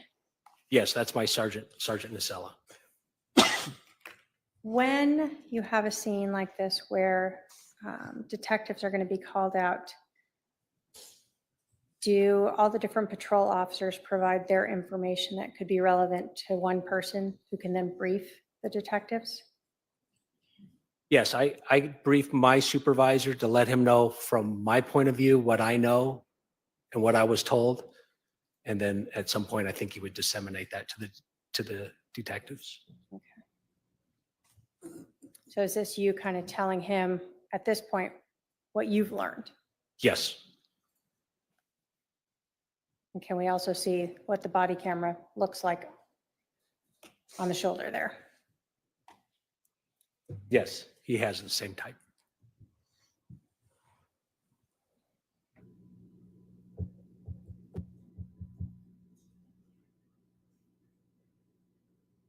What made you decide that you needed to go over and talk to Lori Vallow? Again, it's fact finding, really. It's who are you? And when I say who, I always like to identify them by their Arizona driver's license, because although my name is Robert, I go by Rob. So I don't want to assume her name is just Lori. It could be something specifically or longer. So I usually ask people for identification. And that's so you can put that into your report appropriately. Correct. So we saw the ambulance leave. That means they didn't transport him. Correct. Did you learn that you actually couldn't cordon off this area the way you had initially thought because there was only one way out? That is correct. We initially, as you can see, cordoned off part of the road so anybody couldn't just drive up to us. We later learned that's the only way that part of the neighborhood could actually exit the neighborhood. So we had to change the tape a little bit. And then we see fire leave here as well. So now it's just police basically at the scene. Police and I think a crime scene technician.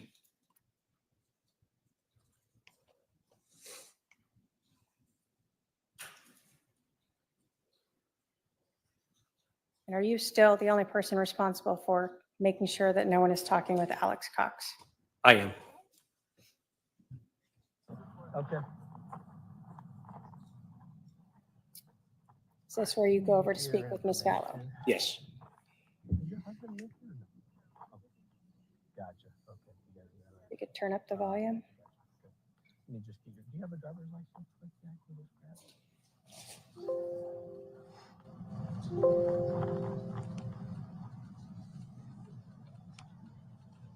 Thank you.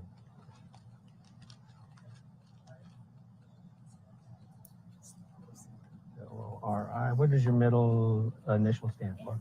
Noreen. Noreen. N-O. V-A-L-L. What's a phone number for you, Lori? 755? 5452. You live here though, not in Santan. This is your home. Right. Gotcha. Right. Okay.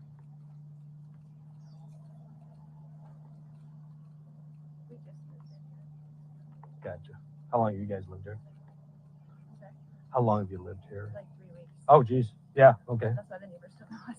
Gotcha. Like, hi neighbor, sorry. Are you working at all?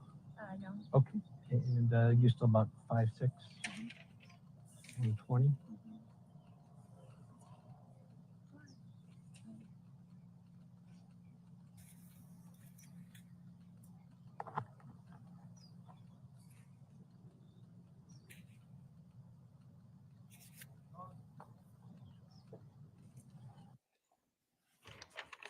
Did you also get biographical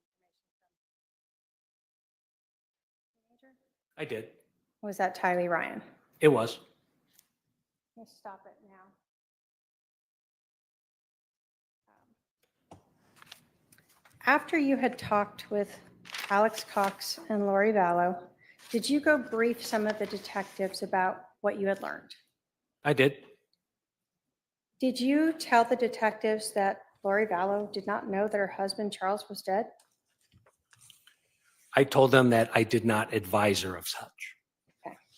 Did you believe that she did not know that her husband was dead? I did. Why did you believe that? Well, I was under the understanding that this just happened.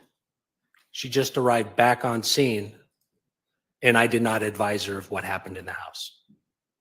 When you spoke with Alex Cox, did he provide additional information that made you believe that she was not present when the shooting happened? Yes.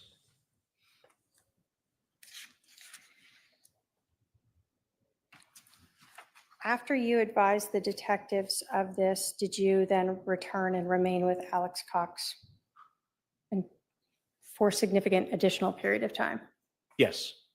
Were you eventually asked to transport him to the police station? I was. Can you describe his demeanor during the transport? Calm.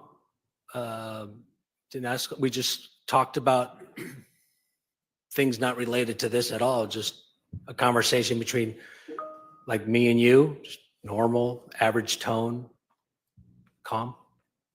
And did you stay with him at the police station until a detective arrived? Yes, Did that end your involvement in this case? it did. I have no further questions. All right, cross-examination.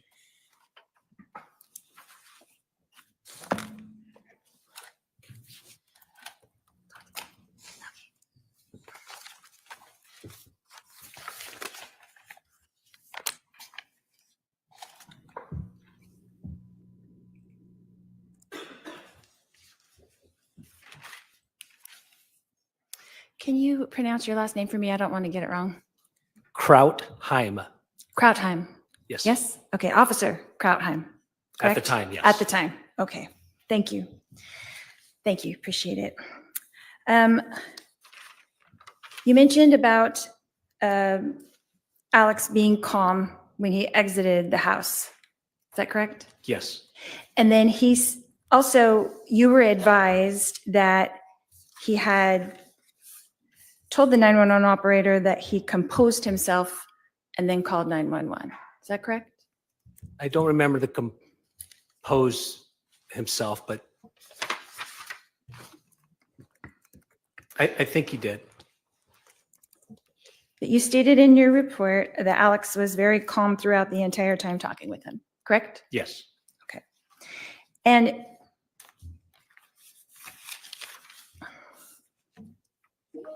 the scene itself, was it chaotic? No. Were people running around screaming? No. Were people running in and out of the front door? No.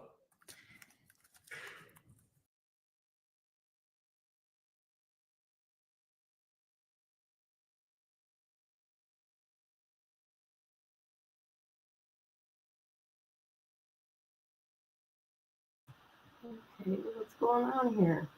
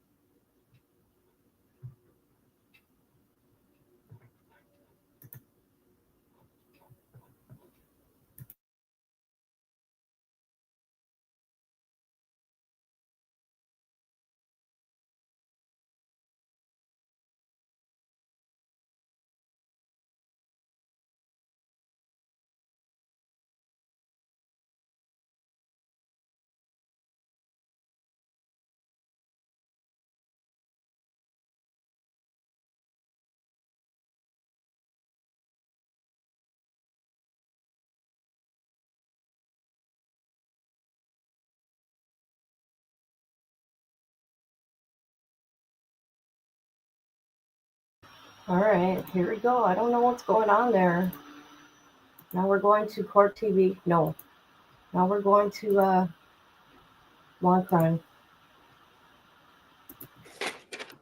Did you have a conversation with Alex on the way to the police station? Yes. Objection asked and answered.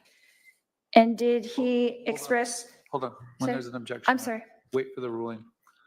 I'll sustain the objection, but the answer will stand nonetheless. Go ahead. Next question. Did he express to you that he kind of felt out of it because he hit? Say? Sustain.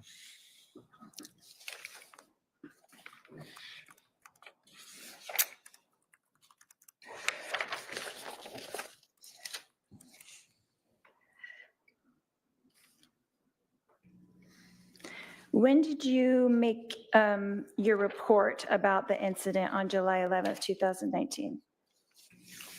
I think what was the end of my workday that day, but I stopped and started it numerous times throughout the day. So did you finish it that day or it still took a few days? No, I finished at the end of my shift. By the end of your shift, which was what time that day?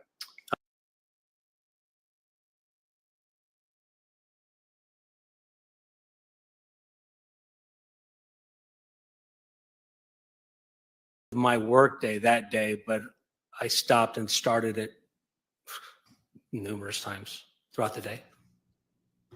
So did you finish it that day or it still took a few days? No, I finished at the end of my shift. By the end of your shift, which was what time that day? 4 o'clock. Okay. And did you make any revisions to that later on? No, So this is the only report that you made in regards to the day of July 11th, 2019? it is.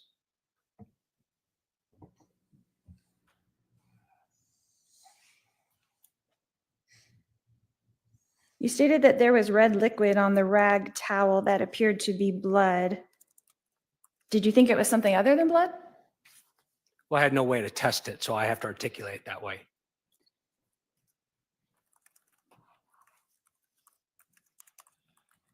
So he was bleeding from the back of the head He was. on the right-hand side. Is Yes. that correct? Okay. And then was it you on the body cam who briefed the detectives, Detective Moffett and Detective Inklin in the front yard? Yes, I made contact with him. Yes. And then you had told them basically what Alex had conveyed to you, what happened. Yes. And then what do they do with that information? Do they just put it into a report? I don't know. You'll have to ask them. Okay. So your report goes to who after you're finished with it? I sent it to my supervisor. And who was that at the time? Do you remember? That was Bill Nacella. Oh, the same one. Sergeant, Okay. yes. Okay. And then did you speak to the case agent on this case regarding this incident on July 11th? I did at the time. That's when I walked up to them at the front door area. Okay. And was Detective Moffett the case agent at that time? Yes. Okay. And now it's Detective Duncan, as far as you know? As far as I know, I don't know for sure, but that's what I've been told. Okay. And how long do you think that you were at the residence? What was the whole time before you guys left to go to the police station? Do you remember? Do you recall? No, I do not. It would be in my CAD history on when I transported him from the home to the PD. So I'd have to look at that, and I don't know. 40 minutes, half hour, 40 minutes, something like that. Now, someone on the video, and I don't remember who it was, but put a phone into a evidence bag. Was that you? I don't recollect that. Okay. And then got into the car. Did someone ride with you to the police station from the residence? Just you and Alex were in the car? Yes, No other officers? correct. But before you got into the car, an officer came over and took his phone and put it in an evidence bag? You're asking me for recollection. I don't remember that. It's probable because we usually try to bring their property to the area where we're going to. So it's probable. I just didn't see it in your report, but I saw it on the body cam, so I wondered if you knew. Okay. I'm going to object to the defendant testifying. All right. Please only ask questions. Sure. When you make statements about what you saw or heard, that's testimony. I apologize, Your Honor. Go ahead.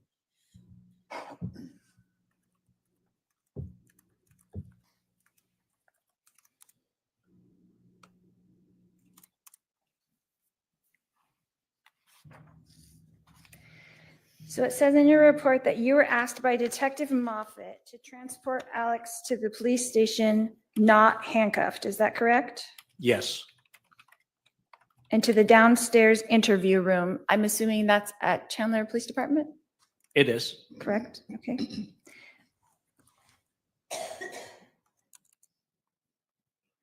And it was just the two of you in the car on the ride there?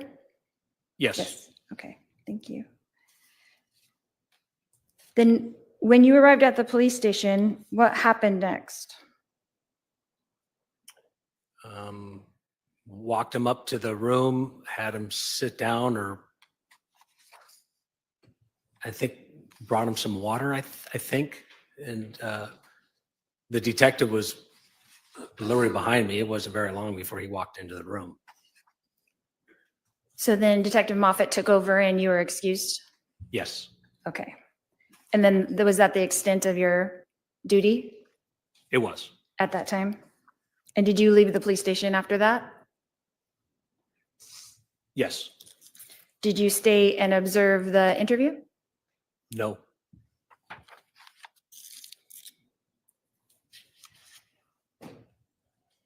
So Detective Moffett took over for you and you departed? Yes. Okay, thank you.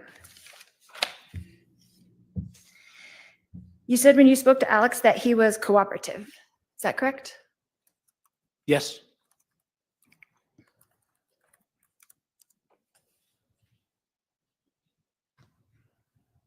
Is it possible he could have been in shock? Objection, speculation. Sustain.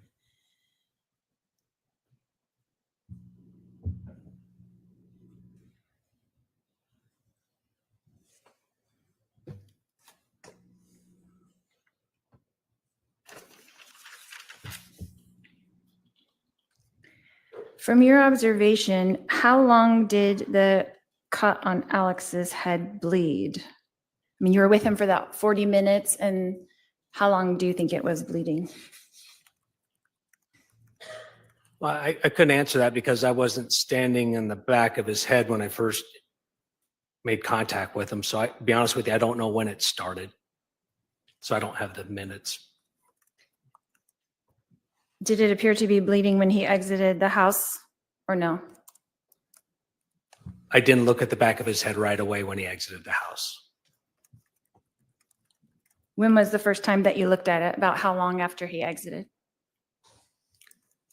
I can't answer time-wise, but it was during the time I had him seated at the sidewalk when I was talking to him. Okay. Before he moved over or after? Oh, after he moved over. Okay.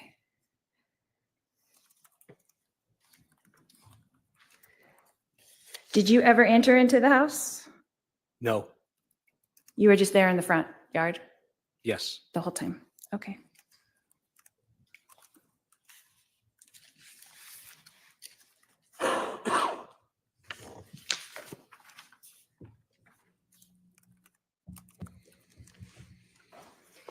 When you talked to the two detectives in the front yard and gave them your synopsis of what had happened, you said they got into a domestic fight consisted. Objection. I'm sorry, I'm going to sustain the objection. what was the legal objection? Hearsay. Hearsay. Oh, I was just reading his report. Okay. Then objection, no question. Please ask your next question.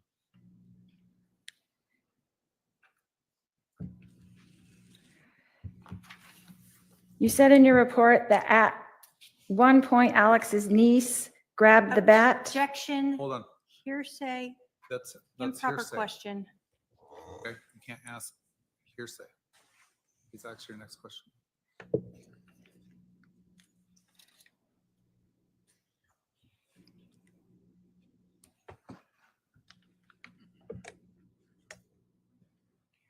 Did Alex tell you that he got hit in the head with the bat? Objection, Your Honor. Hearsay prior ruling. Yeah, it's sustained. You can't ask questions of what Alex said.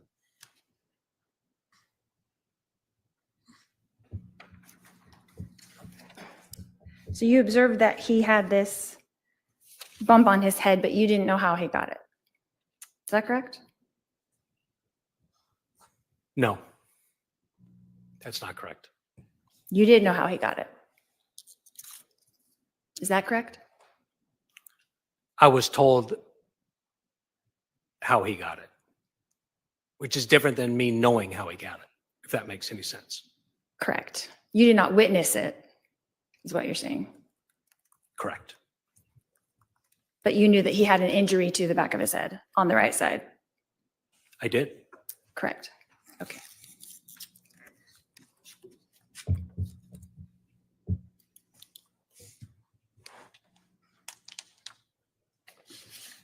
And how did you obtain that information? Your Honor. You can't answer if it calls for hearsay.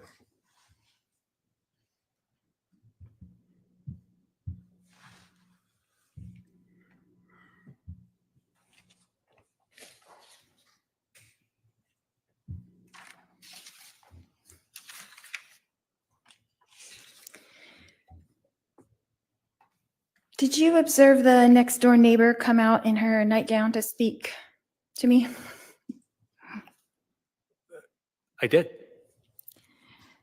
And then there was another neighbor on the other side that came out that you told him to go back into his house? Is that I don't know if he was a correct? neighbor, but it was just some guy. Yeah, I assumed he was a neighbor.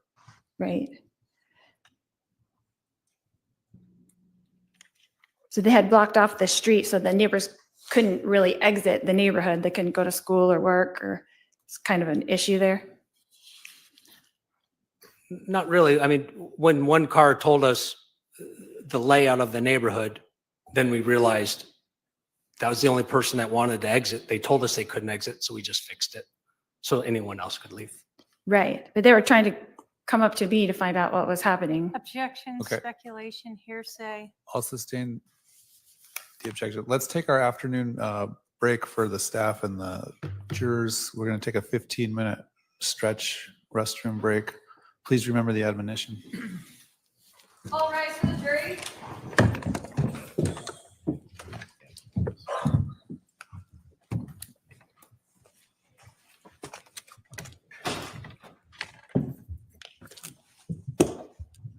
Juror 15. Juror 15. Is that your phone on the?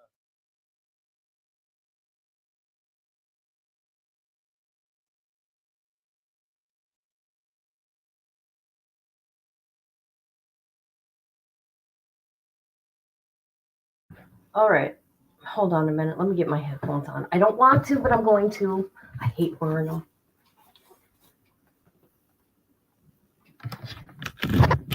All right.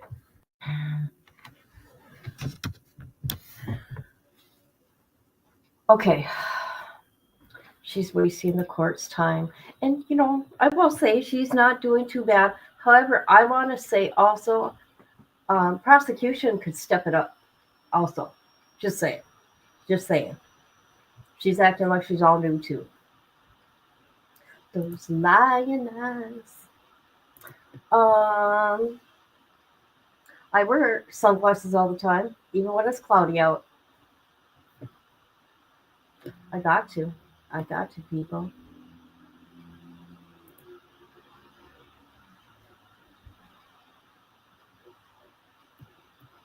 Let's see, anything good going on the tubes?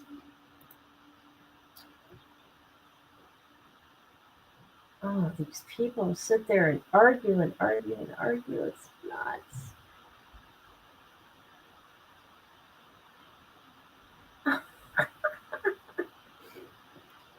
I'm not even going to tell you guys what I'm looking at. You want to know why? Because. I'm just going to say because that's why. Oh my God. You know what okay. That prosecutor, you know what she should have, her and Lori don't like each other, obviously. She could have sped up the time of the body cam. Just saying. There was no sound, and I don't know why there was no sound. Maybe it was something they discussed that we don't know anything about. I don't know. I don't know.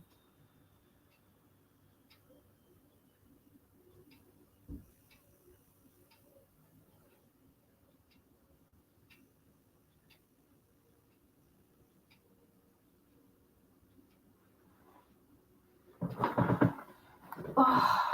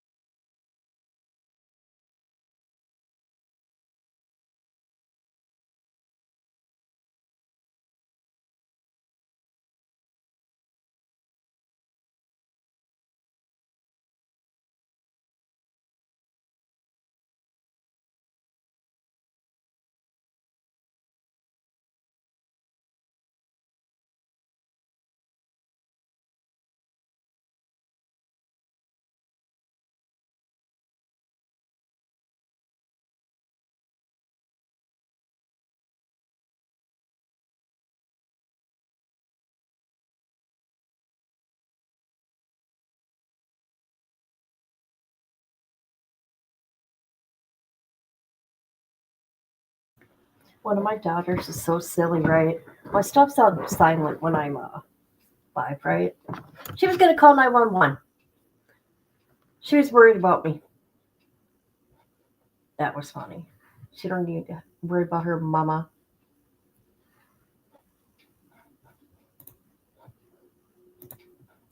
She would have called 911. I would have went and kicked her butt. That's right. I said that. My adult daughter.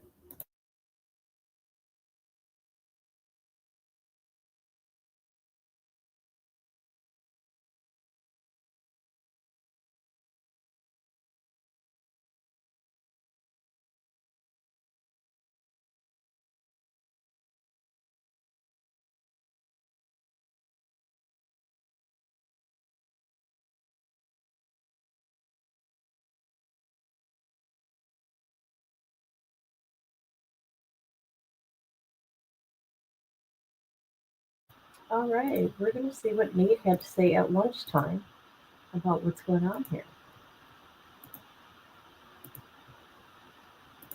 Good afternoon, everybody. Nate Eaton here outside the courthouse. Just figured I'd come on and do a quick little update. We have officially begun the Lori Vallow Daybell trial here in Phoenix. Today began with a juror who was late. And so we had to wait for that juror. But then there was also another juror who's apparently brought in a letter from his boss who had concerns about jury duty. And ultimately, the judge ended up dismissing the juror after the prosecution gave opening statements simply because the juror said that if I serve on this jury, it's going to hurt me financially with child support and alimony. And the judge said, is there a reason you didn't bring this up last week? He said he was unaware that that his employer did not provide a benefit. So there was that issue. There was another issue involving Brandon Boudreau, who was there to observe the opening statements. Of course, this trial is not about a shooting on his life. This is about Charles Vallow's death. But the prosecution asked if he could stay in the courtroom. He is a witness. He's listed on Lori's list as a witness, but he was never served a subpoena. And the judge had to ask her, what is the relevant information he has pertaining to your case?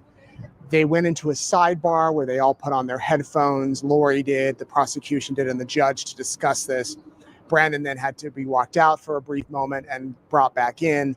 And then the judge ruled that Brandon could stay. He struck him from the witness list without prejudice, meaning he can bring it back up again if he feels that it's important. If Brandon can testify to things as pertaining to the case, he could get called. But for now, he can be in the courtroom. Well, then Finally, after, I don't know, an hour, a little over an hour of delays, the prosecution gave their opening statement. And Trina K did it. It was about an hour, 40 minutes to an hour. I have to double check the exact timing. And she testified that Lori was felt that she needed to do as Nephi would do, Nephi being a prophet from the Book of Mormon who was instructed to kill a man in the Book of Mormon.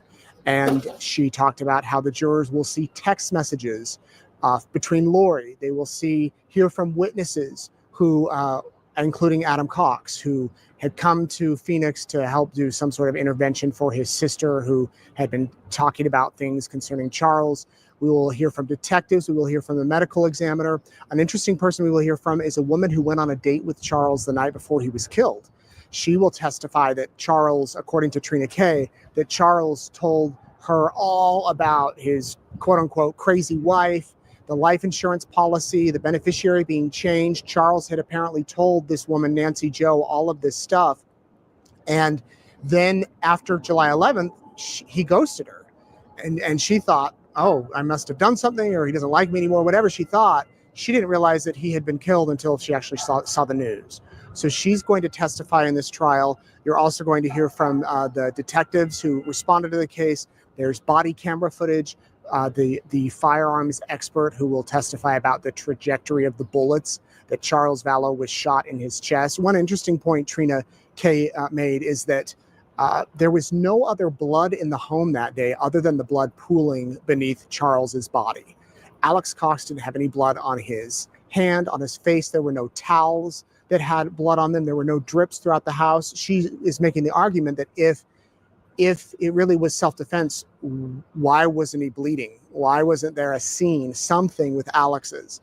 Instead, she says it was staged.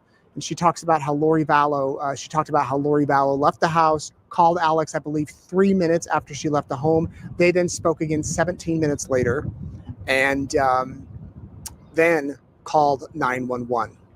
So that's what happened this morning. After lunch ends around 1:30 Arizona time, so that's 2:30 in Idaho. Then Lori Vallow will give her opening statement. And she has said she wants to give one today. It's her option. She could wait and give one after the state rests, but she wants to do it now. So she will give her opening statement, and then we will see who or which witnesses the state calls. Kay Woodcock is here. Brandon Boudreau is here. Jerry Vallow, Charles's brother, is here. Let's see, who else is in the courtroom? There's Rex Connor, Lori's uncle, is in the courtroom with some of his daughters, and a couple of other extended family members, I believe, are here. The courtroom is packed. Every seat is taken. In fact, there were some people who weren't able to get in this morning, and I predict that might be how it goes the next few days, few weeks. And then a lot of media. All the media seats are packed. There's national media, local media, and stuff like that. So I'm going to head back inside. I wanted to come down and, give you an update. Going to go grab some lunch. Jordan is making sure all the video feed gets to you. We realize there might be some issues with sound or the camera work. That's not on us. Court TV is the pool camera, and it's always day one. So they're going to work on getting those kinks worked out. One thing that helps if you're having a problem hearing is putting in earbuds or earphones. That often helps if you can kind of isolate the sound in there.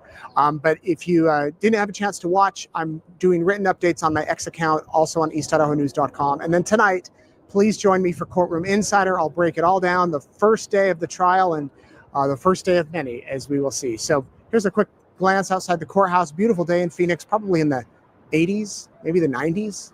Not 90s, 80s. It's just such a beautiful, beautiful area. Okay, so I am going to head inside now, and we'll keep you updated. I'm Nate Eaton for East Idaho News. Thanks for watching. Gotta love Nate. Gotta love Nate. Nate is my favorite Idaho reporter and my favorite reporter on Lori Vallow.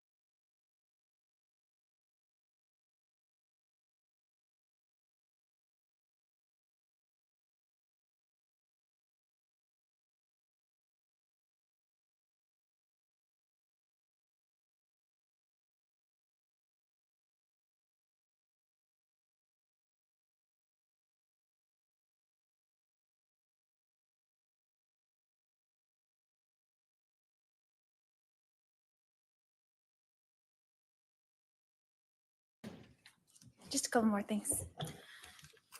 You mentioned that you briefed the detectives. Is that correct?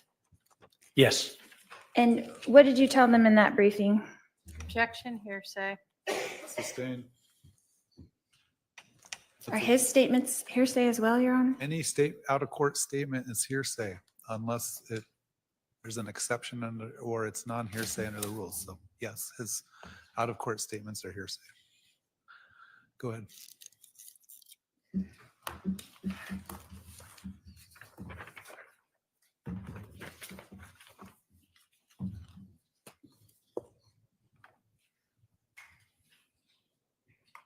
But you did brief the detectives before you headed to the police station? Is that correct? I did. And who was there? Do you remember? Nate Moffett, Cassie, I think, my That sergeant. Detective Inklin, I'm sorry. I don't want to interrupt you. No. Oh, And just off recollection, I think there was another one, but off of recollection, I don't remember. and that was about how long before you left to go to the police station?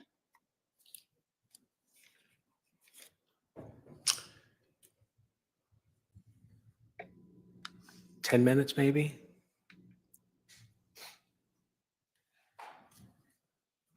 And how long do you think you were speaking with them? Under a minute. Under a minute Yes. for the briefing? Yes.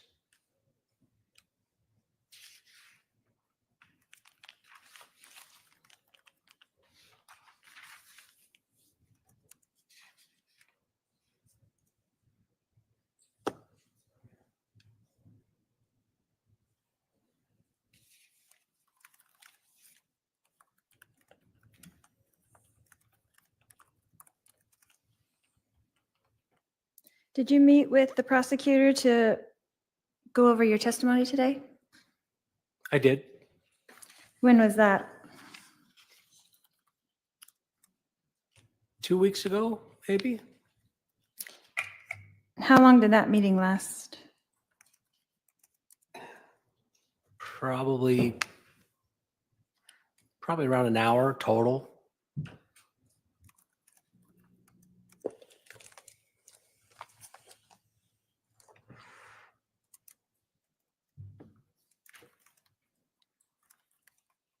Did you review this report before you came to testify today as well?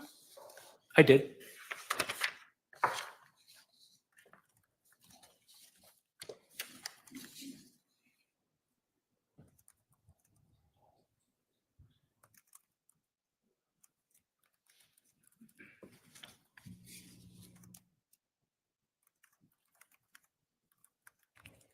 It was not part of your duty to check anything in the perimeter. You weren't looking for evidence. You were just dealing with the shooter. Is that correct? Well, not just the shooter, but scene management, making sure the resources were en route. But yes, managed. What all does that entail, scene management? Well, once we knew there was not a threat out, I instructed Officer Wiz to set up an inner and outer perimeter with crime scene tape. What else? Make sure I had a supervisor en route, and then manage the people that walked up to the scene. Who was that supervisor en route? Do you know? Bill Nacella, my sergeant. How many people do you think came up to you at that scene? Well, not up to me, but I instructed one gentleman that was walking on the sidewalk towards us. He needed to just leave the area. This didn't concern him. And then you and your daughter walked up to me, and I just asked you to go back to your car.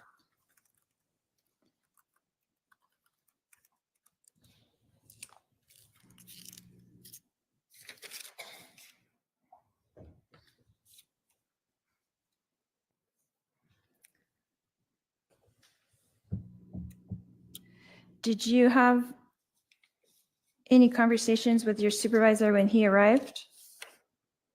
I did. When was that? At some point between me arriving on scene and me leaving the scene. Closer to arriving or closer to leaving? Maybe. Chocolate milkshake says about halftime. Okay. How long do you think that conversation was? Well, you saw it on the body worn camera, so a minute and a half maybe.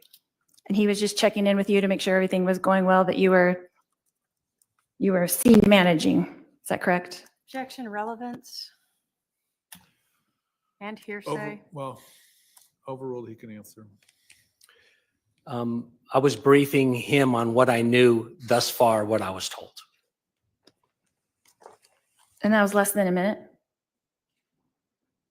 Yeah. Objection, asked and answered. Sustained.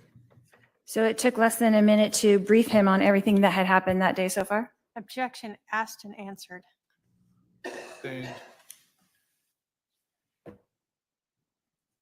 And it took less than a minute to brief the detectives as well of what happened that day? An objection, asked and answered. I'll allow that one. Go ahead. Not what happened, what my portion was and what I knew happened. So what you wrote in your report, basically, what you were told. Is that correct? Yes. So it took you 3 pages to write what you were told, but it took you less than a minute to discuss that with the detectives. Is that correct? Yes. Okay.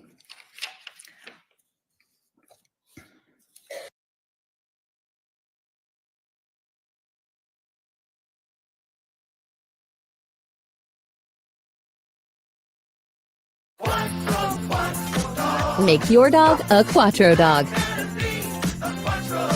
Credelio Quattro. Chandler Police Department. In miles, probably 8 miles, 10 miles maybe. How long do you think that took around? 10 to 15 minutes maybe.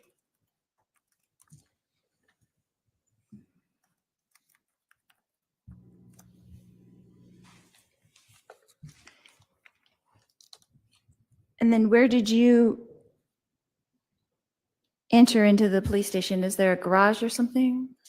I don't recollect where I parked. There's various areas you can park at the police department to access the area that I access. So I'm unable to answer. I don't know where I parked. Okay. And you were able to walk Alex into the police station. Is that correct? Yes, And he was unhandcuffed. Is that correct? correct. And then you took him into an interrogation room. Is that correct? Yes, And then Detective Moffett took over. yes. Just wanted to be clear. Okay.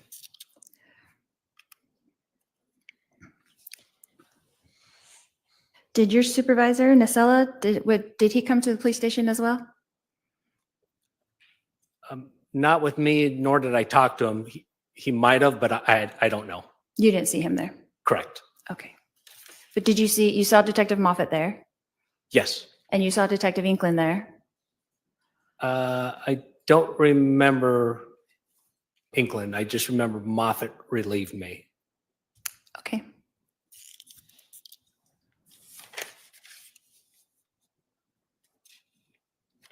That's all I have, Your Honor.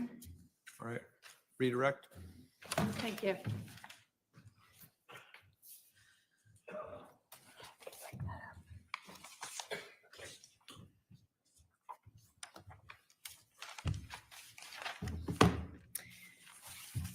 At the beginning of cross-examination, you were asked about Alex Cox's demeanor, if you recall that. I do. And you had advised that he was nonchalant and calm, right? Yes. And you were asked whether or not you were nonchalant and calm too, correct? Yes. Had you just shot someone? No. You were asked if the firefighters were calm and nonchalant. Had they just shot someone? As far as I know, no. How about Officer Wiz? You said he was nonchalant and calm too. Had he just shot anyone? No. So it's not really exactly the same to compare you to the shooter, right? Correct. I would not compare us. When you went up to the scene, you had your gun drawn on him, correct? Yes. Still nonchalant and calm? Yes.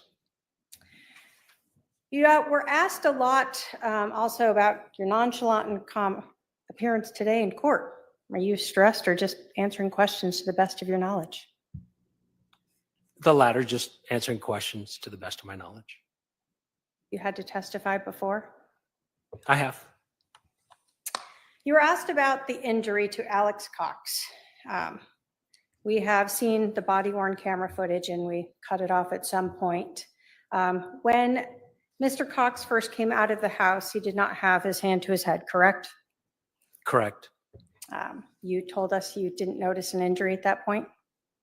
Correct. When he first sat down on the curb before you moved him, did you notice an injury at that point? I did not. Was he touching his head at that point? Recollection, I don't remember.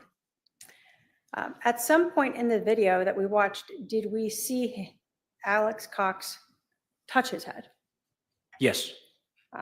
When you were watching him, did you at times see him rubbing his head? Yes.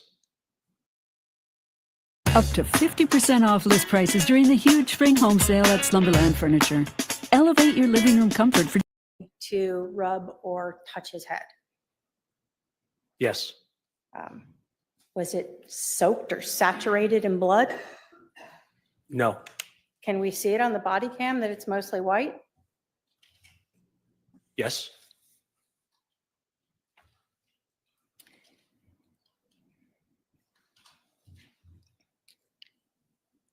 So if we want to really know how long it was that he was seated before he touched his head, we could watch the time on the body cam, right? Yes. You were asked if you met with the prosecutor previously. When we met, did you have to watch that entire body cam? Yes. And is that when you actually initialed it, exhibit number 1 there, so that you would recognize it in court? Yes. You were asked about when you arrived and when you later transported Alex Cox to the precinct. Would looking at the CAD report help refresh your recollection as to when you had at least taken him to the precinct? Yes. If I could have my paralegal bring up the CAD report. Go ahead.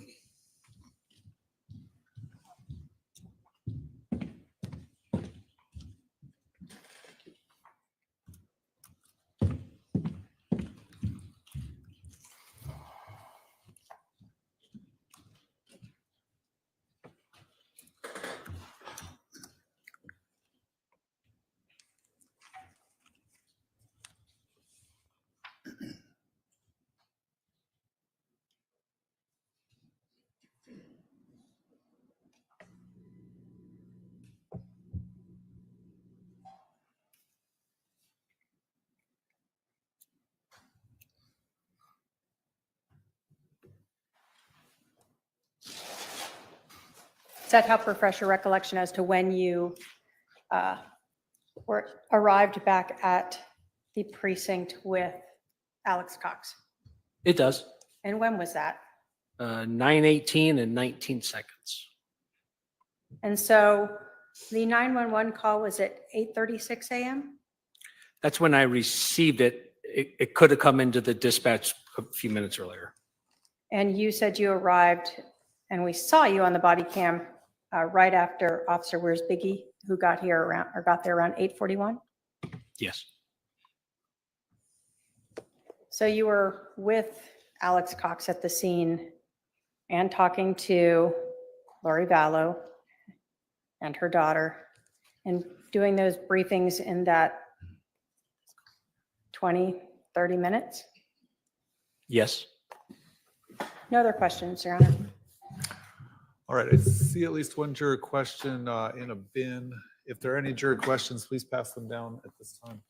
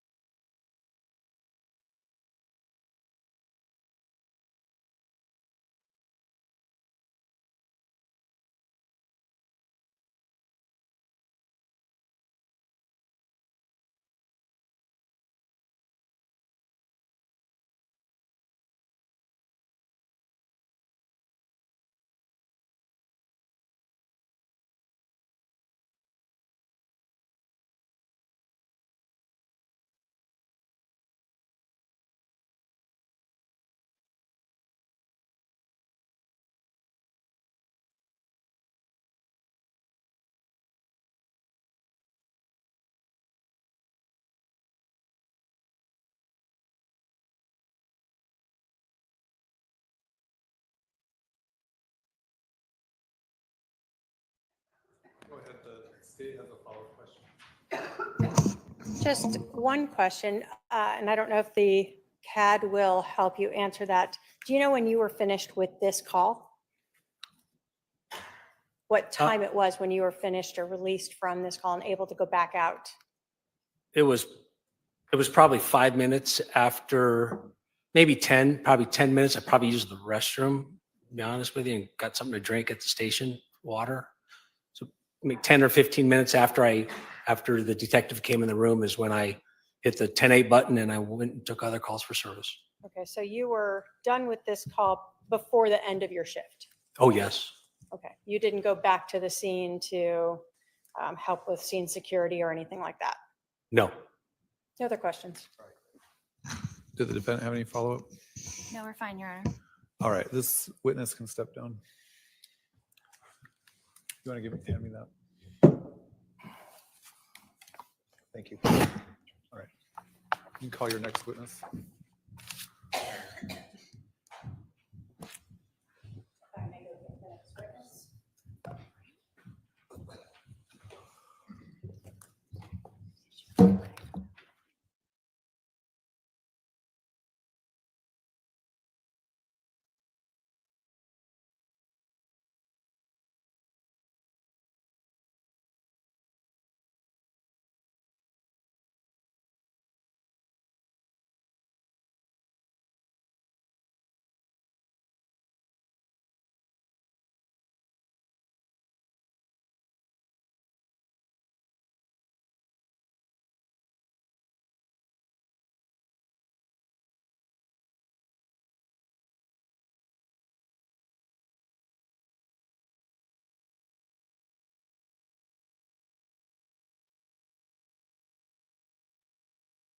The podium here and be sworn in by my clerk. Can you spell your name for the record? Scott, S-C-O-T-T, Please raise your right hand. Solemnly swear that the testimony you're about to give will be the truth, the whole truth, and nothing but the truth, so help you God. All right, you're gonna come up this little ramp, have a seat right here.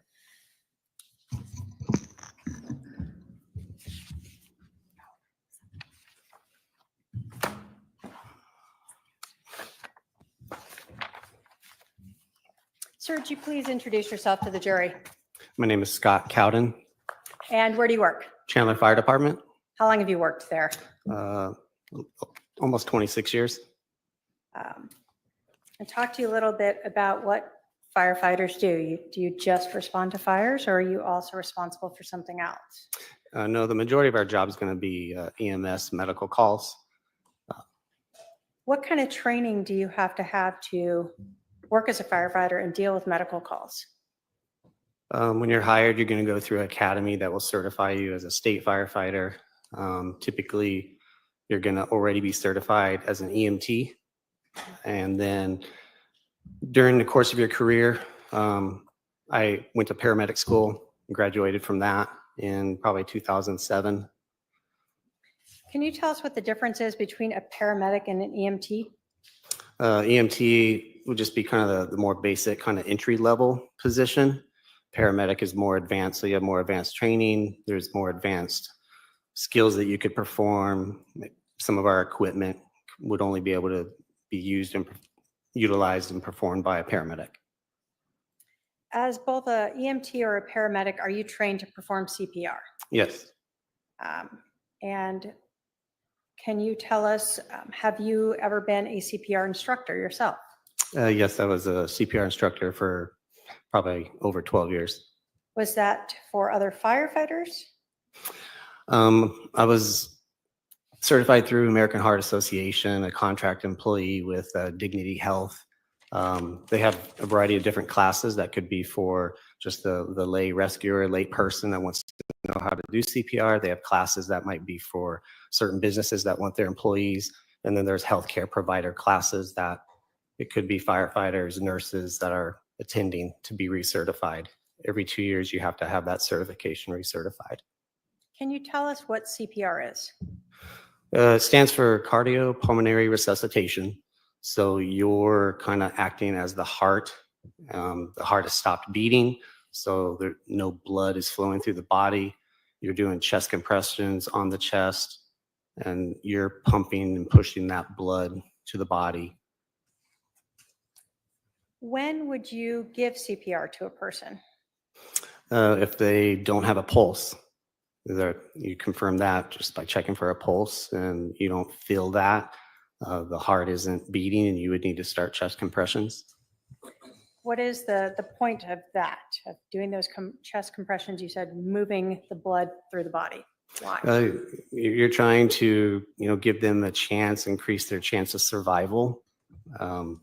I don't know what maybe the latest numbers and statistics might say, but in the past, I've seen it say that if somebody's starts CPR within the first few minutes, it can double or triple their chances of surviving. When you are called to a scene, are you guys being given updates by the 911 operator to your dispatch so you know what to expect? Yeah, so you get dispatched and you already have an idea of the type of call, and then en route we call it PTI, and that will come across the computer screen.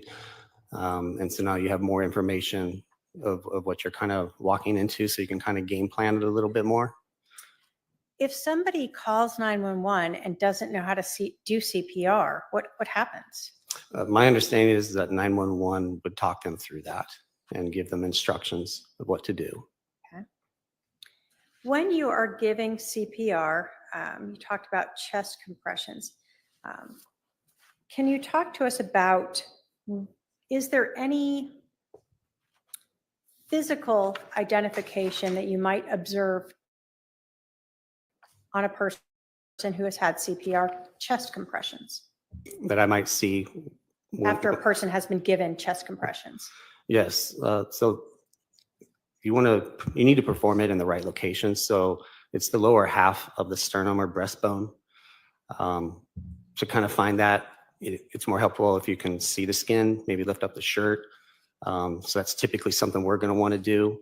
If CPR has been done and it's been done effectively enough, you can see almost like a depression or an impression that is left there on the skin, because you need to do it forceful enough and deep enough that you're actually compressing the heart to push the blood.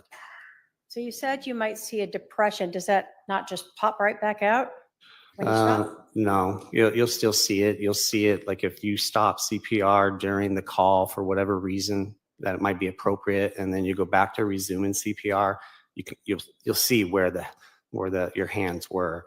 That area can be vulnerable to breaking. Ribs can break during CPR, so there's typically depression in the chest. Do you ever actually hear anything when you are giving someone chest compressions? I for sure feel it. I don't know if it's audible enough to hear it, especially with maybe the rest of the commotion that's going on, but you definitely feel that crunch or that crack. I kind of compare it to like if you're cracking your knuckles in your hands or something, your fingers. It kind of feels like something like that, but more extreme, I guess. And this is something that you have felt multiple times in doing CPR? Yes, and teaching CPR, you want to forewarn people of that too, that to kind of expect that and not necessarily kind of be alarmed. You don't want them to think they've caused more harm necessarily. Does that crack or crunch occur each time you restart CPR in the same patient? No, it's typically just the first couple of times. Have you previously performed CPR on a person who was shot? I'm sure I probably have.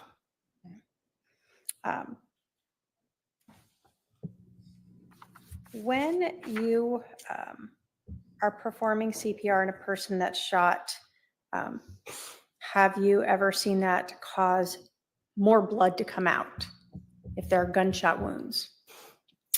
Yes, I've been on some scenes where, it's been a little more bloody, so to speak. You have to be cautious of where you're stepping, or if you're kneeling down by the patient's side to perform the CPR, you're trying to be careful of that. I want to bring you to July 11th of 2019, a call to 5531 South Four Peaks Place. Do you recall this incident? Yes, Do you still have some independent memory of this? yes. Was it the fact that the police interviewed you also make this a more memorable scene? Yes. Do you recall when you first got to the scene, did you just drive right up, or how did you guys approach the scene? Call types like this, we're going to stage and wait for PD to clear the scene so it's safe to enter. So you're going to get into in this particular case, you're going to be in the neighborhood, but you're going to be around the corner, around the block, a street away, whatever kind of might make the most sense based on where we're coming from. Okay. How many people are on a fire engine? In the city of Chandler, we typically have at least 4 on any of our fire engines and fire ladders. And what was your role? So you'll have a captain who's up front. That's the person that's in charge. I'm a fire engineer specifically, so I drive the fire apparatus. And then we'll have 2 firefighters in the back seat. Do you recall in this case about how far away you were staged? I mean, from a time standpoint, we might have been 30 seconds away.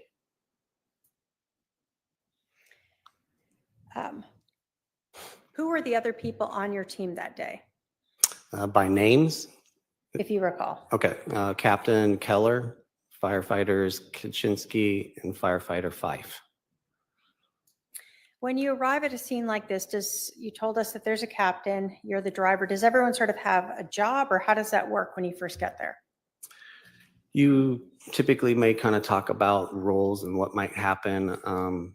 Also, like in this particular case, this was our first call of the day. So all of our calls, we're going to do some documentation and chart it. And so we typically start with the captain will start the first call of the day. So that meant Captain Keller was going to be charting it. So that would leave the other 3 of us to do the evaluation, assessment, and patient contact and skills. So when you drove up to the scene, what did you see? I remember remember us having to make a turn, and a couple of officers, I feel like, were already there, kind of navigate their cars, position right in front of the house. Saw at least one officer outside, saw a citizen, I feel like probably in the driveway somewhere with that officer. And then we just kind of proceeded out of the apparatus. When you guys entered the house, you said that Captain Keller was going to be charting. So does that mean he wouldn't be touching the patient?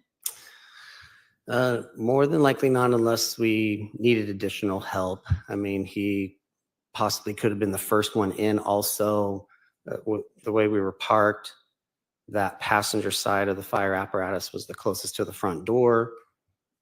He might have been in first, because I'm going to be on the other side. The two firefighters are getting out and going to the back compartment of the truck to get the equipment. So he may have walked up and possibly checked a pulse or something like that first, but he didn't. I don't feel like he did anything else other than that, if that. Okay. You told us that as you're going there, you're receiving information about the patient, correct? Correct. In this case, had you received any information about whether or not he was receiving CPR? Yes, I recall we had that info two ways. We had it with the PTI on our computer screen, which would be coming from our fire department dispatch. And then we have the ability to also listen on the radio to the PD channels. And so we can hear communication between the officers that are getting on scene and then the PD dispatch.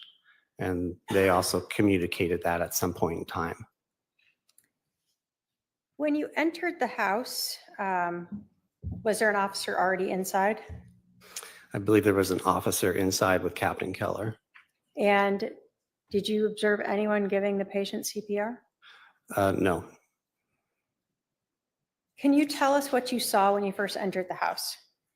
You walked in the front door, just kind of a little entryway, and it kind of, I feel like it stepped down into maybe a formal kind of family room or something, but it was empty with no furniture anywhere in the room.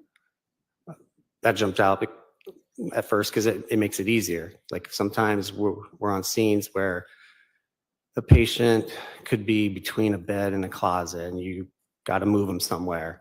So those thoughts are already kind of in your mind that you may have to move a patient just to have better access. And that was not a challenge here. Did you notice any blood on the scene? Not until I saw it on the patient's chest, but I didn't see it in the room. It wasn't something that I was going to need to avoid kneeling in to do CPR, avoid standing in, walking around. There's four of us. We probably had at least 4 boxes of equipment in there. So we didn't have to worry about where we placed this stuff in terms of blood. Have you been to scenes where there's a large pool of blood around the patient that you're trying to not step in, kneel in, get in? Yes. You told us that you saw blood on the patient. Do you recall seeing any blood pooling in his chest, neck area? I don't recall it pooling. He still had clothes on, a shirt on, and so it had been absorbing some blood.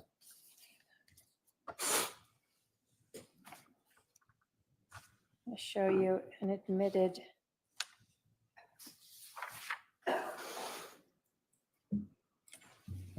exhibit number 3. Do you recall ever seeing this pooling of blood around his neck there? I don't recall that. When you first saw the patient, what was your first impression? That he's lying there unresponsive. You're not seeing any signs of life. You don't see somebody that's maybe moaning from an injury, moving, no spontaneous breathing.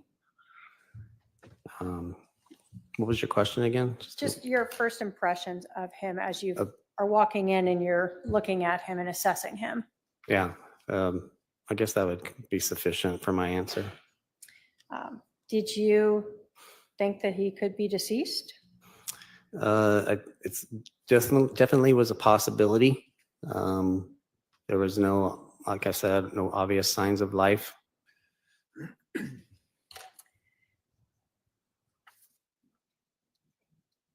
When you got into the room, did someone begin performing CPR on him?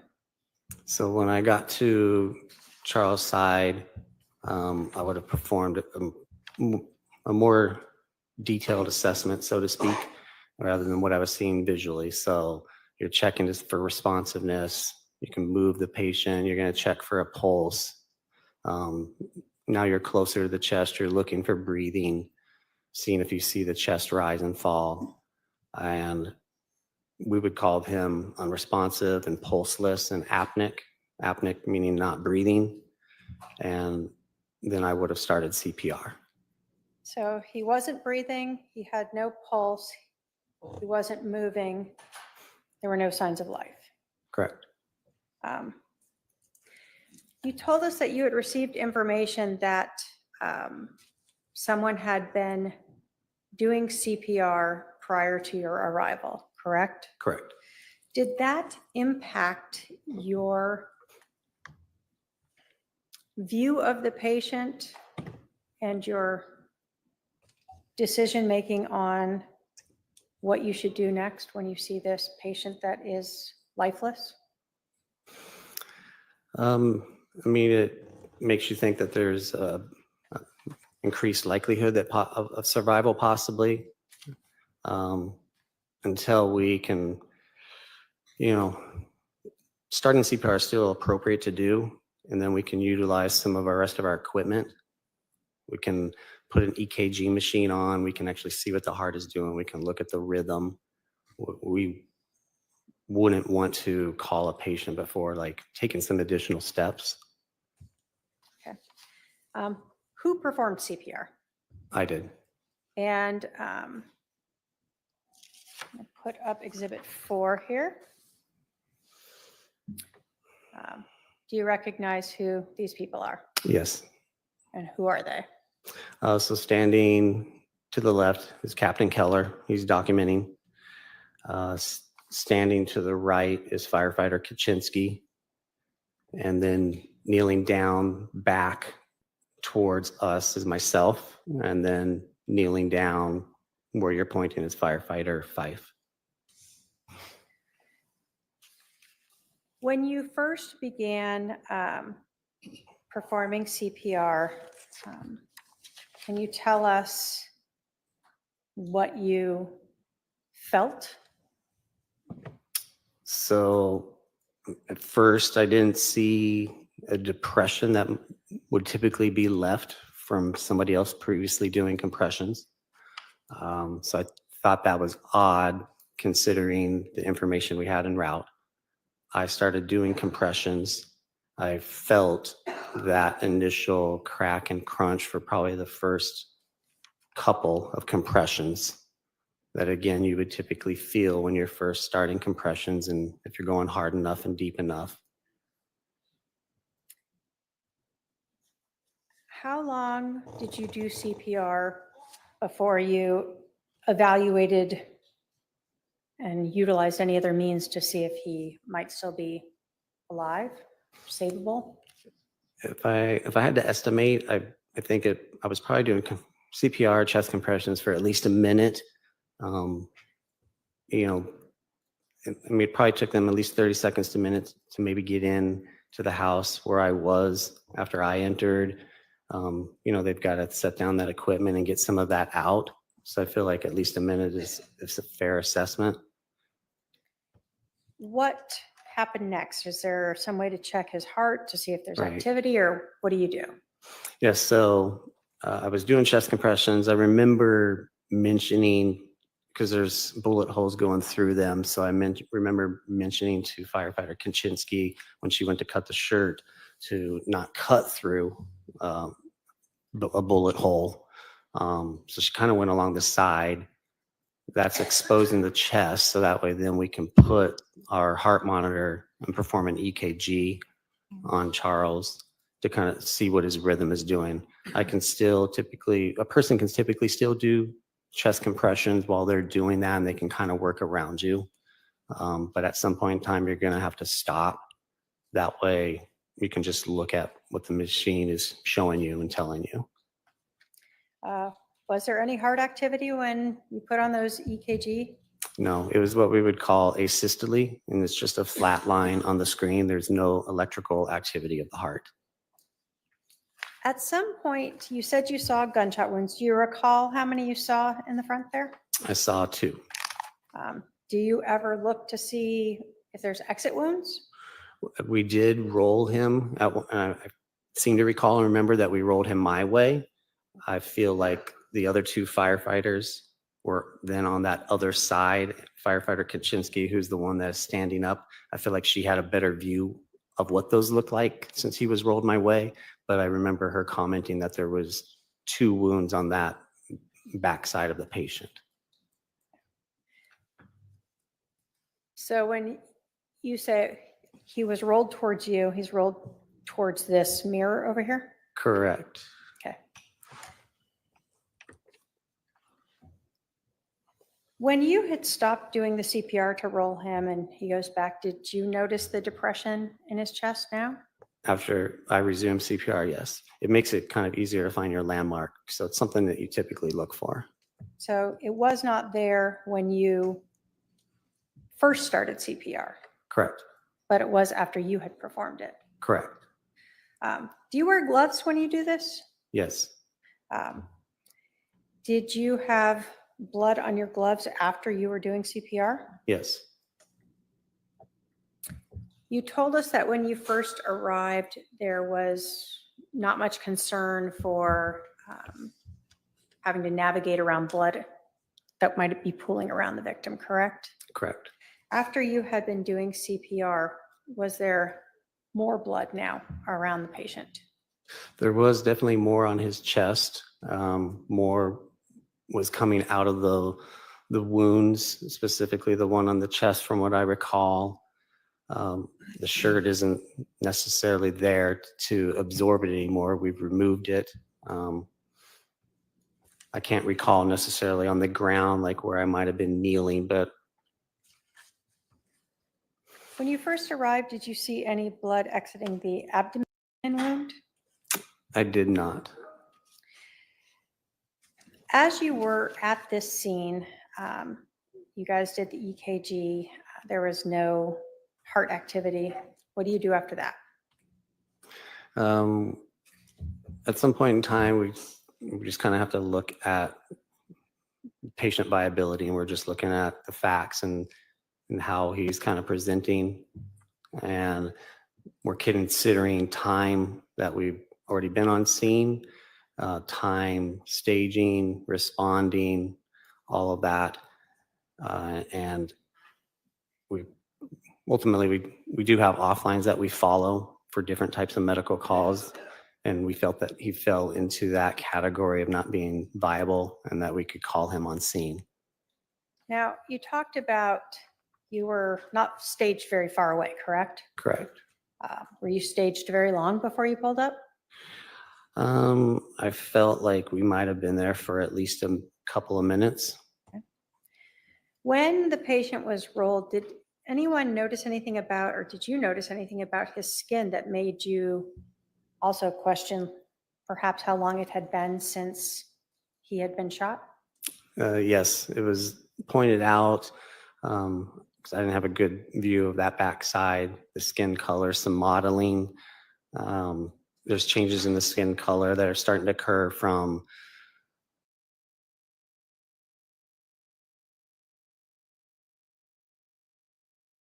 blood hasn't been circulating.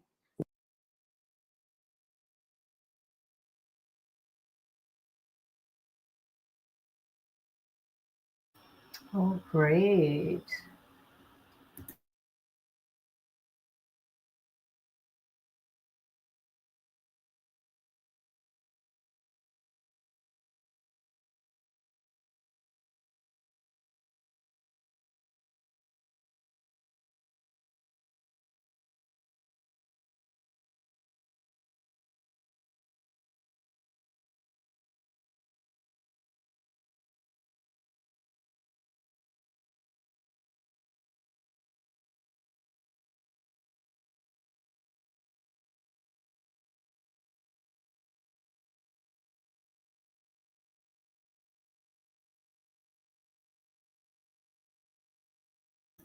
I wonder if they're stopping for the day. I don't know.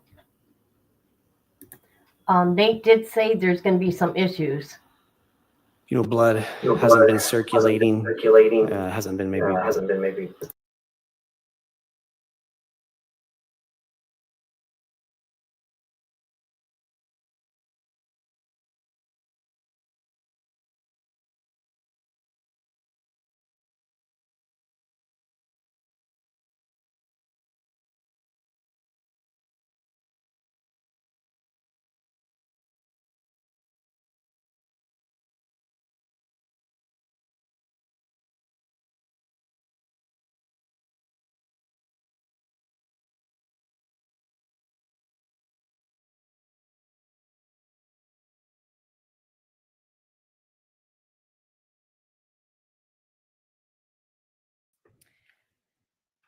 After you guys rolled him, saw the modeling and the lividity, was any further CPR performed? From what I recall, yes. Okay. When did you call this then? Say that again. When did you call it? When did you stop performing CPR?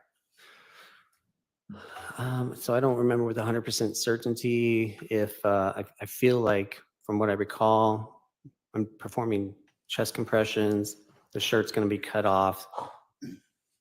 We're exposing the patient, rolling, looking for more wounds and injuries, confirming what we see on the back, pointing that out to Captain Keller so he can document it, rolling back down, resuming CPR, monitors going on, stopping again to look at what the monitor's saying, resuming again to then have a brief discussion based on, okay, what we found, what are we thinking, where does he kind of fall? Ultimately, did you guys terminate any treatment at about 8:48 a.m.? If that's what's on the documentation, I would agree with that. I know we responded in the morning. It was our shift starts at 8 a.m. This was our first call. I don't remember if you said earlier what time we were dispatched or not, or just established the date. If my paralegal could approach with the charting, would looking at the charting help you refresh your recollection as to when you guys ended any life-saving means?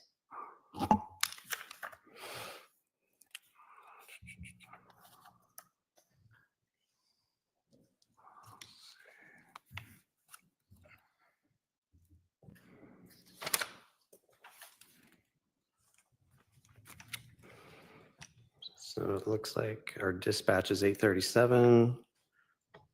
Looks like we might have made patient contact at 8:45.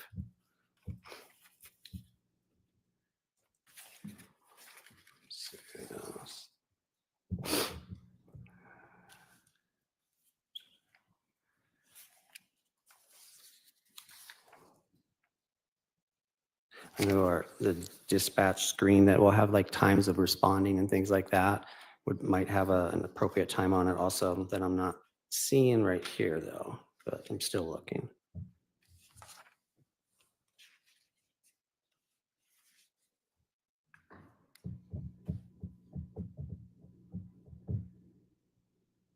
So I see our first monitored rhythm as the asystole, like I said, that date time, I see a time of 8:48. So that might have been when we called him. I can see the obvious signs of death that Captain Keller used as the reason for discontinuing ROSC, return of spontaneous circulation, no. So that would probably be the appropriate time. After, well, let me say, so does it seem about right that you were with this patient for maybe 3 or so minutes? Actively working? Actively working, I think probably close to 5 minutes. And once he's called, what do you do at the scene? What do you do with all your equipment? So once he's called, it's kind of a PD scene now. So we're gonna leave the body. We're gonna gather up what we can. our equipment. Sometimes there's some stuff we might need to leave behind that's necessary to leave on the patient.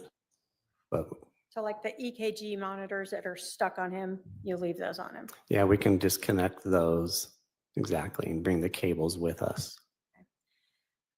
When you told us when you arrived that you noticed a individual with a police officer near the driveway.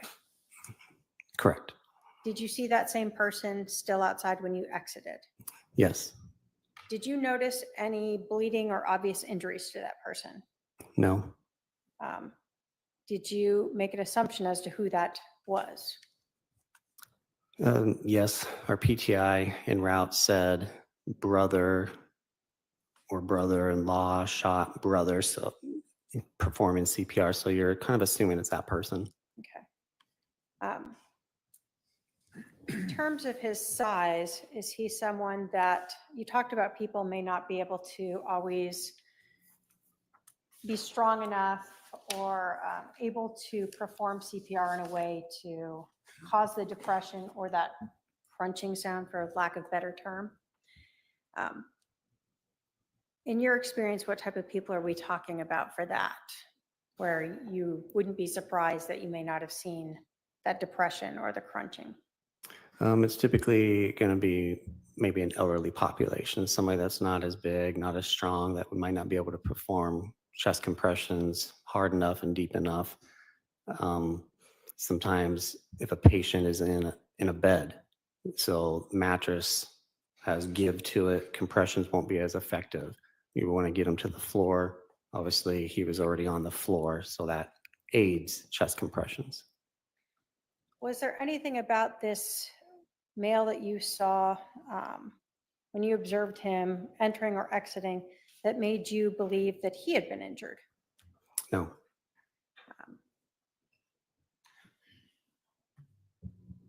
Based upon your training and experience and what you observed and did in this case, would you agree that the victim, Charles Vallow, was dead before you entered the house? Yes. Based upon your training and experience and what you observed and did in this case, would you agree that it was highly unlikely that anyone had performed CPR on Charles Vallow prior to you doing that? Yes. I have no other questions, Your Honor. All right, cross. You want me to go now, or it's 4:30? I didn't know if you wanted to. How long do you anticipate your cross-examination? It'd take a while, Your Honor. All right, we'll break for the evening then. We'll need you back here tomorrow morning at 10:30. 10:30? Yes. All right, we'll release the jury at this time for the evening. We will resume tomorrow at 10:30 a.m. Please remember the admonition. All rise for the jury.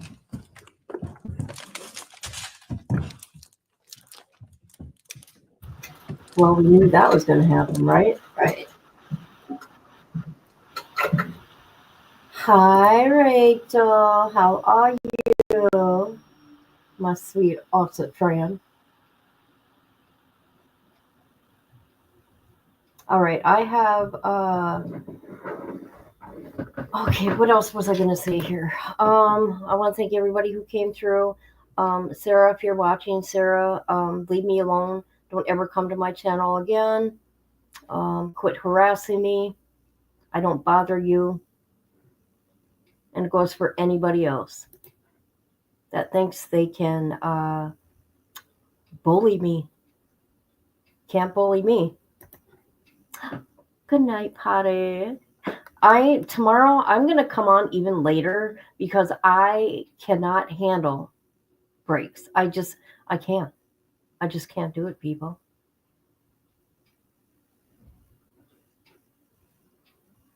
But thank you for being here with me.